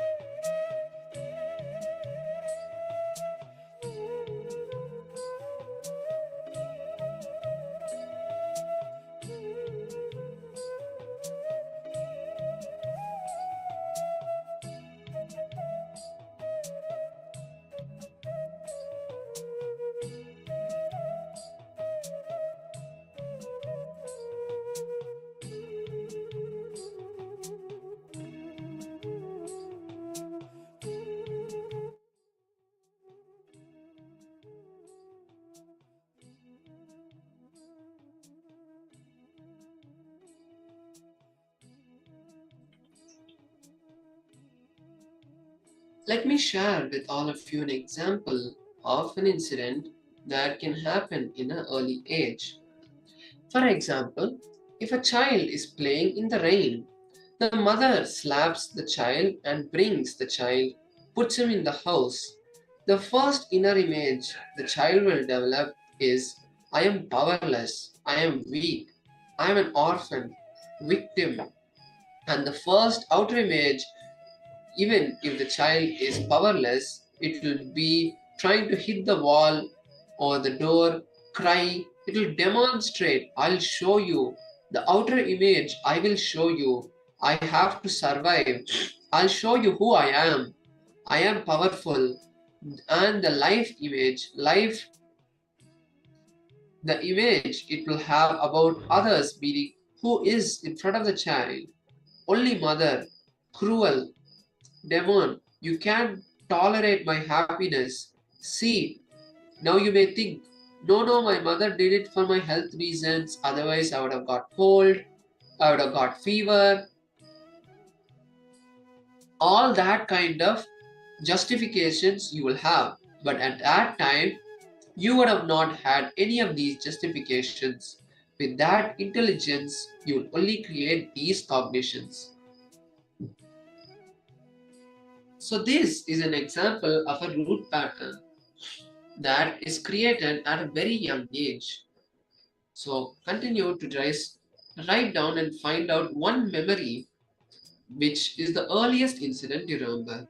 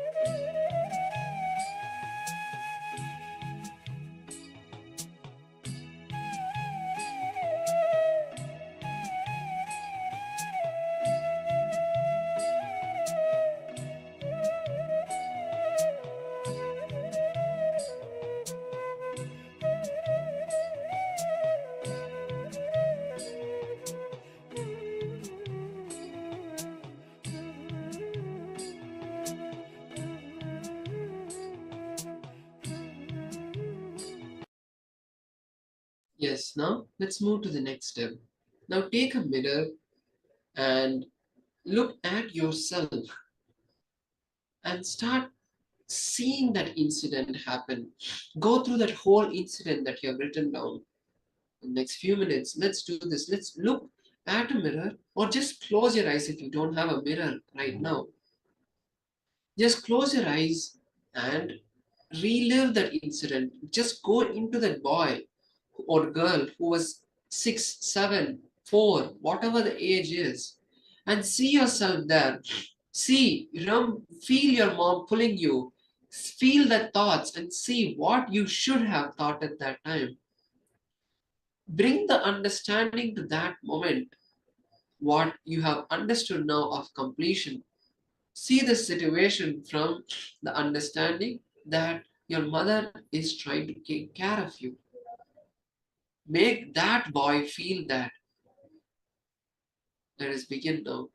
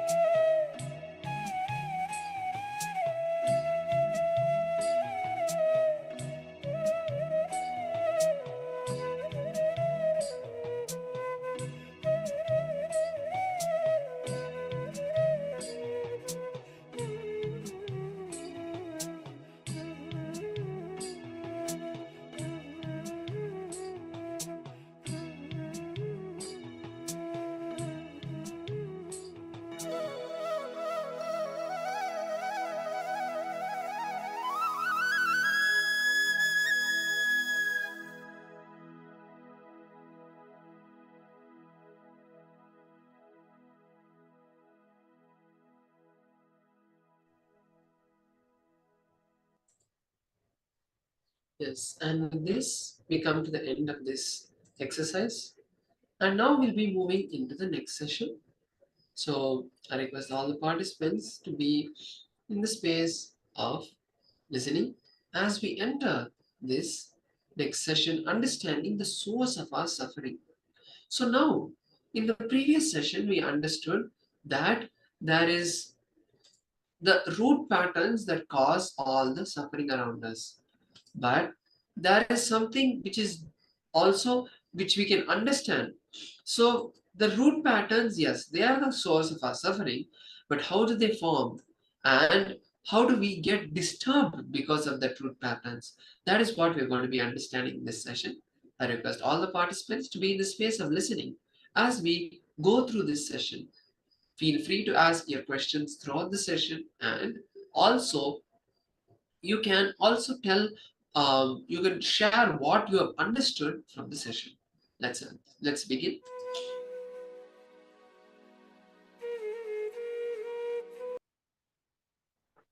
Yes.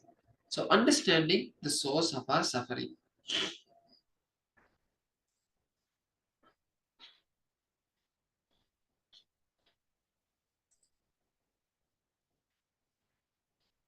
So how can you identify what your root pattern defines? What is a root pattern?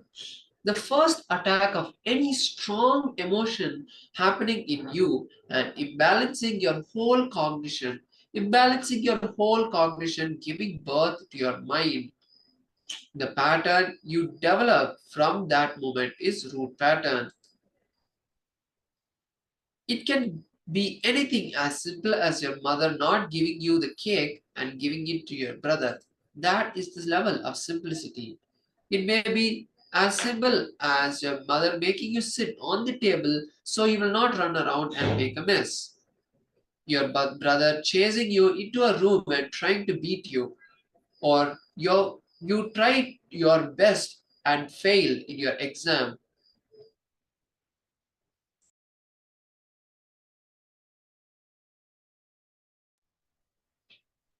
Or some incompletion. It can be even that small. But when a powerlessness takes you over for the first time in your life, your cognition is imbalanced, your mind is born. The pattern which you develop at that time is root pattern. That is the root on which your mind is born.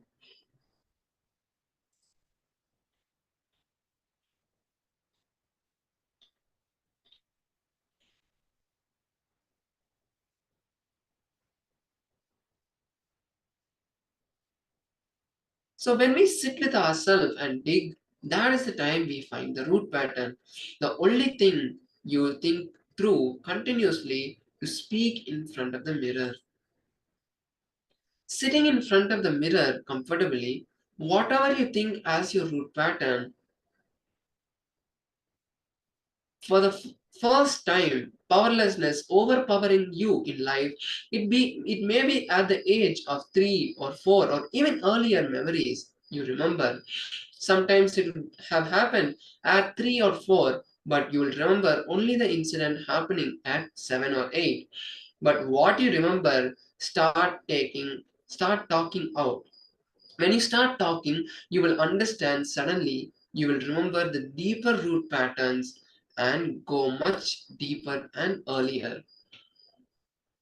So now there are some frequently asked questions, and you can understand if these are some questions that are also in similarity with you. What is powerlessness? When you feel health or helpless, emotionally weak, tired, bored, lazy, agitated, irritated, everything. All of these put together are powerlessness. You can live without any of these is the good news, but the bad news is you need to work for it.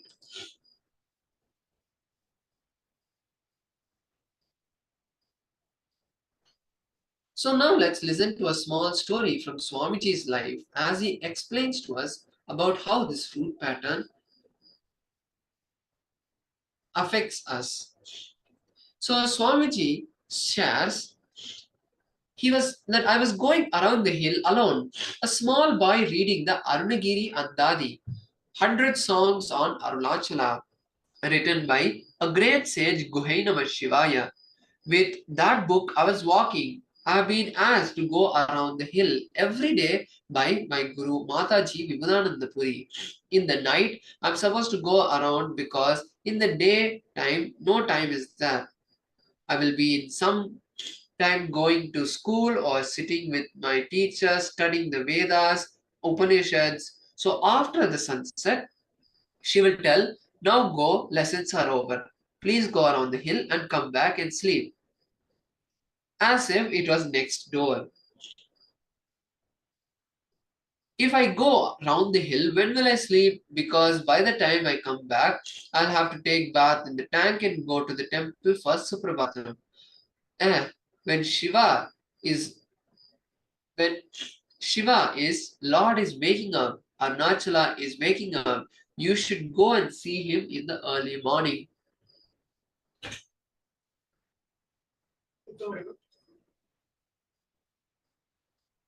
So when I have to run, anyhow, I went around every day. One night, some 10 hyenas. Hyena is animal which will be very shy as alone, but will attack and kill any human being if they are in a group. Some 10 hyenas were standing in front of me suddenly. In the midnight, I was alone with just that one book, Songs of Arunachala, from my navel.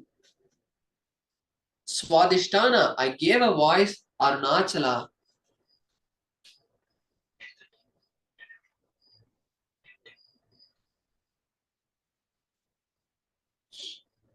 I don't know whether the whole Arunachala hill vibrated.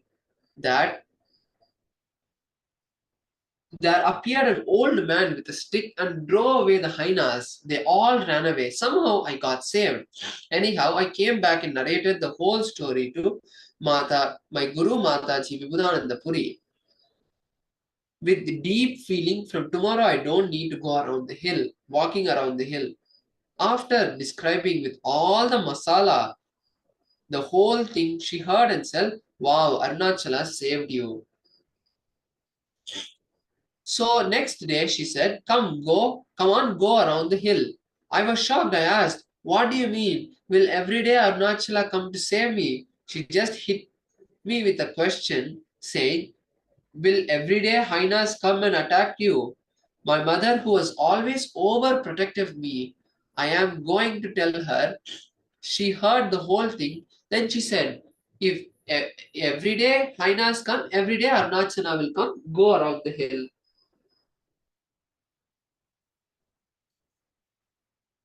I tell you, even now I'm seeing it in my life. Whenever hyenas come, Arunachala comes to protect me. It may be even 10 hyenas, 12 hyenas, 600 hyenas. Arunachala comes and protects. If I would not have gone the next day for my walk around the hill, the Giri Pradakshana, I would have continued to be a human being with one divine experience. Because I decided to go, now I am a divine being with one human experience of screaming.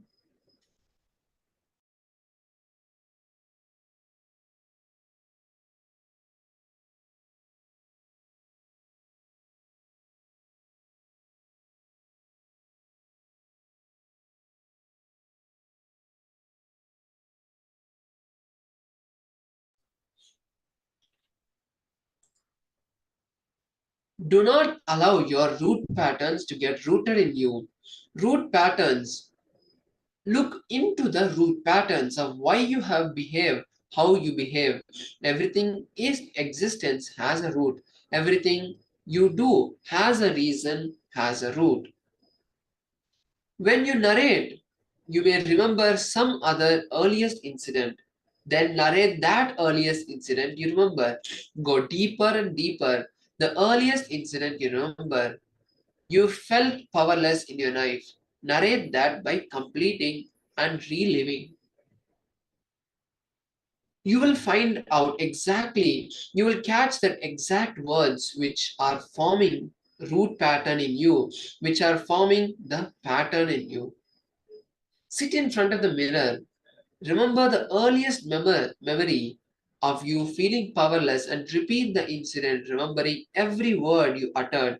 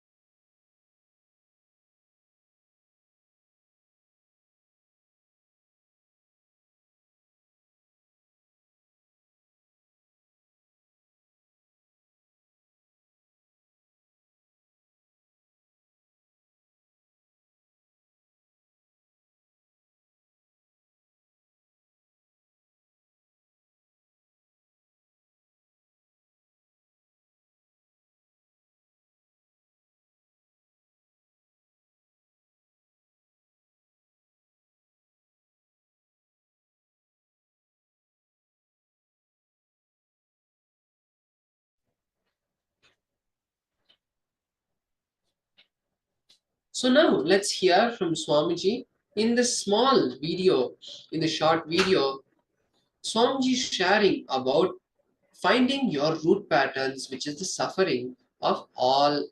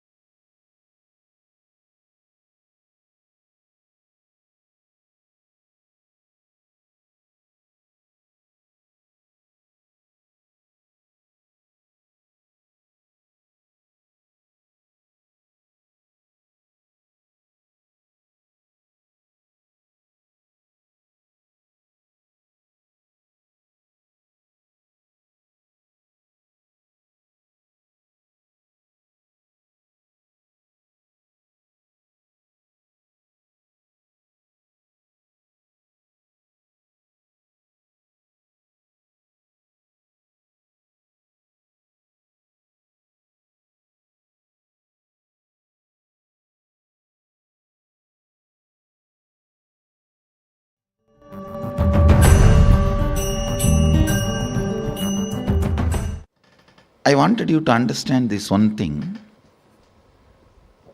Please listen carefully. Whenever it comes to deal yourself, you try to be very safe, handle you in a very like a baby and rose flower, very cutely, with a light romance, you feel you should be handled. But when it comes to handling others, you become a judge. See, for you, you are a liar. For others, you are a judge.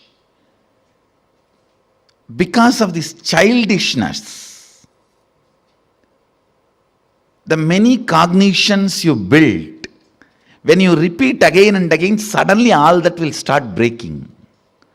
All that will lose power over you. Very simple. Very, very, very straightforward, simple. Just few lines. Listen to this few lines carefully.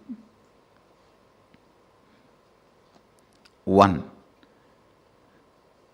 Try to remember the earliest, as far as your memory goes, the earliest first time you felt powerless, either by fear or guilt or weakness. First time when you felt powerless, it can be as simple as your mother made you sit on the dining table, or you were playing in the rain and your mother slapped you and dragged you inside the room, or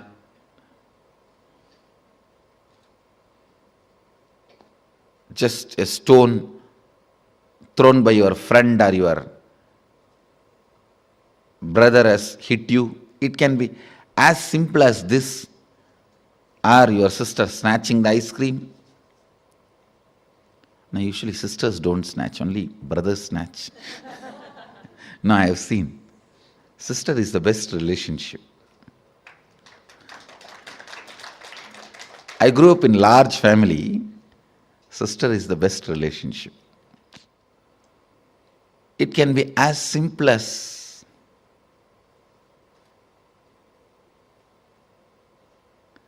your mom gave one sweet extra to your younger brother.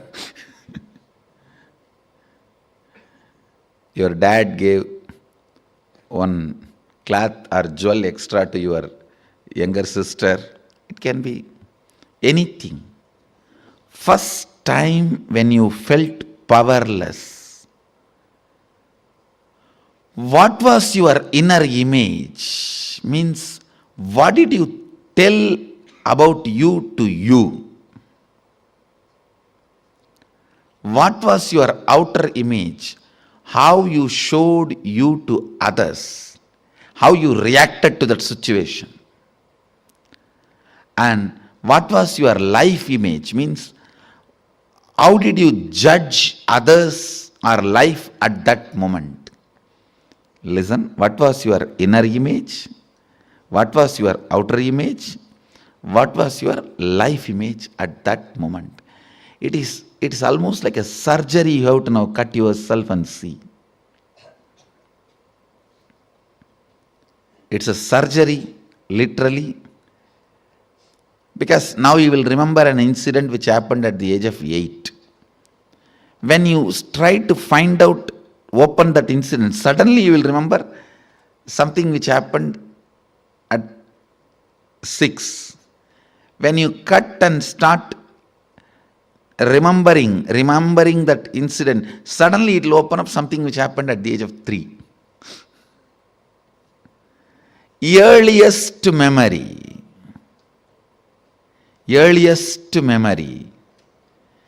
First time, as far as you can remember, when you became powerless.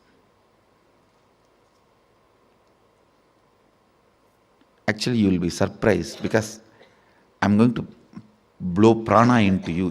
Means awaken your pranic energy. You will remember the memories you never thought, you never imagined you will be able to remember.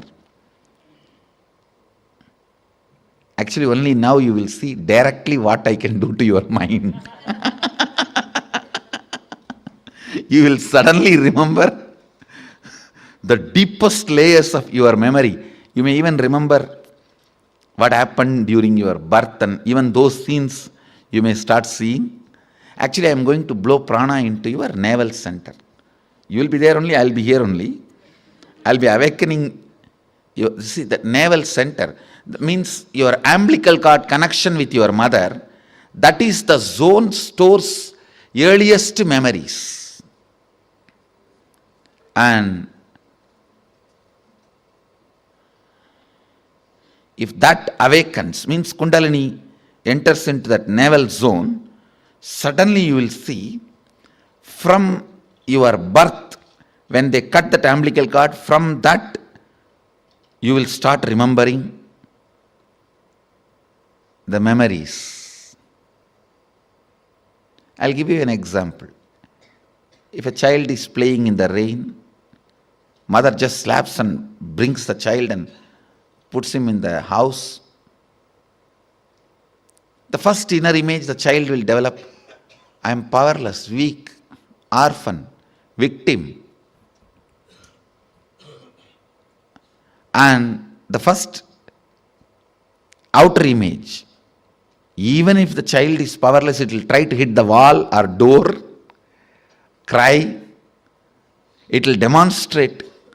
I'll show you the outer image. It will show is, I have to survive, I'll show you who I am. I am powerful. And the life image, the image it will have about others, means who is in front of the child? Only mother, cruel, demon.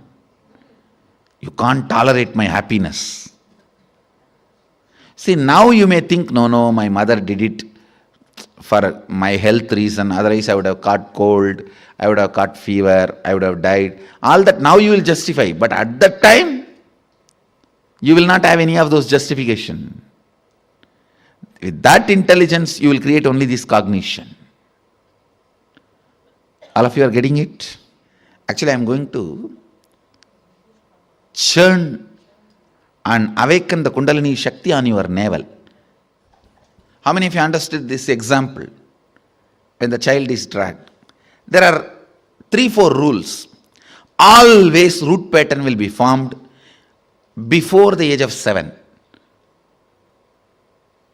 So the first incident you find will be before the age of 7. If it is after 7, you will have to dig out and you will find it. Always the incident will be before the age of 7.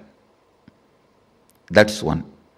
Second, all major sufferings, whether it is physical or mental, you go through in the life will be connected to that root pattern. It is the root pattern responsible for serious physical or mental sufferings you go through. It starts only from there. And blessed are those who complete with their root pattern when they are young or before it manifests as any serious disorder. How many below 30? Raise your hand.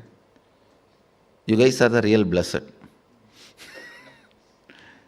Real blessed. Because it will never manifest as any disease in you. It's killed. Means the poison is destroyed before it can damage any part of you. Of course, others also, poison is destroyed. But now I have to heal the parts which has already been damaged. The toxic mental setup which is already created, the subtle brain grooves get developed based on your thinking pattern. That needs to be completed. Means that work has to be done by tomorrow, next, the few sessions. Before 30, the strong grooves don't get developed. That is almost like a rangoli only. You can wipe it by ordinarily. But after 30, it's almost like they say in Guru Gita says, whatever Brahma writes with the hand, Guru wipes by leg. Brahma writes by hand, Guru wipes by leg. So this is the wiping I am supposed to do. The subtle grooves you develop in your brain with your toxic mental setup.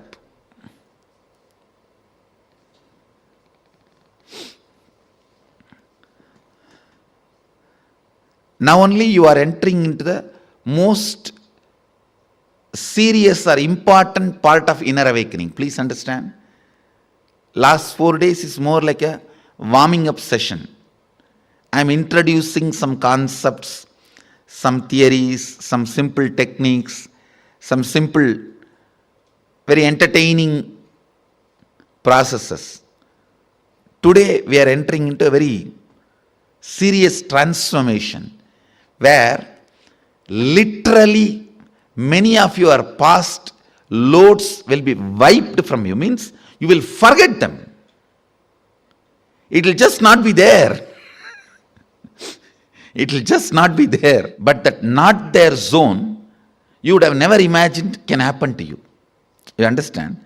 See, you can never imagine some heavy load from you can be taken away once for all. So now this is the process we are going to enter. So much of load will be taken away once for all. Where not only they become irrelevant to you, they are just not there for you. That is the best space to be.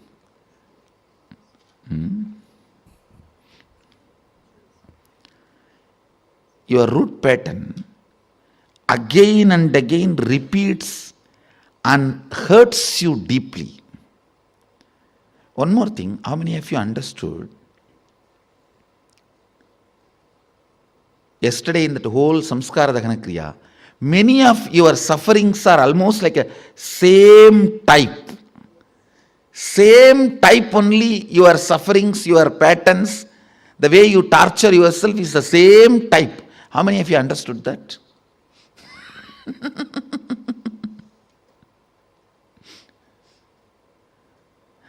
That will be disconnected or broken. It's like there is a pearl chain. If you just cut the center thread, the whole thing will fall apart. So today I am going to cut the center thread. The root pattern which makes your life go in the same trend of suffering. Whether it is physical problem or mental problem. Usually it will start as a mind, then translate into physical.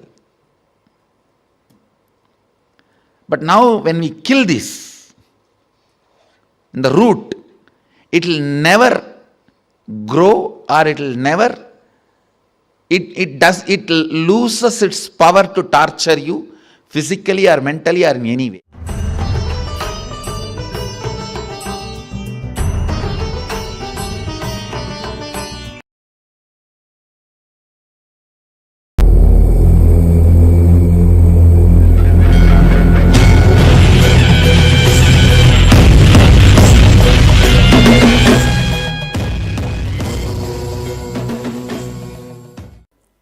Listen, this one technique is powerful enough. It is capable of helping you to achieve anything you want. Please understand, with all my integrity I am telling you, whether you want health, or you want to achieve wealth, or you want to achieve happy relationships, or completion with yourself, contentment, ultimate enlightenment. Anything you want, this one technique can give you that. This one technique, practiced, can give anything you want. It's the most powerful. One of the most powerful technique Mahadeva has given. It is given by Mahadeva, Shiva to Devi, through Devi to all of us. In Shivagama, the chapter called Sivanyana Upanishad, Sloka 94th verse, 22nd technique. So before entering into initiation, let's bow down to Mahadeva and request his presence to make us realize this technique.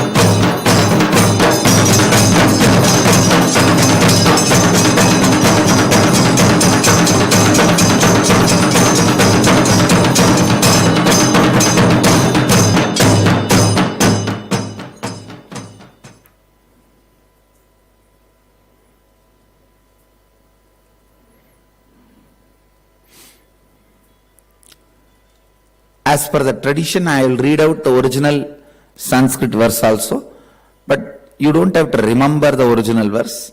It's as a tradition I will read out, and I will give you the translation. I will explain exactly the technique. Chittatyantah kritirnasti mamantar bhavayet iti vigalpanam apavena vigalpai ruchito bhavet. Chittatyantah kritirnasti mamantar bhavayet iti vigalpanam abhavena vigalpair ujito bhavet. Listen to translation. Consciously feel within that mind stuff of past memories of incompletion with its activities as mind, intellect and ego are not existing in me. By contemplating this way, in your inner space, disidentify from the past impressions and the memories of incompletion. Put your active attention at the space of past happening. Relive these imagined impressions and memories of incompletion, then the mind stuff, having fully ceased from its present characteristics of forming thought patterns and cognitions, is complete. Thus, you become complete and achieve the original space of complete completion. Now I will explain the technique.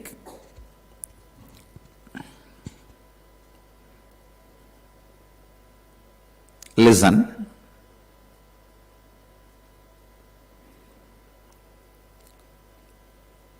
The incident when that incompletion started happening in you, the moment the incident is ready in front of you, go back to that same space and relive. Listen, not remembering, reliving. I'll tell you the difference. If some incompletion has happened at the age of 7, now you are 47, but the incident has happened at the age of 7. If you continue to be a 47-year-old person and remember what has happened at the age of 7, that is remembering. If you continue to be a 47-year-old person, think what has happened at the age of 7, that is remembering. But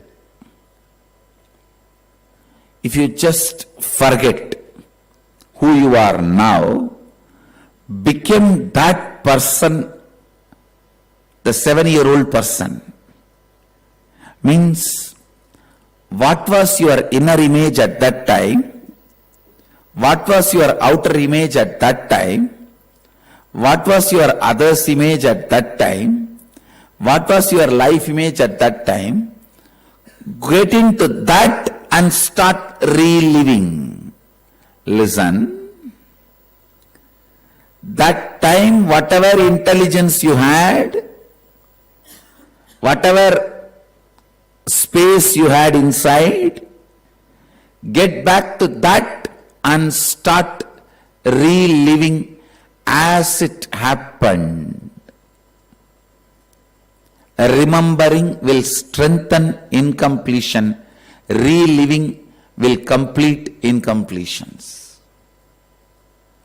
Remembering will strengthen it, reliving will complete it. Listen. Many times people ask me, why are you asking us to remember all the negative things, past failures? I am not asking you to remember. I am asking you to relive.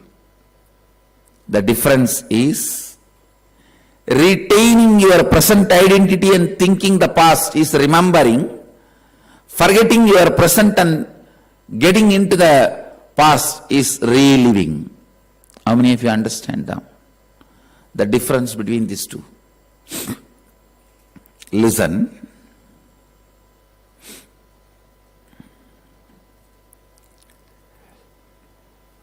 When incident happens, I'll give you one example. One guy at the age of 7 goes for a walk in the beach with the father. Suddenly he sees few people beating each other. In that chaos, one person got killed. One murder has happened. Everyone ran away. Naturally, he also ran away. If this has happened in your life, you will never go to beach again. Even if you go, whenever you go, you will see the heaviness of that murder coming back to you.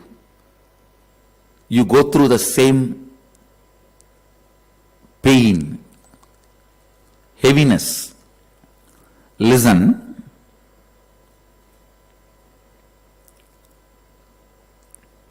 In this incident, this has happened at the age of 7. Now you are 47. When that incident has happened, the fear, powerlessness you felt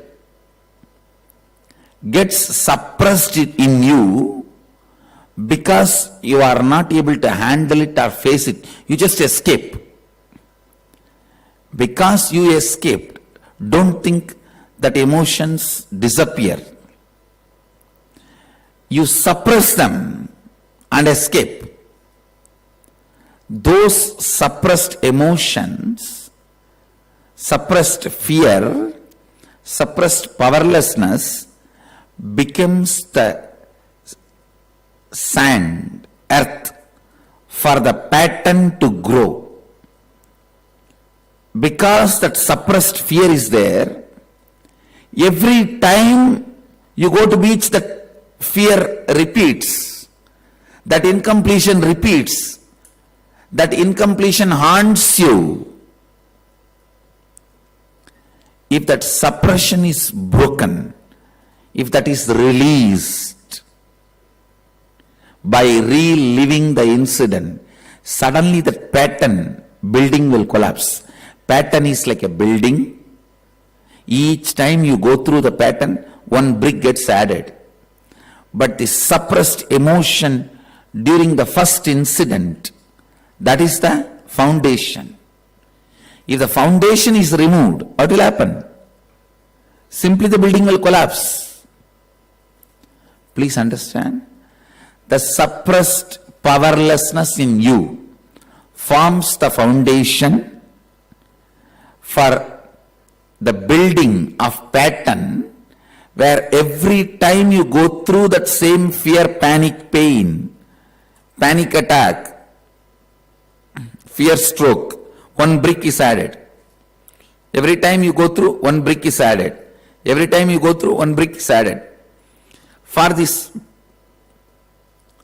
pattern, incompletion building, the foundation is your suppressed fears, incompletions. Listen. If that suppressed fears and incompletions, suppressed fears, powerlessness, if that melts down, if that is released, this whole building of incompletion will collapse. How many of you understand what I am saying? How many of you still are not able to understand? Raise your hand. I'll repeat. Listen.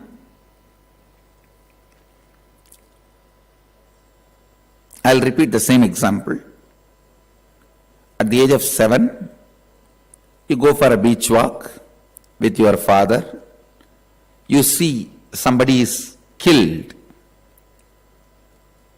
And naturally you get frightened. You fall into that powerlessness. You try to escape from that scene. But that does not mean you save yourself from that emotional turmoil also. Even if you run and sit in the car, after coming back to the house also, that that whole powerlessness, that fear, that shivering still will be there inside, but you don't know how to get rid of it. You suppress, try to divert yourself by suppressing it. So that becomes a foundation for the fear pattern to grow, fear incompletion to grow. Every time you go through a panic attack, that becomes one brick in the fear, in the incompletion building. Incompletion is building the powerlessness you first experienced is the foundation. If that suppressed powerlessness first you experience, that suppressed fear, if that is released in your system, the building will just collapse. It will really collapse. Now do you understand?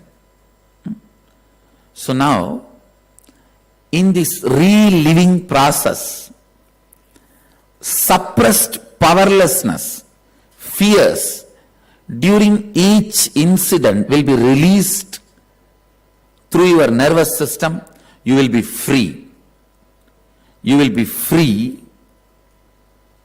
The whole incompletion will collapse. Now you might have written minimum 10 incompletion. For all the 10 also there can be only one incident or two incident, because of which all 10 incompletions have grown in you. It is not necessarily each incompletion should have one incident. Even in from one incident 4 or 5 incompletions can come. So whatever incidents you remember, pick it up one by one, relive them 5 times. Listen, not remembering. Now pick up the incident. If it has happened at the age of 7, forget your present identity, whether you are 27, 37, 47, 57, 87, forget. Go back to that age when that incident happened. Bring that same inner image. What was your inner image at that time? What was your outer image at that time? What was your other's image at that time? What was your life image at that time? Relive that. Relive that. How many of you understand? Just take few minutes to read what you wrote.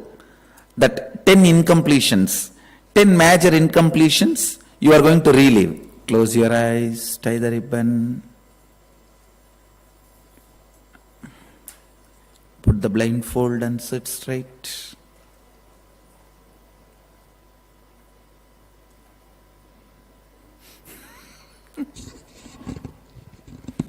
Please tie the ribbon, close your eyes, sit straight.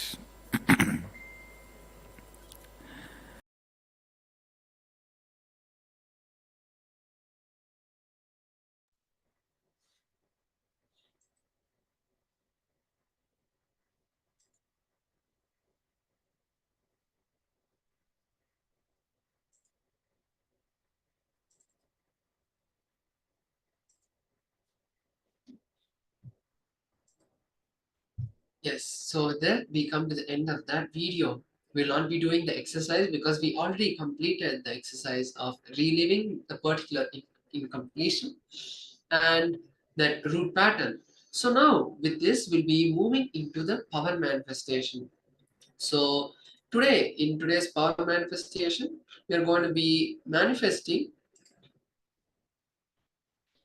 the power of third eye reading, decreasing the temperature of, we're going to be working with the power of will, basically. So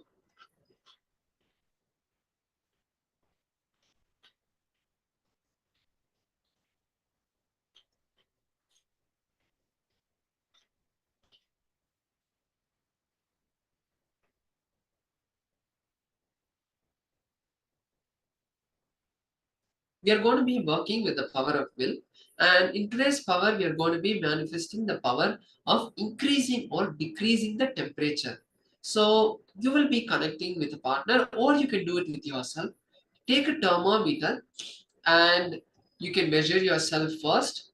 Then after that, you will manifest the power, connect with Swamiji, request him to increase or decrease the temperature, and then you will re-measure the temperature again. You can use a phone also. You can use your phone's thermal camera, or like some phones have that. So if you have that on your phone, you can use that. Otherwise, you can use a thermometer, and let us enter the manifestation. Let's all now first take a minute to measure ourselves.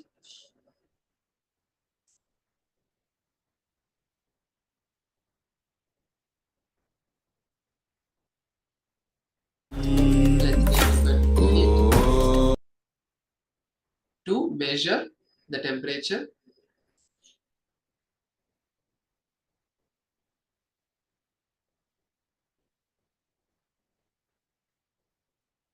Once you're measured, connect with Swamiji, request Swamiji to increase or decrease the temperature, and then you can verify it at the end of the manifestation. Let us now measure first.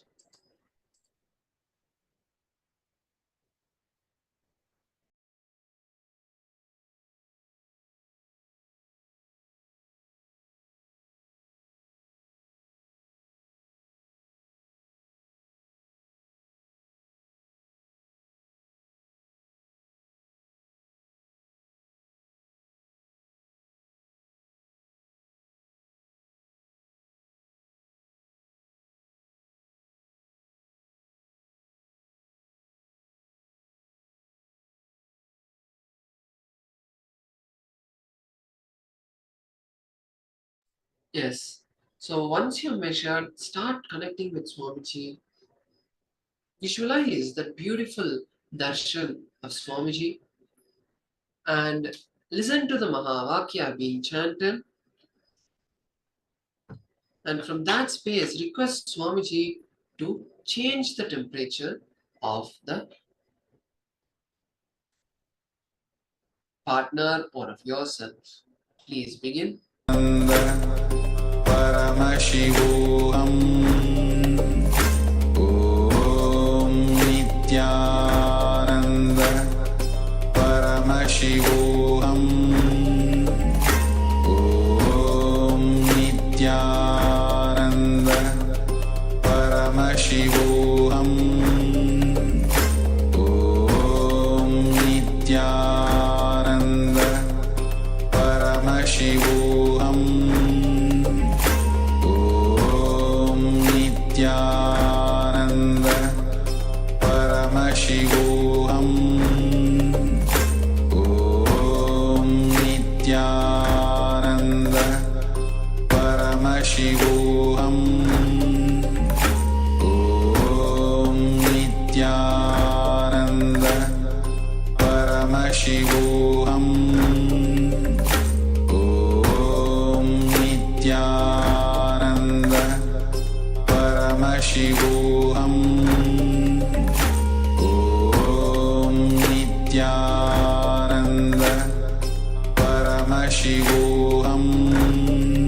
Nityananda Paramashivoham Om Nityananda Paramashivoham Om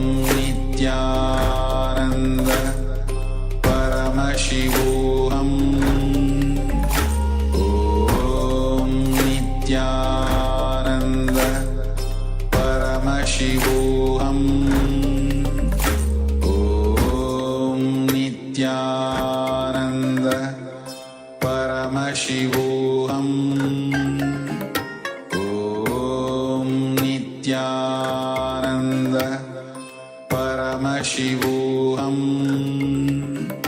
Om Nityananda Paramashivoham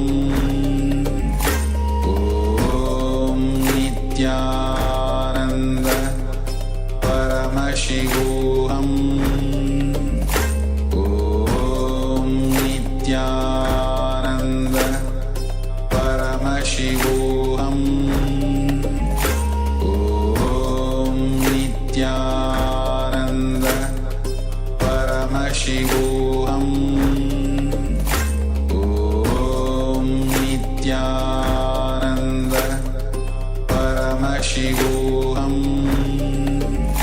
Om Nityananda Paramashivoham Om Nityananda Paramashivoham Om Nityananda Paramashivoham Om Nityananda Paramashivoham Om Nityananda Paramashivoham Om Nityananda Paramashivoham Om Nityananda Paramashivoham Om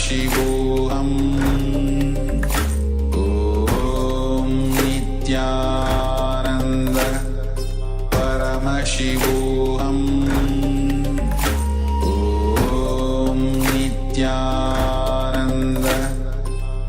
Paramashivoham Om Nityananda Paramashivoham Om Nityananda Paramashivoham Om Nityananda Paramashivoham Om Nityananda Paramashivoham Om Nityananda Paramashivoham. Yes, now you can relax. And now, with this, you can now verify the temperature and post your results in the Zoom chat. So, with this, we come to the end of this round of the manifestation. And I hope all of you understood about root pattern. I encourage all the participants in your free time, or if you have some time between the sessions, you can continue to write some more deeper and deeper root patterns. Go deeper, find the earliest incident and complete with that. That will give you a humongous breakthrough in your life. So with this, we come to the end of this segment and session. And now let's take a few minutes to verify, post our answers in the Zoom chat and social media. Share what you have understood through today's session. With this, let's take a short break. Thank you all. Nithyanandam.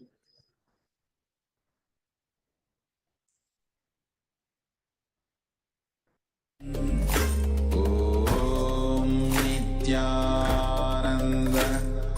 Paramashivoham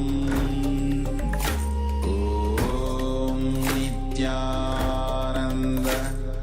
Paramashivoham Om Nityananda Paramashivoham Om Nityananda Paramashivoham Om Nityananda Paramashivoham Om Nityananda Paramashivoham Om Nityananda Paramashivoham Om Nityananda Paramashivoham Om Nityananda Paramashivoham Om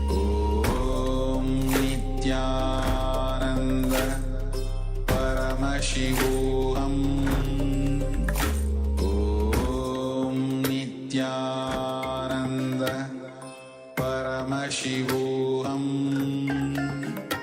Om Nityananda Paramashivoham. Om Nityananda Paramashivoham. Om Nityananda Paramashivoham. Om Nityananda Paramashivoham. Om Nityananda.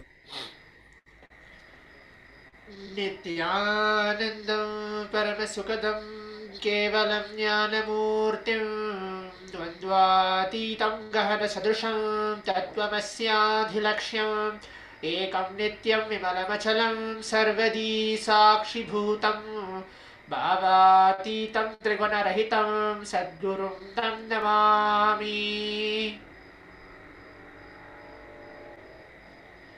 Nityanandam, I welcome back all the Paramashivoham Level 2 participants back here today as we're going to learn and move on to the next sessions of the day. So what did we learn in the previous session and what did we go through? In the previous session we learned about the root patterns, how to identify the root patterns within ourselves and how to do the mirror completion. For examples, 5 different examples of the perception influencing you as a fact and forcing you to take the decisions. So we learned all those in this previous session by the previous Acharya. So what are we going to do today in today's power manifestation, in today's session, in today's whole program? So what are we going to learn? But before that, if any one of the participants have anything to comment, to please leave your comments, and to want to understand more, you can leave your comments as well in the Zoom chat. So I'll be addressing that, each and every single one of you, as we are live from YouTube and watching us from various social media platforms and from Zoom as well.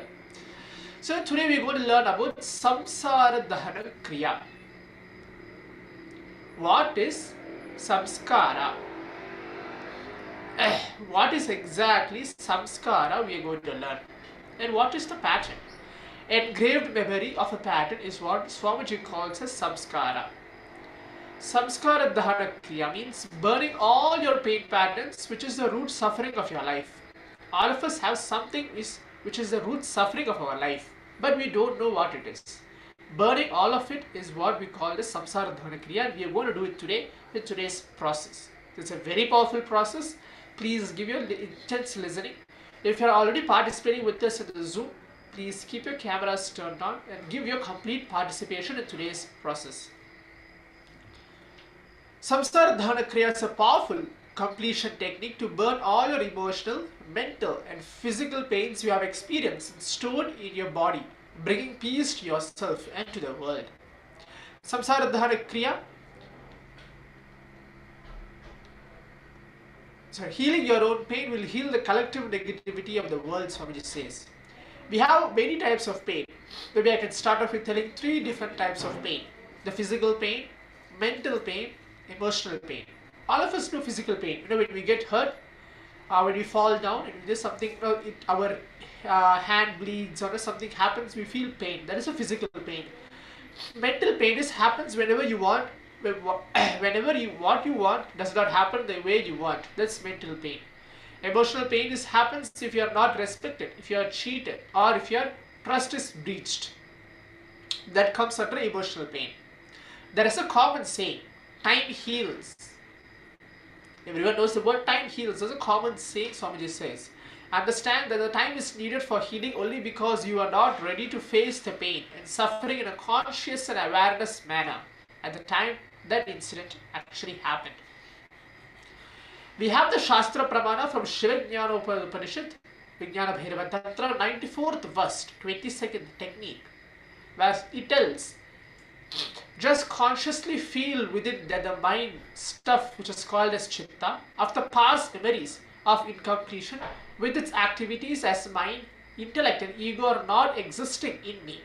By contemplating this way, By contemplating in this way, your inner space disidentify from the past impressions and the memories of incompletions.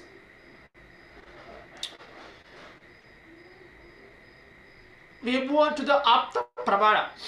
In the Patanjali Yoga Sutras, second chapter, 10th shlok, like tells, this process of samsara dahana kriya, by talking it out without you responding emotionally to it, to a person who does not respond emotionally to it as well. See, when you have a person who does not console you or criticize you, when you have the person, you will be successful in relieving yourself from that pain and gram. Suddenly, the pain and gram goes to a difficult space with a person, neither adding attachment to it, nor goes through an emotional space, and in that space, it falls in a very difficult thought. Patanjali described that this samsara dahana kriya heals the pains of attachment, after which one can immediately experience the space of unclenching or the satori experiences.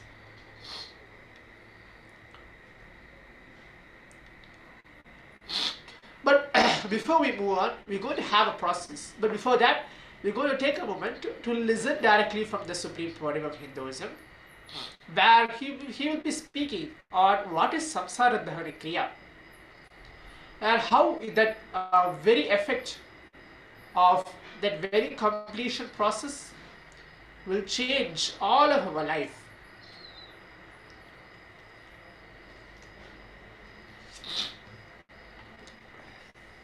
Let's get ready for that. Give you complete listening. We're going to have like 1 or 2 satsangs, discourses getting played. But before that, let's have a few questions. Where someone asks Swamiji, whatever you're asking, question is, a person from Mumbai, he asks, Swamiji, whenever I do completion, I don't remember any memory with my father before the age of 7, 8. Is my root pattern stuck there, or am I complete about it? I don't remember anything. Swamiji says, you will have your root pattern, you are not complete about it. Can you wave your hands? You will still have your root pattern, but you have to complete. The question again comes, when I tried to perform completion, I had hard time to relate with the relevant situation. How should I do? Swamiji says, can you wave your hands? She said, yes. Today, we are going to do the samsara dahana kriya. In this, we will complete with all the pain patterns. Do this for the next 21 days. This will solve the issue. Don't ever think today's process. It can be maybe half an hour or 1 hour, which we are doing today. All the pain patterns across the ages which I lived. Some of us are 16, some of us are 25, some of us are 40. Don't even come to the cognition telling that whatever I have lived, however long I have lived, all those pain patterns to be completed just like that within this 1 hour. No. You have to take your time, sit, honestly speak to yourself, write down. And there's a process for that we're going to do as well. So this is going to be just a glimpse of the process, but you can do it for the couple of more days.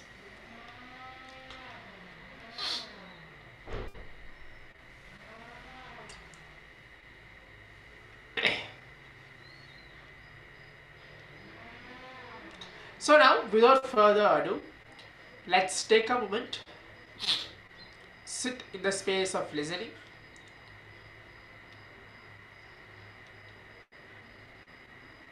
Swamiji always tells, samsara dahana kriya will remove the naturally accumulated vengeance we have. He tells, please understand, just like the naturally, because of what you eat, one part of you becomes the unnecessary thing which needs to be pushed out to the same body, same way. Because of your day-to-day functioning in life, in your mind, one part gets completely accumulated, which needs to be sent out. Just like the biology, the psychology has its own excreta, which needs to be sent out.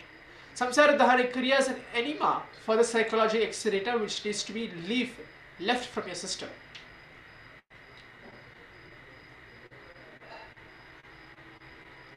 He says, Swamiji says, for 48 days of samsara dahana kriya will literally make you live at a perpetual completion. Enlightenment cannot be made more simple than this. Swamiji is telling again, not only enlightenment, even life needs samsara dahana kriya. With accumulated vengeance, don't think somebody else is going to suffer. Accumulated vengeance convinces you that vengeance is required for you to exist. That very vengeance only is giving you the right ideas in the right time to defend you and protect you and save yourself. More than this, life cannot be made simple. Life cannot be made easy. So whoever wants to live, please do samsara dahana kriya, Swami is telling. Every day, samsara dahana kriya for the next 48 days will heal you a lot, will heal you so much. He tells your whole brain will feel completely new. Not just your mind, even your brain. Your inner space will feel new. It is the most easiest process, easier than any other tapas or penance. Swamiji is saying one samsara dahana kriya is equivalent to at least 100 days of panchatapas. One samsara dahana kriya is equivalent to 100 days of panchatapas. When you do it, the first 10 days, only all the incidents you remember with pain will come up. After that, the deeper pain patterns, which you hold on, the deeper self-denial patterns, self-hatred patterns, they will start coming out. Only when these deeper patterns like self-hatred, self-denial, self-doubt, everything comes out, all that comes out, you'll wake up to life. Till then, please understand, life is not to be lived just to justify your existence. Most of us exist just to justify. That is why in justification we do PhD. Swamiji says, don't ever do justification during this entire process of samsara dahana kriya. So more than what I'm going to speak now, more than whatever I'm going to speak, in the meantime, please sit with the Divya Sharira of Swamiji, means the Atma Murti, Swamiji's photo. If you have Swamiji's photo, please keep that ready. Requesting each of the participants to get that ready as well. And have your pen, paper, notepad. If you have a water bottle, please keep that ready. Keep yourself completely comfortable. You don't need to sit exactly in Padmasana. If you are able to sit in Sukhasana or a comfortable posture on a chair on the ground, please make yourself completely comfortable, because this process is very important to bring you into the higher states of consciousness. As Swamiji said, when you do this samsara dahana kriya, you are reliving your pain patterns and you will feel yourself completely new. So after writing all the incidents, relive the incident in the mirror. If you have a mirror, please bring that as well. Do not censor anything, do not avoid any incident, relive it as it is in detail. Okay, so before that, let's listen to a few powerful cognitions from Swamiji, and then let's move on with the process. But when you're sharing with Swamiji the form of Atma Murti, Swamiji's form, make sure no one is there. If you want to sit in a privacy, that is not at all a problem. But keep Swamiji's Atma Murti, Swamiji's picture, which is there, blessed, which is in front of you, and share one incident 5 times and relive it. Any one incident which you feel, you're going to start off sharing that to Swamiji, share it 5 times and relive those incidents 5 times. So am I making clear for all the participants? If all the participants, Paramashivoham Level 2 participants are clear, please leave your comments telling that you are able to understand.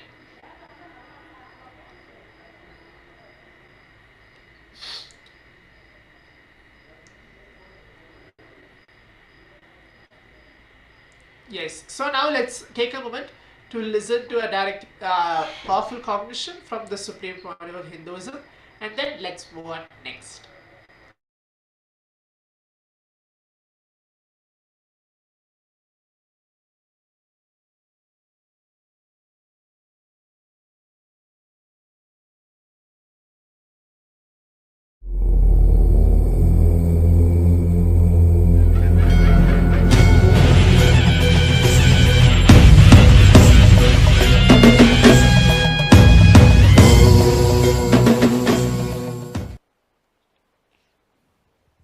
The next question we have is from Jorpati Nepal Center. Kotari Ramesh is asking Nithyanandam, Swamiji, I am not able to find the root pattern. Why I have fear if there is flight and if I go to new places? Whatever you are asking, your business, your inability to control everything is related to your root pattern. Complete with your root pattern, this whole problem will be solved. I'll take care. The next question we have is from Mumbai Center. Nupur Gopal. Yes, Nupur is asking, Swamiji, whenever I do completions, I don't remember any memory with my father before the age of 7 to 8 years. Is my root pattern stuck there, or am I complete about it so I don't remember anything? Nupur, you have still your root pattern. You are not complete about it. Nupur, can you wave your hands? You still have your root pattern and complete with it. The next question we have is from Selayang, Malaysia Center. Ko Kui Ki. She's asking, when I try to perform a completion, I have a hard time to relate it to the relevant situation. How shall I do it? Koki, Ki, can you wave your hand? Yes. Do today what we did, this Samskara Dhagana Kriya. In this you will complete with all the patterns. Do this for next 21 days. This will solve the issue.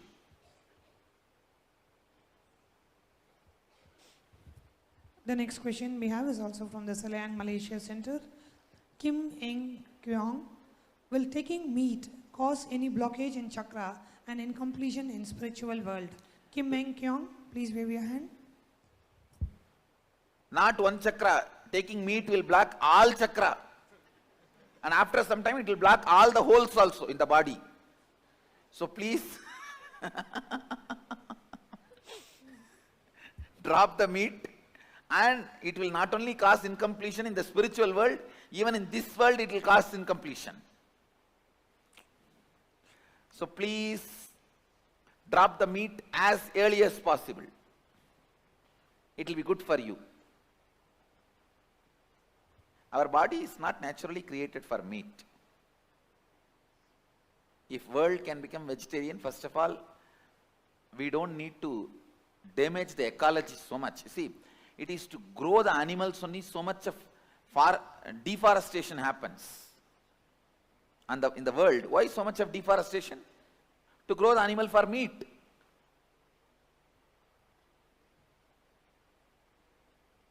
I can give you tons and tons of reasons why you should become vegetarian. The next question we have is from Alice Spring Center, Dalton. Dalton is asking, dear Swamiji, I have been suffering from asthma all my life. What can I do to heal it? Dalton, can you wave your hands? Yes.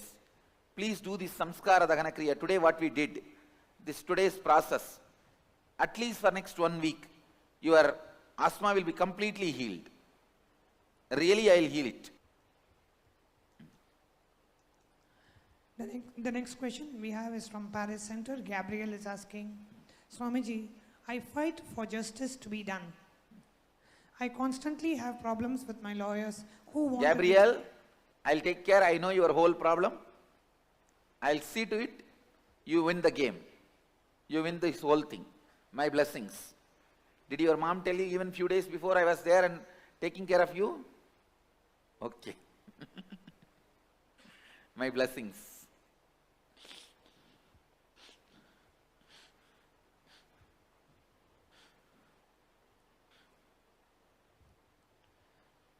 We have a request from the London Adinam Center.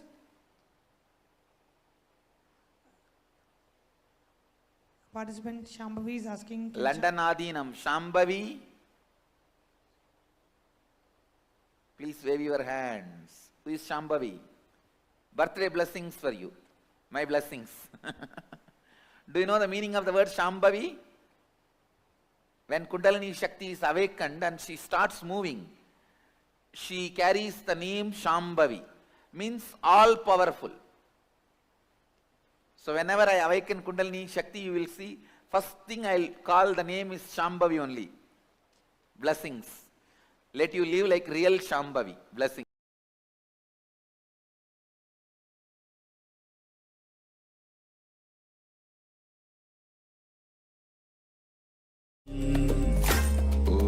Om Nithyananda Paramashivoham. Om Nithyananda Paramashivoham. Om Nithyananda Paramashivoham.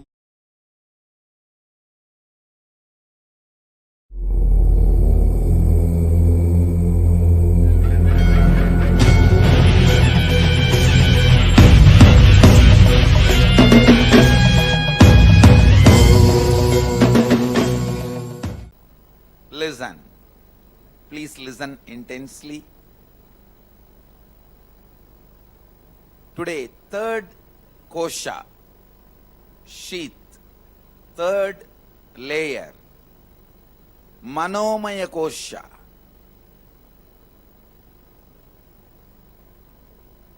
This sheath is called mental layer. This kosha is called mental layer.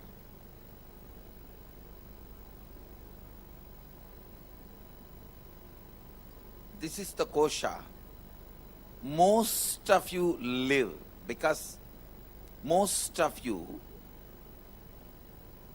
live life based on mind. See, aboriginal people who are living in the forest, the remote, natural life, away from civilization, they live more on the body. So, anything happens to their body, they perceive it happens to them. But the people who are living in civilization, you become more mind-oriented.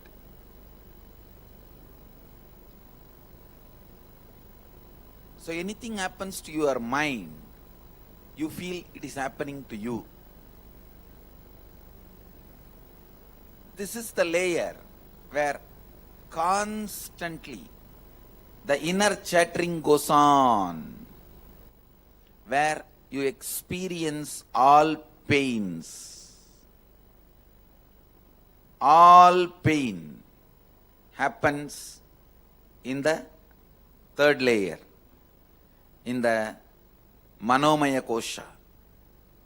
Mental pain, suffering, where intense emotions are stored. Mental layer is the layer where all the pain, suffering, intense emotions are stored. Actually, you don't suffer because of situations. 90% of your suffering, I can say 99% of your suffering, is when you are thinking about the situations. When you are thinking about the situations, you suffer, not during the situations. The emotional and mental level pain is the result of the constant judgment growing inside you. The emotional imbalance can deeply affect the body. For example, Monday morning, when you feel intense resistance to go to work or school, it can manifest as pain, diseases in the body. There is something called Monday morning blow-ups in the West. Monday morning is the time maximum number of cardiac arrests happens. People die just because of their resistance to school and work. Can you imagine?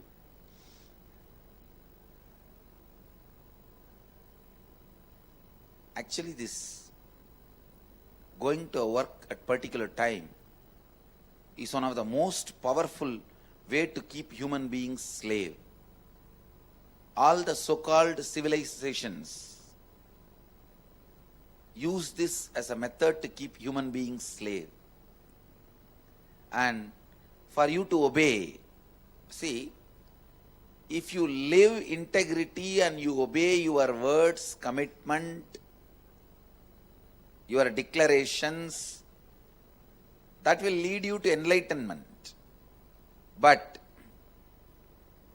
if you know it is forced on you and the timing has to be followed, otherwise you can't survive, and you don't feel connected to the goal for which you are made to work. For example, you are working for a company, but you don't have a passion for that goal. You are just working, means you are nothing more than a slave. Fluoride is required to make you dull and make you slave. That is why use fluoride in their water. Please understand, fluoride and the time, forced work, both are connected to keep human beings as slave. I am not saying don't go to work. All I am trying to tell you is take up the work along with your passion about which you are convinced. That should be the first priority. Take up the work about which you are convinced, about which you are inspired, about which you are passionate. Anyhow, now listen. These pain patterns, not only they trigger more and more pain, they continue to ruin your life because it will impress, it will influence your day-to-day decisions. Even your everyday decisions will become so heavily influenced by this pain pattern. Even if somebody expresses love, you will not be able to trust them and reciprocate love. You will only be giving back the deep doubt. Why are you showing too much your smile? That will be your response. It's because of the deep-rooted pain patterns in mental layer. The one and only solution, my favorite solution, to follow this solution, this technique, at least for next 48 days, every day do this technique for next 48 days. That is samskara dahana kriya. The process of burning your pains, pain patterns, the process of burning your pains and pain patterns, do it at least for next 48 days, you will be completely healed. You will be completely healed.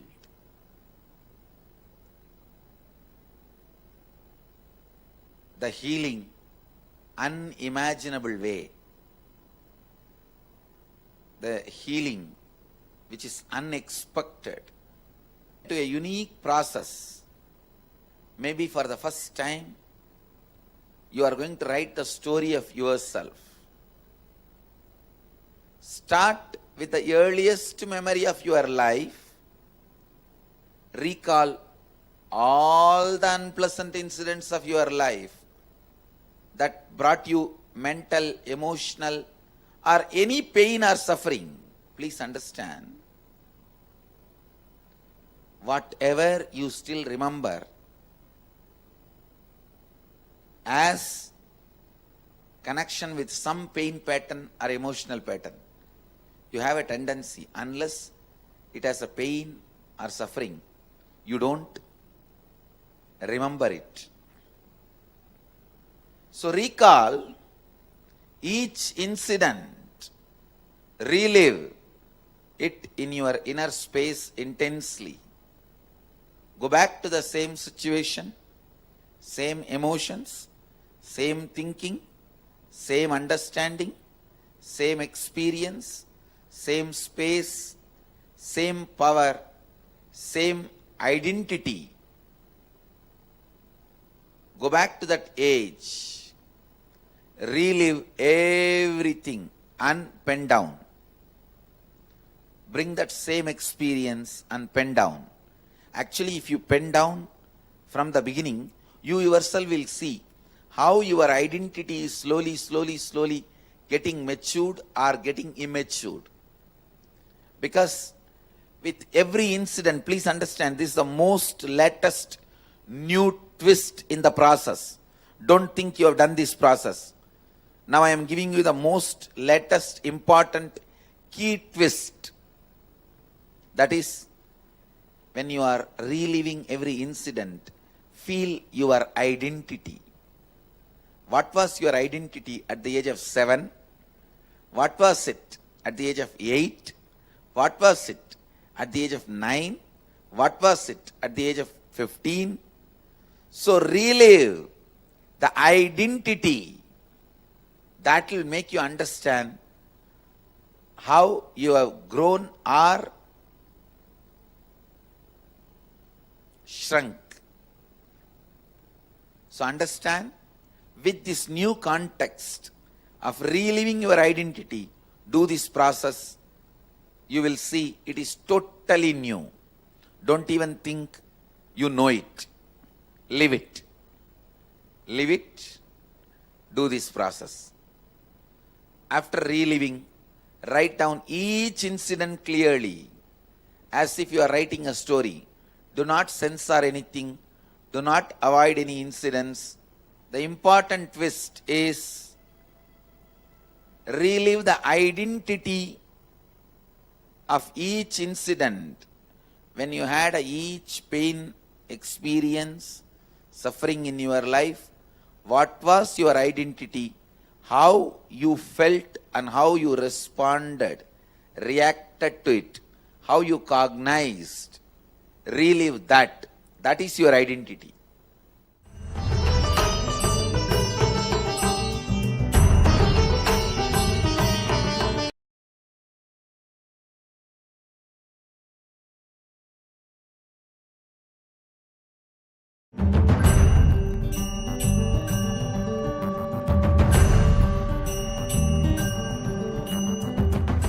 One of the best process, best day of the inner awakening.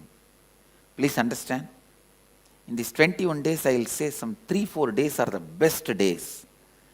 Means just in the 3-4 days, your Kundalini energy awakens so much. The cleansing happens in your system so much. All the 21 are best days, that is different. All the 21 are best days of your life. These 4 days are, these 3-4 days are the best days of inner awakening. I can say bestest days. When we are going to work on past life regression, when we are going to work on death. Actually, I'll be guiding you, then push you to death, then to the past life, and step by step, I'll be leading to a different space of completion. So in this, I can say that bestest days, 4 days.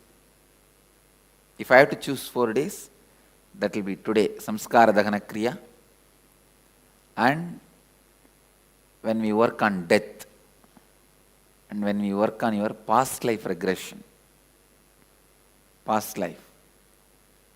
And the day we form, we bring you to the completion with the Timili.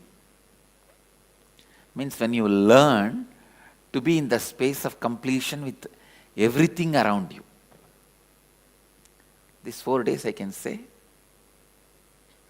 is the bestest of inner awakening.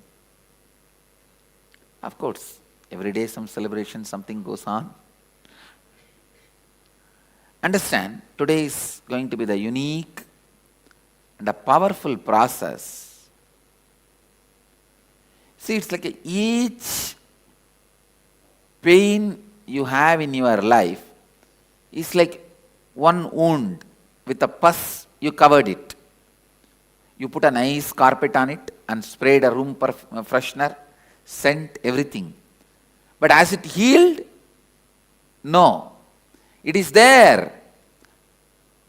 That is why if anybody walks on the carpet, you are boiling inside. Because under the carpet, your own wounds are there.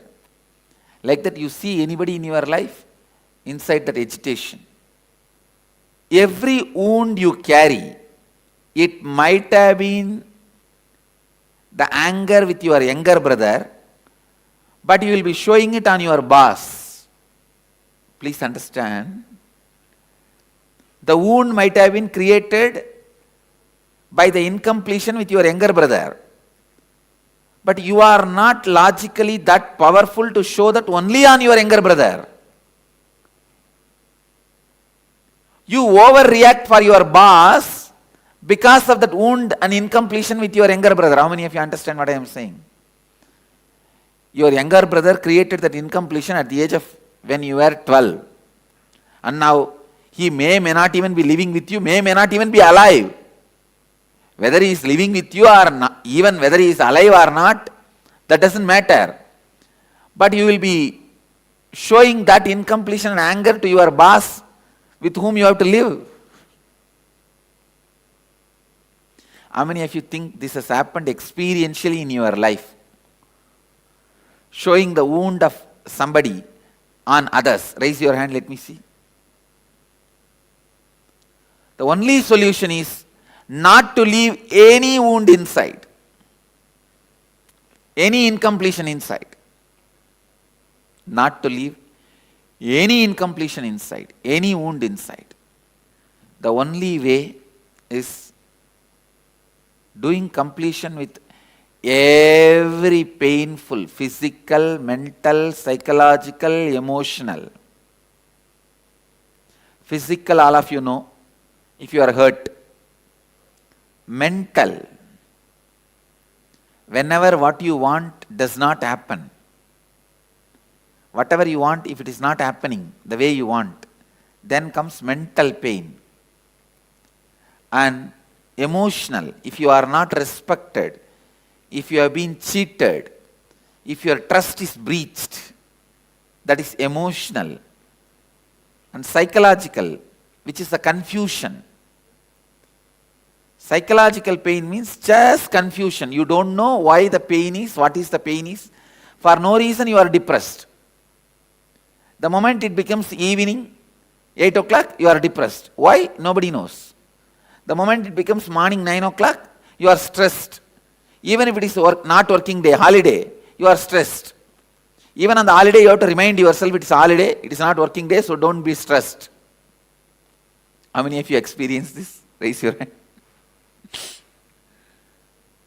So just because of time, you go through the same stupidity. That is psychological pains.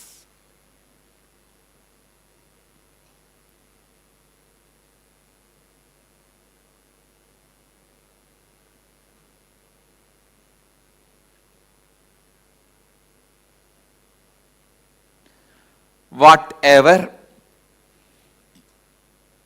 pain you went through in your life, go back to the root pattern. From root pattern, whatever you remember, relive in your inner space and pen down. Relive in your inner space and pen down. Relive again in your inner space and pen down. From the root pattern started till today morning, whatever you went through, pen down. How many of you are ready for it? But I tell you, you will become a just new being. It is like I'll wipe out the whole slate. You will be a new slate. Recall each and every incident. First, listen. Relive in your inner space. Then use the mirror, relive and pen down. Or you can relive in your inner space, pen down, then relive in the mirror. But all three has to happen. Reliving inside, penning down, reliving again in the mirror. All three has to happen. Do not censor anything. Do not avoid any incident. Write each and every incident. How many hours do you guys think you need? Alright, as a first installment, I give you 5 hours. Now it's almost 10 o'clock. 9:50, let us keep it as 10. 11, 12, 1, 2, 3, 5 hours. Between, you can pick up your lunch and eat and write both. Or you can just finish lunch in between few minutes. Tea you can just finish in few minutes. We will not have separate tea break, lunch break. Is it okay for all of you? Clear? So don't worry. One more thing I commit with you again. Whatever you relive and pen down, I'll clear it. I'll burn it away. I'll burn them away.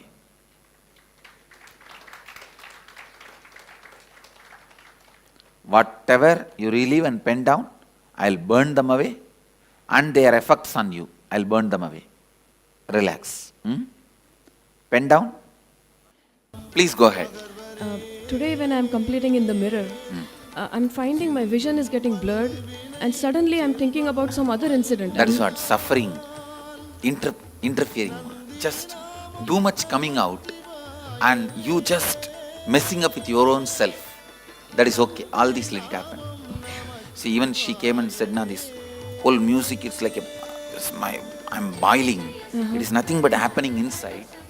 It has to go through. You have to go through this." My mind is putting me into a pleasant incident instead. That is what, because it doesn't want to face anymore how much it will face. So don't worry. Go ahead. See, even so many people coming and speaking itself is nothing but you are not able to handle. You just want to come and tell something. Nobody who came and spoke anything logically. No, really. All the questions you guys asked, I answered before starting the session. I have given such detailed instruction before the session. And no question was something which I have not explained before I started the session. How many of you understand that? It is just they are not able to handle, so they come and tell something, I also listen, that's all. Now I am sitting here just to listen and heal you, help you, support you and lubricate you to go through the process. That's why I am sitting here, encourage you and make you walk through in this and clean you. So otherwise, whatever questions you asked, it's all just already I answered. But it's okay, I'll answer. I'm really scared that life is full of painful incidents, and I can't completely explain. See, life is full of painful incident because we did not learn to handle it. See, it's like a person who does not know driving. For that person, road is full of accidents. But who knows driving, for them, road is not full of accidents. So I'm going to teach you driving now. Right, I'm going to teach you the completion, so don't worry. Yeah, but the garbage is too much to put out. So What I am saying, if you are going to clean only, it is too much to put out. You are only going to name it. I am going to burn it out. Okay. So you Thank do you. it. Thank you. I'll really do it, don't worry. I understand, I'll really do it. Person that I was with, kind of in a fantasy way, because that's how I saw them back then, because I described them as a witch. And it's not really realistically how they were, but that's how I felt. Is that okay? Whatever you experienced, whether it is realistically correct or not, you pen down. Okay. Thank you. Complete it with the mirror. No. You can complete inside and then complete with the mirror and then write down also. Yeah. But when I'm completing within me and then writing it down, I don't feel that it is an incompletion to complete it with the mirror. You don't have to feel it as an incompletion, just relive in mirror. But I feel that complete dissociation by that time, Swamiji. Why is it? It's okay. Relive once more in the mirror. Because sometimes just to get rid of the work or laziness, you don't want to feel that as incompletion. Relive. It's not memories, but just thoughts that are always in my mind that are just always disruptive. Yes, you can pen down even those thoughts. But how do just I individual thoughts. How do I relive that in the mirror? No, that is okay. You just pen down those thoughts individually. You don't need to relive them. Okay. But sometimes when I start writing, like a bunch of memories come up, and I'll write down like too many things and then get really overwhelmed when I'm trying to look in the mirror and like complete with them. And now that we have not that much time left, I'm wondering, like, should I go back over what I wrote and make sure that I like did it really thoroughly, or because new memories keep coming up now too, and I'm just like, no, I think don't worry about the time. I can go on extending. Please, whatever comes up, pen down. But like the things that came up, like for example, I would write down like a few sentences about something, but then it would kind of connect No, with something you will else. have time to complete it them also. So don't worry. Should I go back to those now or just keep No, with the new things? keep writing the new things which is coming up. Okay. Thoughts in both the eyes or else in any one of the eyes? Do we need to relieve the thoughts in any one of the eye or else? Both eyes will get into the both eyes. And the mirror you are going to visualize, that's all. Because see the mirror like a TV, that's all. Physical ailments separately. The physical pains you went through, memories and all that. They may not be directly connected to psychological or emotional mental pain, but separately they will be completed. So whatever problem we have now will also disappear. Yes. Okay, so That is what I am saying. The permanent damages done to your body and mind by the root pattern will be cleared. Go ahead. Please go ahead. Swamiji, this is the first time I am doing this in your presence. Previously, I struggled in the last 6 months to find out the root pattern incident. But 2 days ago, the one which I found, so far I might have done, I don't know, 100 times completion for it. I still feel like doing. I'll pull it out, don't worry. And then, every time I wrote year by everything, and whatever was looking painful before, now, yeah, they are painful, I am writing, but still they look trivial in front of my original thing. And I've been praying Mahadeva now to give completion to all the 4 involved in that incident. So, do you think I really got that actual incident? I do not know. I can say that you got the actual incident. The completion will start happening now.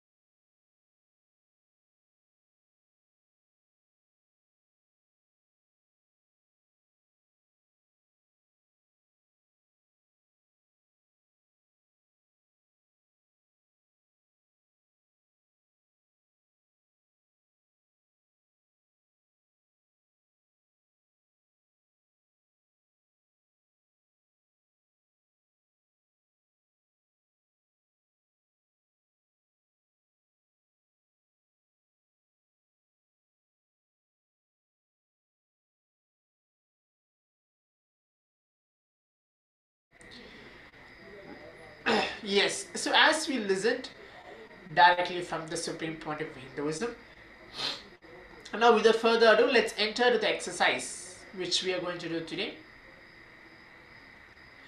As I said earlier, so what are we going to do today in the Samsara Dahana Kriya? So we're going to, for each painful incident, we're going to relive the whole incident in your inner space very intensely. Pen down the incident as if you are narrating a story. And then relive the incident in the mirror and sharing it to the people. In the sense of people means sharing it to Swamiji. Narrate all the incidents to Swamiji's Atmamurti as if you are talking to Swamiji. Literally relive all the incidents as you share. Do the above step at least 5 times. So am I making it clear? Please relive it 5 times and let's begin this Samsara Dahana Kriya exercise. Do it very intensely and very sincerely.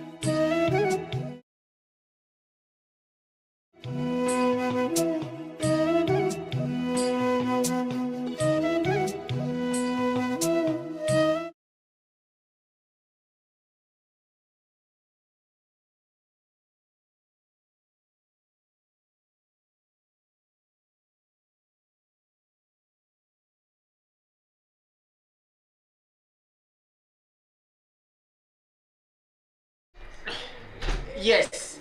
So now as we have finished the first process of the Samsara Dahana Kriya, let's all move on to the next. So what are we going to learn in the next? We're going to find the root pattern of our poor memory. So that's going to be the next segment which we're going to learn. Please give your complete listening. So that is the thing which we're going to learn today. Find the root pattern of your poor memory. When you try to find the root pattern of your suffering, you have to go back to the earliest memory, either the age of 2, 3, 1 or 2, the earliest memory. But the completion will not happen if you just work on that one incident. All the impact of that root thought pattern, every incident you have to complete. When you find the root pattern of suffering, you have to go back to the earliest memory of childhood. When you rewind step by step, incident by incident, you will have to complete till today. Continuous, tireless completion process. Only when you are complete, all the creative knowledge available in the universe happens. All the natural resources available in the universe happens.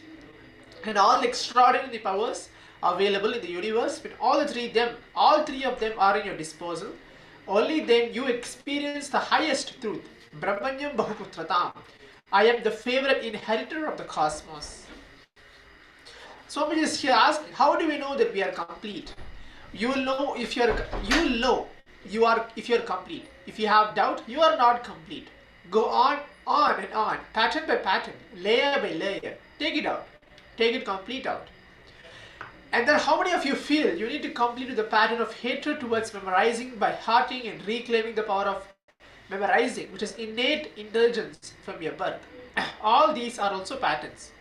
Your innate intelligence can start by heart memorizing and restore. Reclaim any information that comes in front of your inner space. Your inner space has the innate intelligence to hold, store, capture, reclaim and restore any information present in front of you. When you can capture all your sufferings and keep it till the age of 50, till the age of 50, and then it gives a complete breakthrough within yourself.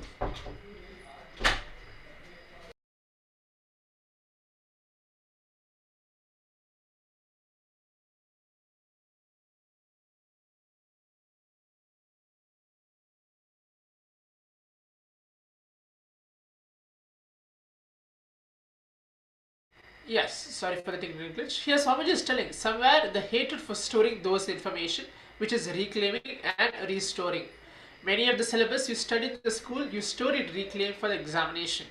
Pen down all those, but never restore it and dump it. Examination is over, oh God, then I should not remember this anymore. Examination is over, then why should I do all this? All these incidents are there even inside yourself. So find the root pattern of your poor memory and complete with it. And how do you find that? Let's take a moment to watch directly a clip from the Supreme Pontiff of Hinduism and understand the powerful cognition. And then we'll have a short exercise before we move on to the next session.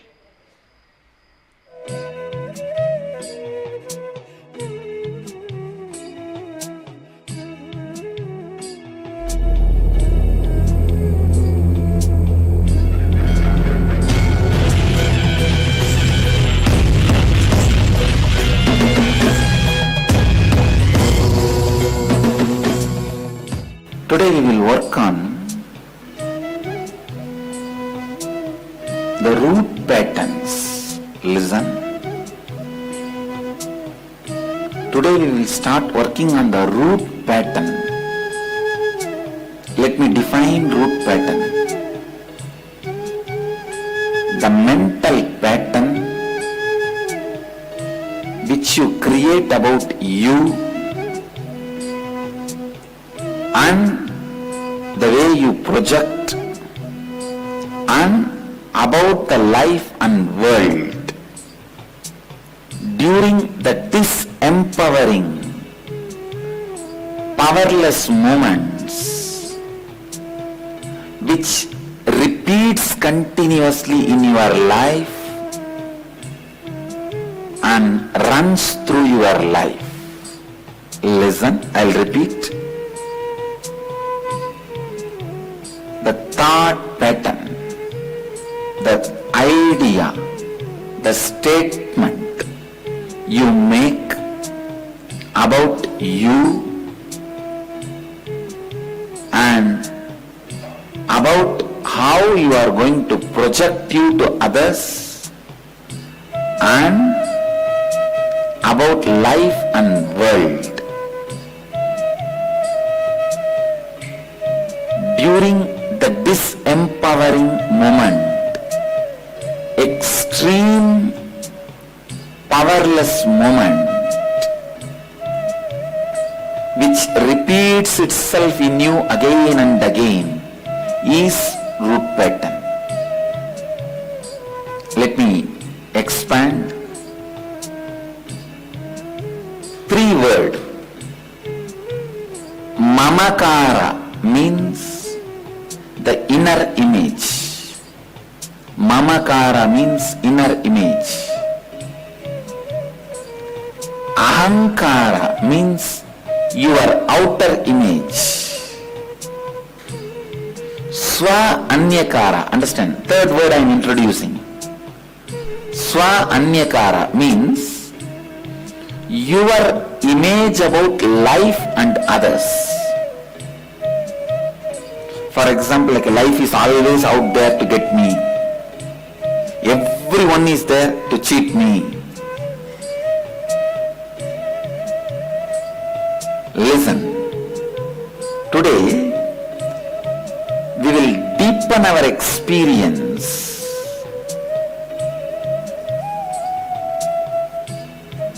Deepen our understanding about our mamakara and also discover how our ahankara, please understand, we will deepen our understanding about inner image, actual inner image, and also discover why our actual outer image is the way it is. All of us know we have an outer image, ahankara, but we don't know why we built it in such a way, the way it is. It is like why you do things the way you do things. Why you project you the way you project you. We will discover that now. And Swa Anyakara, which is our image about others and life. How this Ahankara and Swa Anyakara took shape. Please listen. All of you are able to understand what I am saying? First thing you need to know, all 3 happens simultaneously. Listen. Listen. I give you the example. Once when your brother was beating you as a 3-year-old child, the mamakara will be, I am weak, powerless. The ahankara will be, I am powerful. I will not allow anybody to attack me. And Swa Anyakara means your image about others and life is there out only to torture me. I am always tortured. That is Swa Anyakara. All of you are able to get it? All of you are able to cognize what I am saying? The difference between the 3. Inner image, outer image, your image about life. Please listen. First thing you need to know, your mamakara, your ahamkara, your Swa Anyakara. In English, your inner image, outer image, your image about life. All these three are intertwined. They arise together as one. That's the first thing you need to know. Second, at a vulnerable, intense, incomplete moment of the past, when you are really in this, you feel you are facing the survival threat, completely powerless. Your mamakara means your inner image arises out of disempowering cognition and took shape in you, means your inner image will be always disempowering you. How many of you cognize what I am saying? Your inner image will be always disempowering you. It is your mother-in-law sitting inside you permanently, constantly nagging. Listen, this moment when you are faced with a perceived survival threat, you create inner image.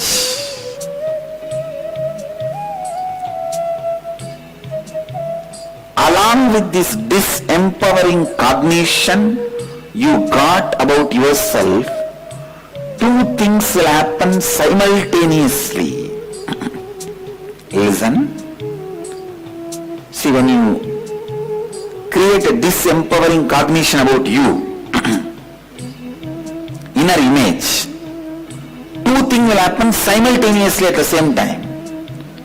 You also got disempowering cognition about others and life, and you also projected an artificially built pseudo-empowered image about you to others. That is what is ahankara. Listen. One of the biggest problem I face is, for this whole concept I cannot give you from my personal experience. I don't have a single, I tried my best. Even once I have not felt powerless from the birth. Now the biggest problem is, because of that I am not able to give you my personal life experience. But I think all of you are able to understand. Am I right? All of you are able to understand. Listen. When you got a disempowering inner image about you, you create a pseudo-empowered image about you for survival's sake and project that to the world. Understand? Artificially built up pseudo-empowered image about you to others. It is like you create one and get two free. The inner image you create and your image about others and life, and the image you project to others, these two you get free. All of you understand? See, you do not relate with the world the same inner image you created about you. Do you relate with the world? No. Even yesterday, 80% of you did not introduce yourself with the actual inner image. Even if you say, yes, sir, I am a failure talking to you, then immediately you change and tell your other name, your ahankara, and try to know about their ahankara. Even for 1 hour in one session, you don't want to relate with the world, which is actually you are carrying from your, literally from your birth, maybe from the age of 3 or 4. From the time you know about you, this is the first word you know about you. Am I right? Mamakara is the inner image, is the first word you know about you.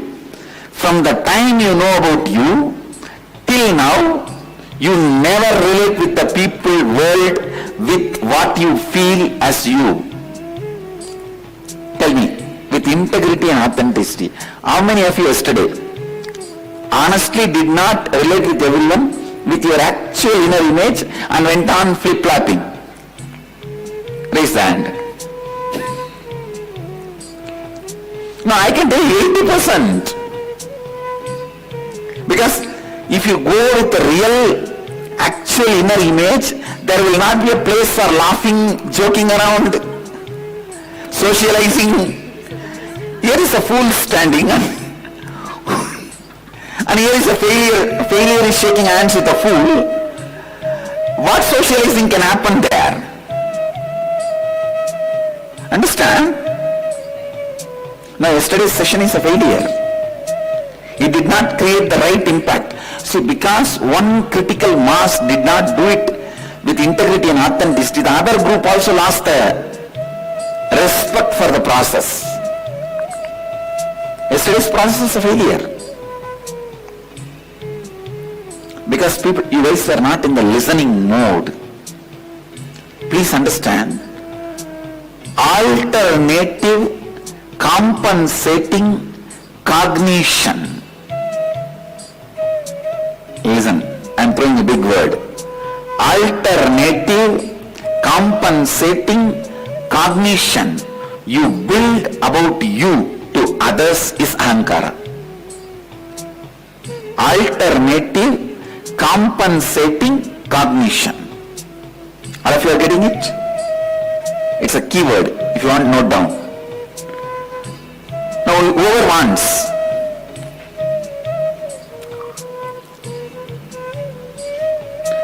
alternative compensating cognition. Alright, now please drop the pen and paper. Please listen carefully. In order to survive and escape from the perceived confrontation and suffocation, a perceived confrontation and suffocation that you had in an intense, incomplete moment of your past. See, when you felt the survival threat, incompletion,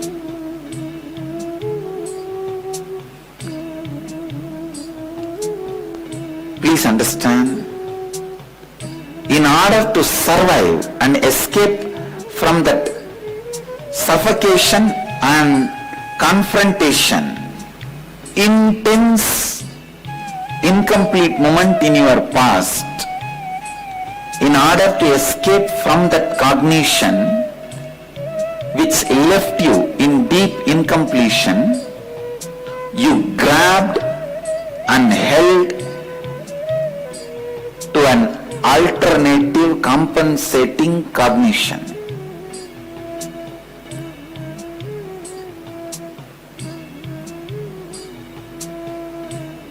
All of you are able to cognize what I am saying?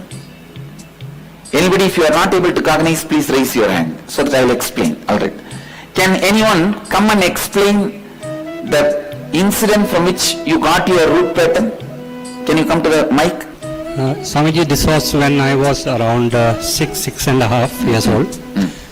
I was very naughty at that time, and I did something which for the first time really angered my father. And we were living on the second floor of a flat in Mumbai. And he just lifted me, he took me to the balcony and said, "I'll throw you now." And that really shook me. Since that day I have been quite scared of my dad, even though he was very friendly actually. So that was the turning moment for me.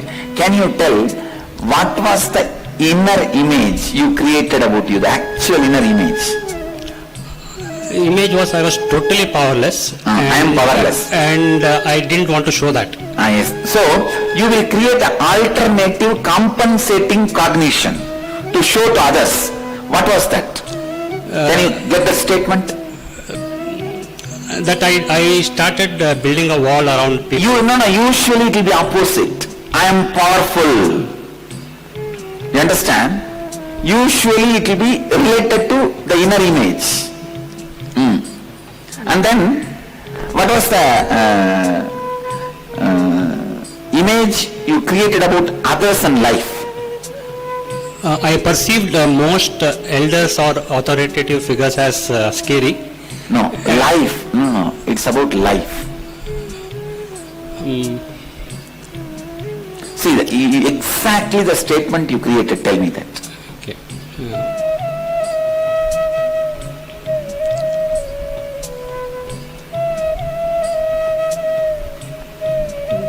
All you guys are getting it? The online cities. The cognition I had was life is very scary. And that's it. And immediately what are the actions you did after you came out of your dad's hands?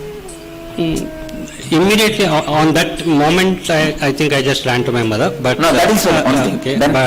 But later, I started avoiding tactics or not confrontational, but not to show any weakness. Not to show any weakness. That is the ahankara statement. You understand? Getting it? Yes, sir. So all of you are understand, behaving politely is nothing but not to show any weakness.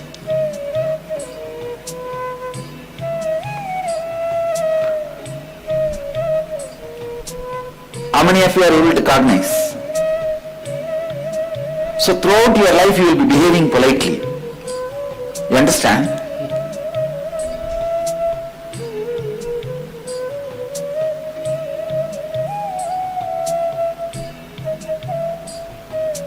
I can say that behaving politely is one of your strength. Am I right? Yes, sir.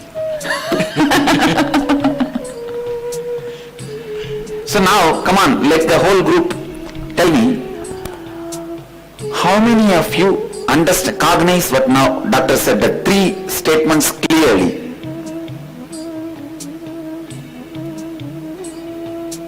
See, that behaving politely is great. It has produced many good results in your life. But it is out of wrong reason. So it won't bring fulfillment. You understand what I am saying? Any quality you develop, out of that compensating alternative cognition, it will bring success. It may bring success, but it won't bring fulfillment. Okay? Whenever you build a disempowering inner image, you can't actually use the same to relate with everyone. It is too suffocating. So you build up a pseudo image with which you will bring the hope of survival. Understand? See, even politeness is nothing but putting up a strong front. You understand? Many times we do not allow anybody to enter into us. That is politeness. See, politely saying no. It is not that always rudeness is required to say no.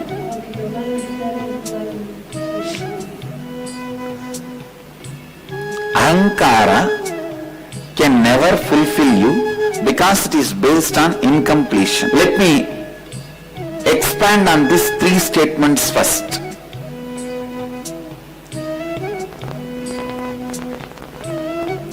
Inner image, the image you project to others, alternative compensating cognition, and your image about life and others. All of you are able to cognize these three concepts? Anybody who is not able to cognize these three, raise your hand. Okay, That's good. So we'll move to the next. Now, I wanted each one of you listen. Now I wanted each one of you to sit with you and dig out from the earliest memories of your life where you experienced conflict. Relive the whole situation in the mirror. Sit with the mirror and relive the whole situation again. The earliest memory of conflicting situation. Note down in that situation your actual inner image statement. Your actual inner image statement. Your mamakara statement means the statement about you. Second, your actual outer image statement. Your ahankara statement. The statement how you project you to others. Third, your actual image about others and life. Your statement about life and others in your life. It will be usually life is out there to harass me, life is out there to get me, life is always denying what I want. It can be anything. Now identify and write down all the three statements. Clear?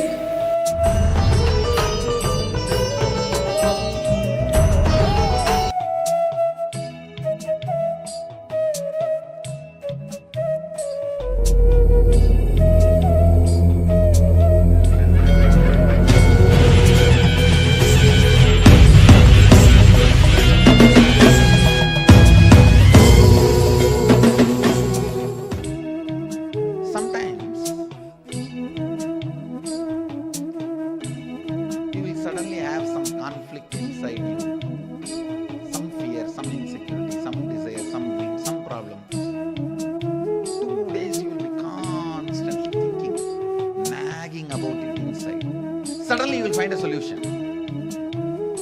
And you will be so peaceful, blissful, joyful for next 2 days. But after 2 days again you will forget the solution. The same problem will be nagging you. And 2 days you will suffer with the same problem nagging. After 3-4 days, again you will find the same solution which you forgot. And suddenly you will be free from that suffering, nagging. You will be happy. After a week, again you will forget the solution. Again you will be having the same nagging, same problem, same torture. How many of you go through this? This is what I call pattern. Understand? You will find the same solution for the same problem, forget the same solution, again be caught in the same problem. After a few days, again forget the same solution, caught in the same problem. Again you will remember the same solution, feel free from the problem. Again you will be. See, the problem and solution will be same. Forgetting, remembering, forgetting, remembering. And sometimes you will even write it on the wall. Next time when I have this problem, I should remember this solution. You write it on the wall or tattoo it on your body, anything you do, again you will forget.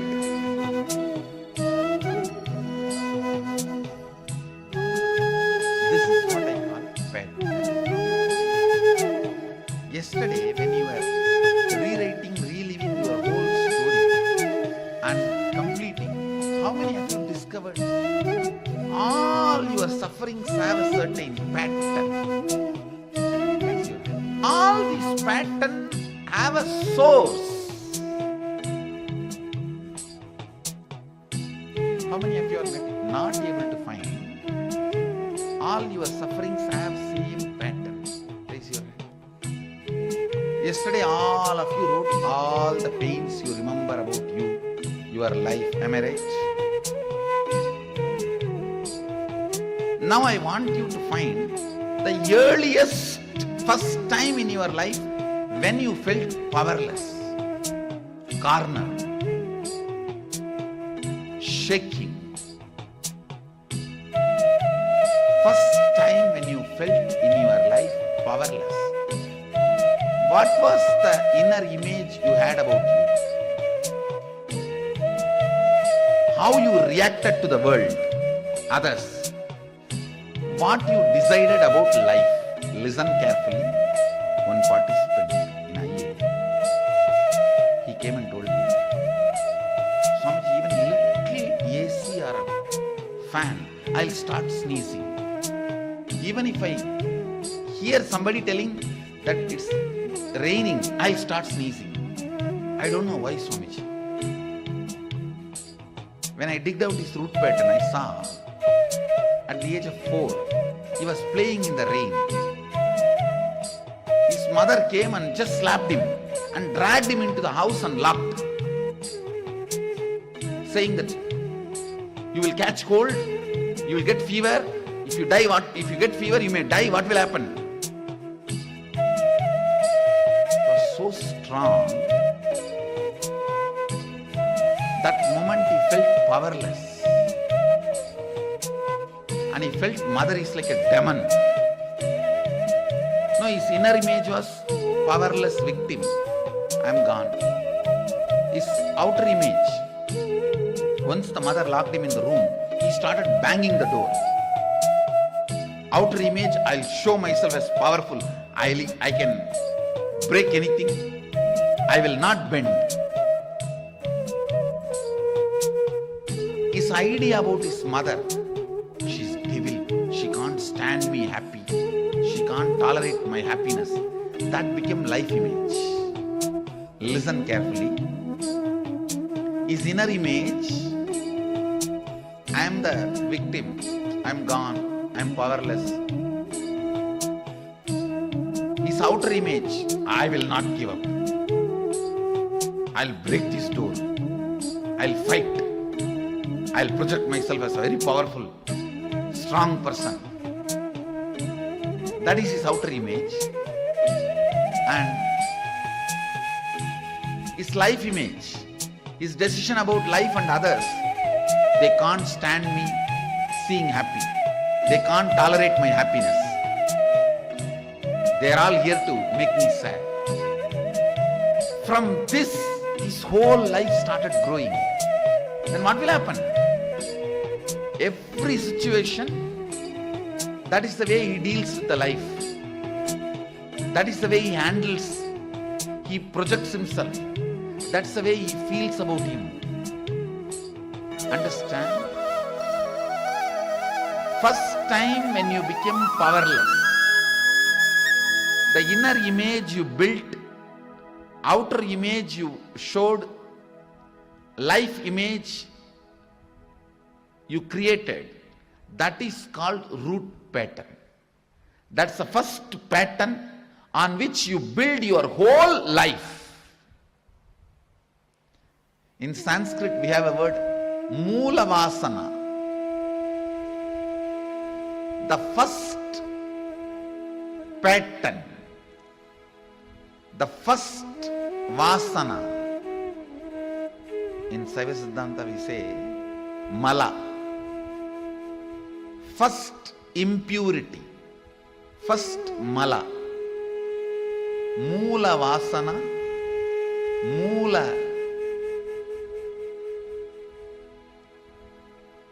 original pattern, the root pattern.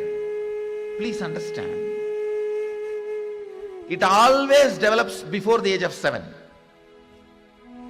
Good news is, sex can never be root pattern.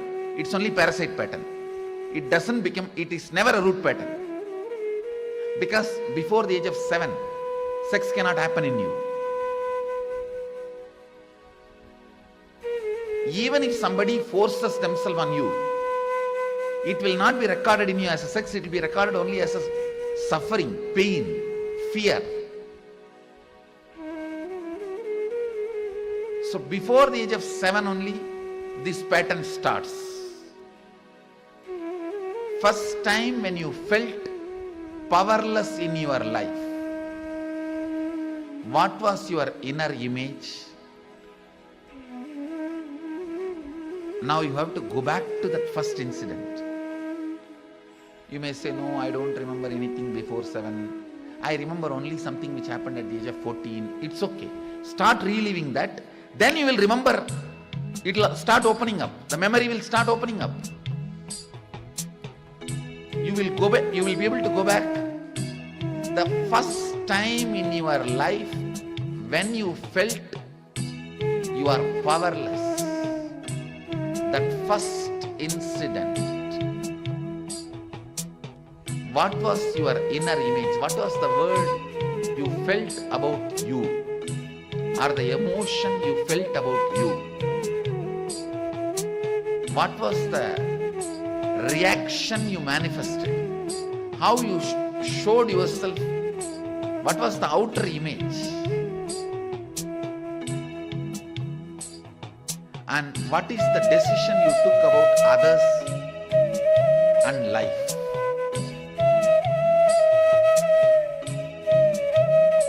I'll give you a few minutes. Try to dig out the incident. Sit straight. Close your eyes. First recall the earliest incident when you became powerless. Try to recall and remember. You don't have to relive now. Just recall, remember.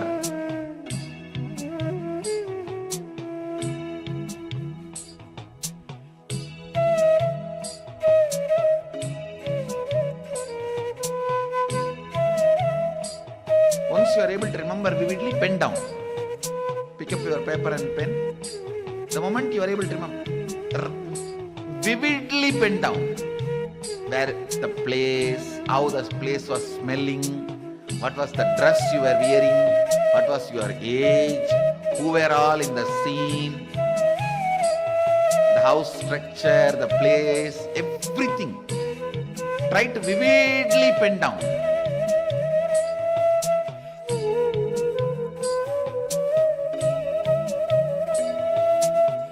Try to recall, vividly and pen down. Swamiji, can there be multiple root patterns or will there be just one? No, only one. In the end, it will be only one. I was able to recall certain incidents of that. That is what. All the 2, 3 also will finally boil down into one. But my responses in each of that is a bit different as what I feel. What I am saying, earliest incident, that will be the root pattern. Understand these few basic truths. Root pattern will always be before 7. First. Second, inner image will always show you are weak.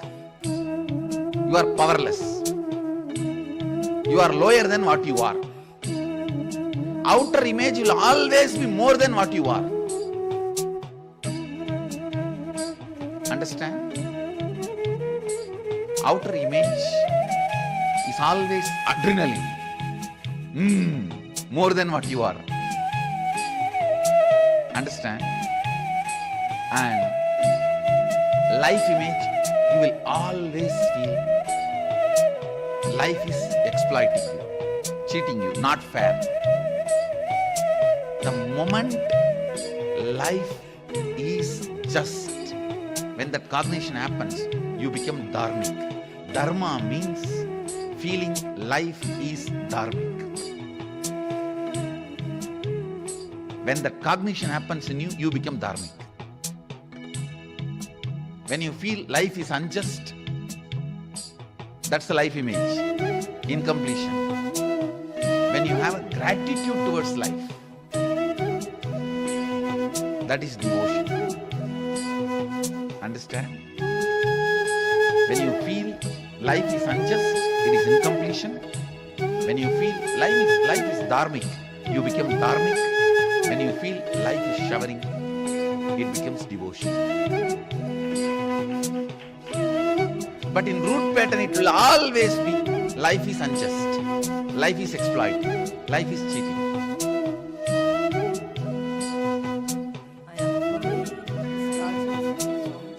Less than 5 years. I remember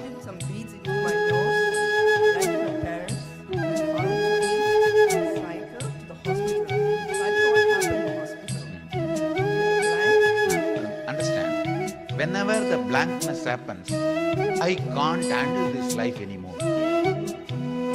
When you decide I can't handle it anymore, only you black out yourself. Please understand, coma is nothing but self-anesthesia. When you feel it is too much, you put yourself in the painless state, that is called coma. So now, when you are going to do completion, when you do completion, the same blanking out will happen, but consciously, and it will melt down. Only then the thick blanket on you about life will be removed.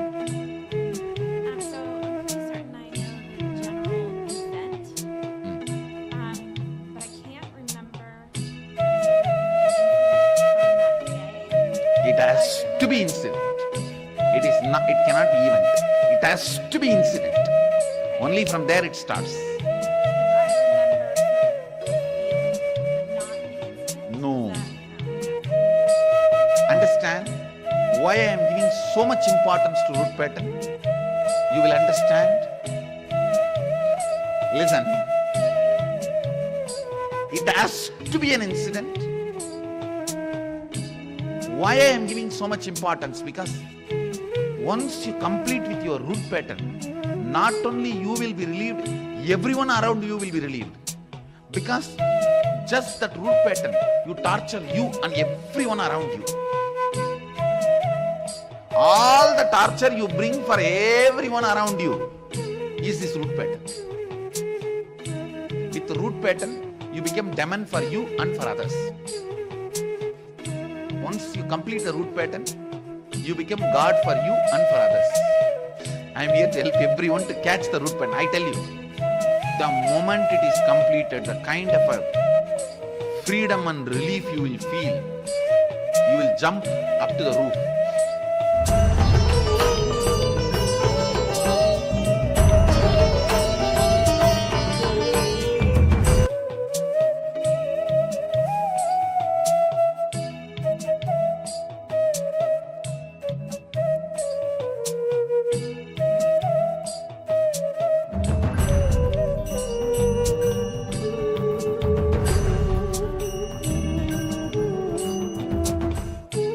I wanted you to understand this one thing.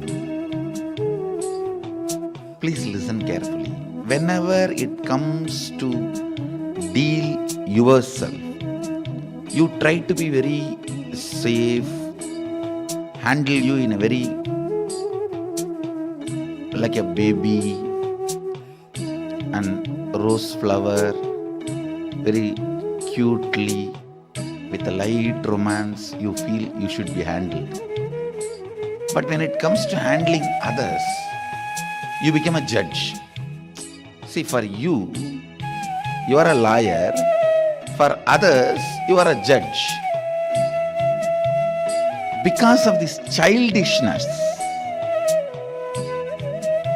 the many cognitions you build, when you repeat again and again, suddenly all that will start breaking.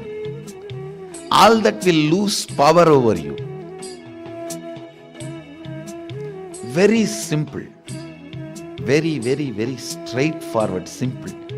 Just few lines. Listen to this few lines carefully. 1. Try to remember the earliest, as far as your memory goes, the earliest first time you felt powerless, either by fear or guilt or weakness. First time when you felt powerless. It can be as simple as your mother made you sit on the dining table, or you were playing in the rain and your mother slapped you and dragged you inside the room, or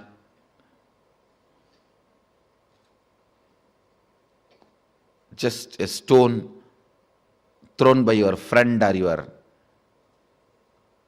brother has hit you. It can be as simple as this, or your sister snatching the ice cream. Now usually sisters don't snatch, only brothers snatch. No, I have seen. Sister is the best relationship. I grew up in large family. Sister is the best relationship.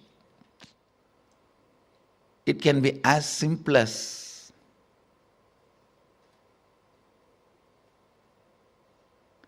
your mom gave one sweet extra to your younger brother. Your dad gave one cloth or jewel extra to your younger sister. It can be anything. First time when you felt powerless, what was your inner image? Means, what did you tell about you to you? What was your outer image? How you showed you to others? How you reacted to that situation? And what was your life image? Means, how did you judge others or life at that moment? Listen, what was your inner image? What was your outer image? What was your life image at that moment? It is almost like a surgery. You have to now cut yourself and see. It's a surgery, literally, because now you will remember an incident which happened at the age of 8. When you try to find out, open that incident, suddenly you will remember something which happened at 6.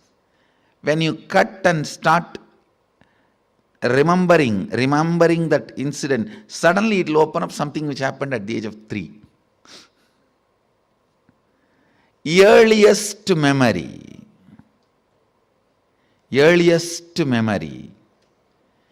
First time, as far as you can remember, when you became powerless.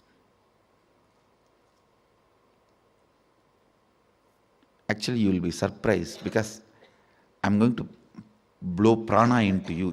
Means awaken your pranic energy.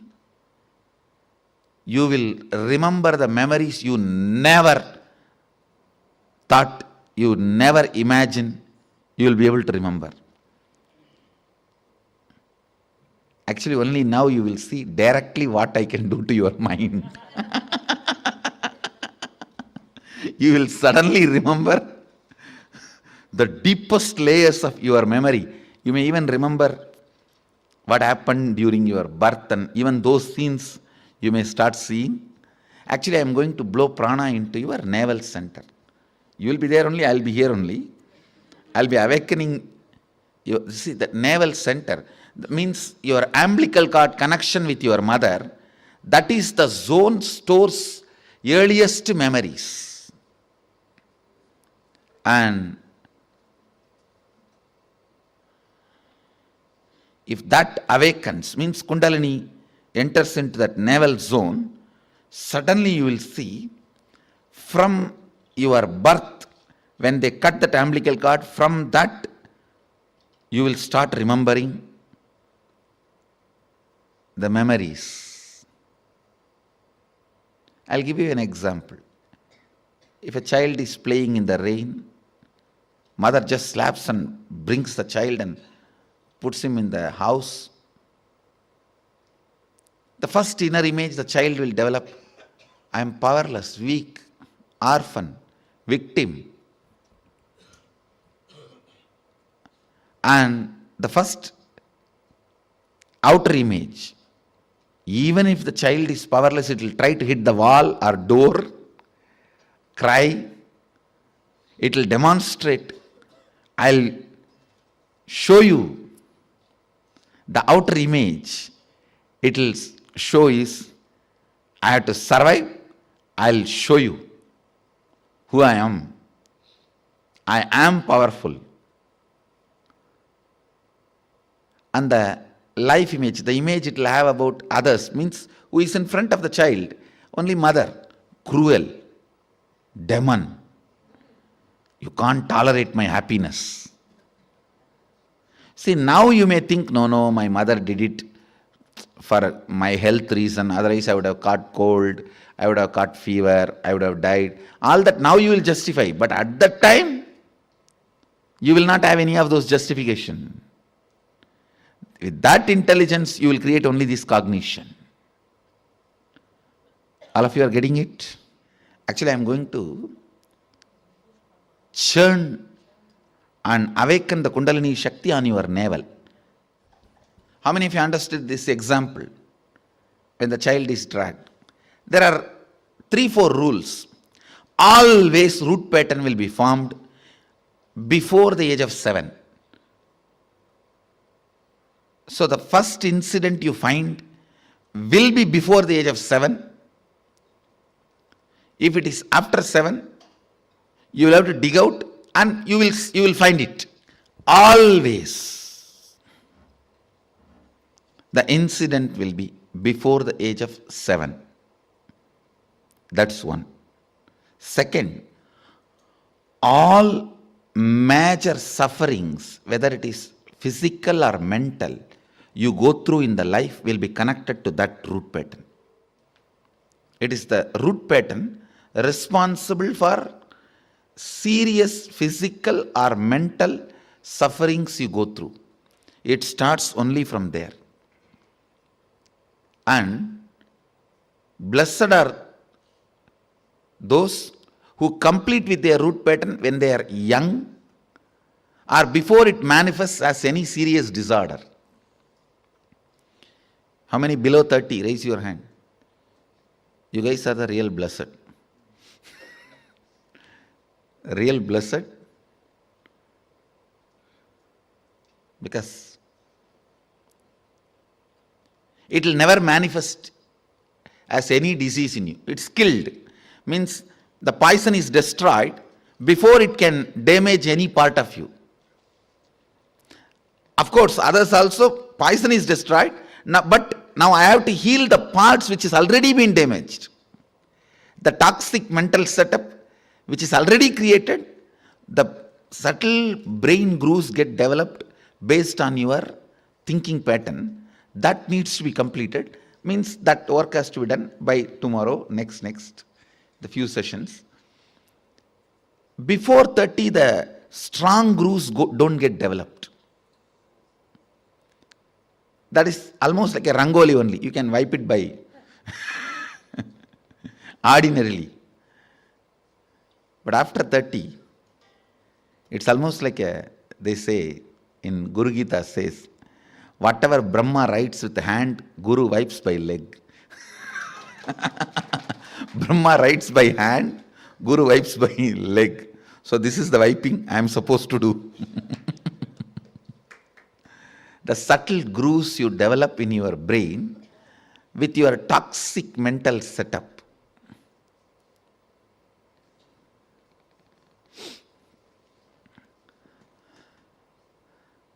Now only you are entering into the most serious or important part of inner awakening. Please understand. Last 4 days is more like a warming up session. I am introducing some concepts, some theories, some simple techniques, some simple, very entertaining processes. Today we are entering into a very serious transformation where literally many of your past loads will be wiped from you. Means you will forget them. It will just not be there. It will just not be there. But that not there zone, you would have never imagined can happen to you. You understand? See, you can never imagine some heavy load from you can be taken away once for all. So now this is the process we are going to enter. So much of load will be taken away once for all. Where not only they become irrelevant to you, they are just not there for you. That is the best space to be.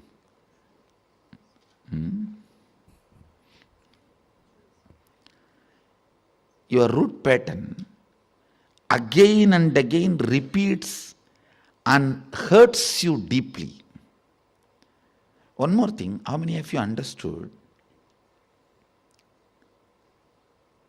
Yesterday in that whole samskara dahana kriya, many of your sufferings are almost like a same type.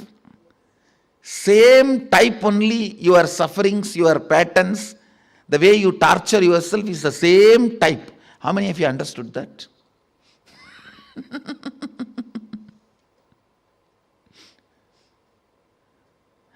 That will be disconnected or broken. It's like there is a pearl chain. If you just cut the center thread, the whole thing will fall apart. So today I am going to cut the center thread. The root pattern which makes your life go in the same trend of suffering. Whether it is physical problem or mental problem. Usually it will start as a mind, then translate into physical. But now when we kill this, in the root, it will never grow or it will never, it loses its power to torture you physically or mentally or in any way.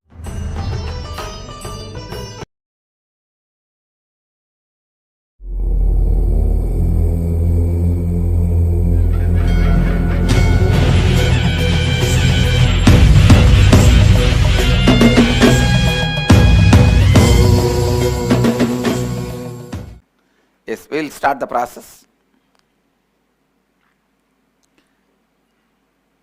Now we are going to find your root pattern. What is root pattern? Everything I will define. First I am going to lead you guys step by step. First, please take your notebook which you wrote from the day 1. Not your personal class notes, but all the homework I gave, like a life purpose. Second, the about authenticity. We have given so many homework, am I right? Means the internalizing work. And then all the patterns of non-integrity. Then responsibility. Then enriching, whatever you wrote. I just want you guys to spend few minutes and read the whole thing once. Then I will lead you into root pattern session. When your mother slaps you and drags you, the first thing you will define about you is, I am powerless, helpless. I am dead, I am gone. I can't do anything. That's a definition, first definition you give about you. And about your mother, your mother is the life at that time. About life, oh God, cruel, demonic, devil, violent. That is the definition you give about life. I am giving you an example. Naturally, when your mother locks you, you cannot survive by thinking you are powerless and life is cruel. So you have to show, no, do you know who am I? Only then you can survive. Then what is the only way? Put up a strong front. You will kick that gate. How many of you have done this? Listen. The first time you felt threatened, you are in danger. At that time, what is the definition you made about you? What is the definition you made about life? What is the way you decide to respond, handle, project? You may not immediately respond, after little time. How you decided to respond? when you recovered, how you decided to respond. What you defined as you is inner image. What you defined life is life image, others and life is life image. How you decide to respond is outer image. How many of you are clear about what I am saying? How many of you are already able to think some incident in your life would have happened? Usually root pattern gets developed only below 7. That is why lust is not root pattern. Understand? The great news I have for you is lust can never be root pattern. It is only parasite pattern. It can be completed.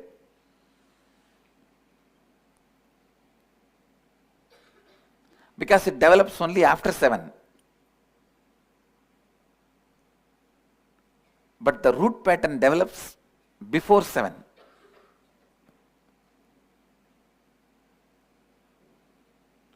Now, just few minutes, I'll give you, whoever remembers some incident which you think would have started the root pattern in you. Listen, one more thing. If you don't remember anything before 7, whatever you remember earliest, if you remember something only at the age of 14, 15, when you feel you have been threatened, your survival was threatened.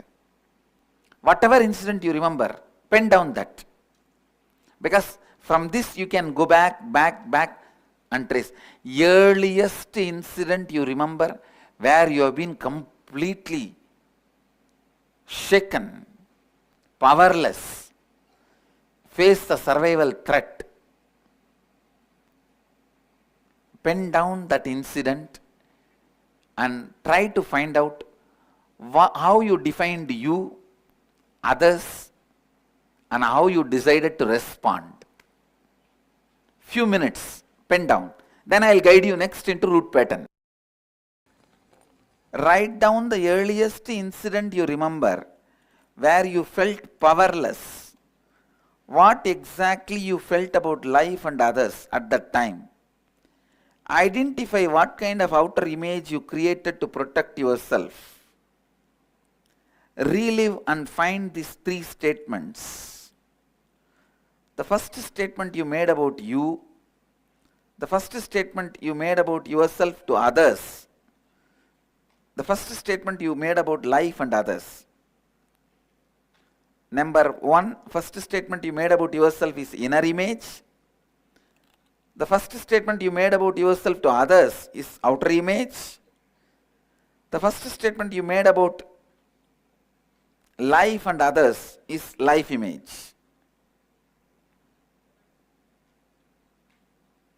Do only this much. The last line we will do later on. Start reliving the root incident you wrote now. That we will do later on. First you pen down. How many of you finished writing? Raise your hand. How many of you are still writing?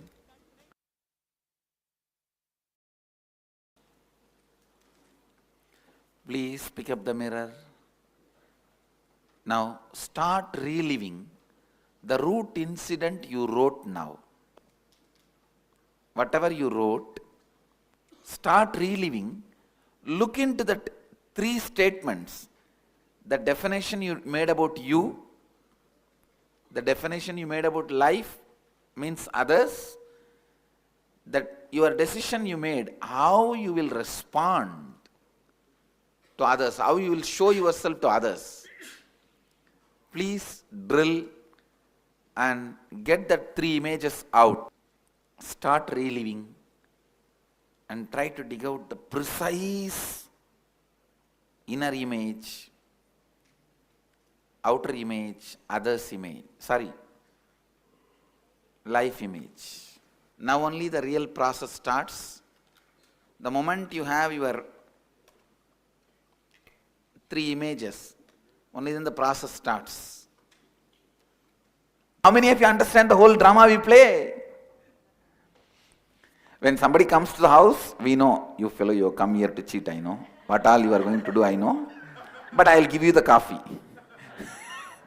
It is like, suddenly one friend came to the house. Husband wants to drive this fellow out, but he doesn't know what to do. He goes to the kitchen. Inside the kitchen, he convinces the wife to do a drama. And in the kitchen, he is shouting, "Hey, my friend is come, get the coffee." The wife shouts, "There is no sugar, there is no coffee powder, there is no milk. Why are you shouting coffee, coffee all the time? Nothing is here." Then this fellow acts as if he is beating. And she starts crying. Everything is happening in the kitchen. The moment the friend in the hall heard the noise in the kitchen, crying, shouting, fighting, he says, it's okay, don't fight because of me. I am leaving." He went away. Then without even having the patience, this fellow, this host, he tells the wife, see how nicely I acted and kicked him out. She says, no, how nicely I gave an act and sent him out. That fellow went, he heard the whole thing. He came back and said, see how nicely I acted as if I am going, and came back. This same drama only is going on in our whole life.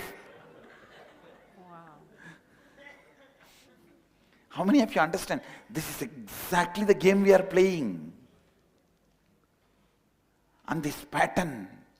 How many of you understand these games? This exactly the games we are playing in our life. It is just these patterns are ruling and ruining us. Whether your first time you became powerless or just today morning you became powerless, these three statements will be same. How many of you discovered that? Even if you have gone powerless today morning, some fight, some situation, if you live it, relive it and pick up these three image statement, it will be same as you created first time before the age of 7. How many of you found you just live such a pseudo empty life? Raise your hand. What you feel is different and what you show is different, and it's like before you cheat others, other cheating you. Before other cheats you, you cheat. Can we drop all our built ideas and be with the truth for next 42 minutes? How many of you are ready? Shall we try? A simple game, a very powerful, simple game. You will go around and introduce yourself with the truth. Means what you feel about you.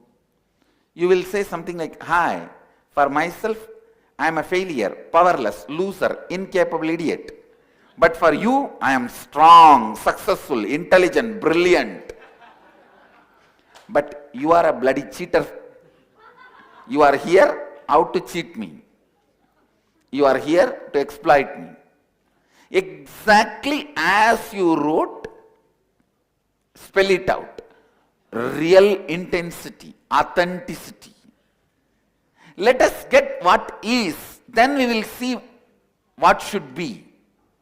Understand? You may think, oh God, what will happen now? And please understand, in Hindu tradition, beautifully there is one verse. The context for seeking is that one verse which says, Atato Brahma Jignasat. Let us inquire into the truth. What comes, comes. But you need guts. So let us be with the truth for next 42 minutes. What comes, comes. Okay? What comes, comes. How many of you have a courage to do that? So we will all do it. How many of you don't have courage to do it? Raise your hand. You are the first one to do it. We will push you to do it. We won't leave you because you don't have courage. Listen. First thing, first rule of the game. You will not give any lie introduction like, hi, I'm an engineer, doctor, from Delhi, from Bombay, from... No. You will not give any of that introduction. Now you are not introducing your individuality, you are introducing your original inner identity. What constantly you think as you are introducing you. Let us be with the original identity for next 42 minutes and see what happens inside us. Whatever happens, let it happen. You will not give any introduction about you. The usual false introduction. Do you know, I am this is your name? No. Nobody is interested in your name. Nobody is interested in who you are. I want only you to stand with the truth of what you actually believe about you in your deepermost being. Clear? First thing, first rule of the game, you will not give any of your so-called social introduction. Second, you will not talk anything else. Third, you will only introduce your inner image as you, and you will also tell, but for you I am this only. For me I am this, for you I am this, but you are for me is this. And real sincerely, authentically you will tell. When you tell about for you, for me, you are a cheat, you are here to exploit me, you will not tell that smilingly, you are a cheat and you are exploit. No. You will really be. Because that is what you are feeling. You carry that constant anger, aggression, fear. Don't you see the frightened child sitting inside? How many of you discovered that frightened child is still sitting inside, alive? Don't we need to grow? Tell me. Yes. Then you need vitamin S. Spirituality. Vitamin S is spirituality. This is vitamin S. Let us start. So now, all of you understood the game? First thing, you will go out and introduce yourself.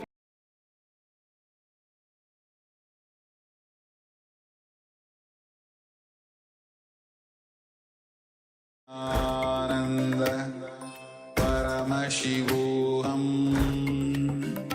Om Nityananda Paramashivoham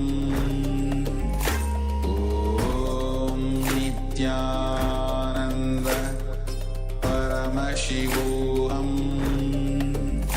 Om Nityananda Paramashivoham. Yes, so as we now learnt about the topic on Samsara Dahana Kriya, we completed our root thought patterns and we went through a process where we learned how to complete all our root patterns from the time you are the childhood age till now. So now let's all prepare ourselves. We're going to move on to the next session which we are going to have today.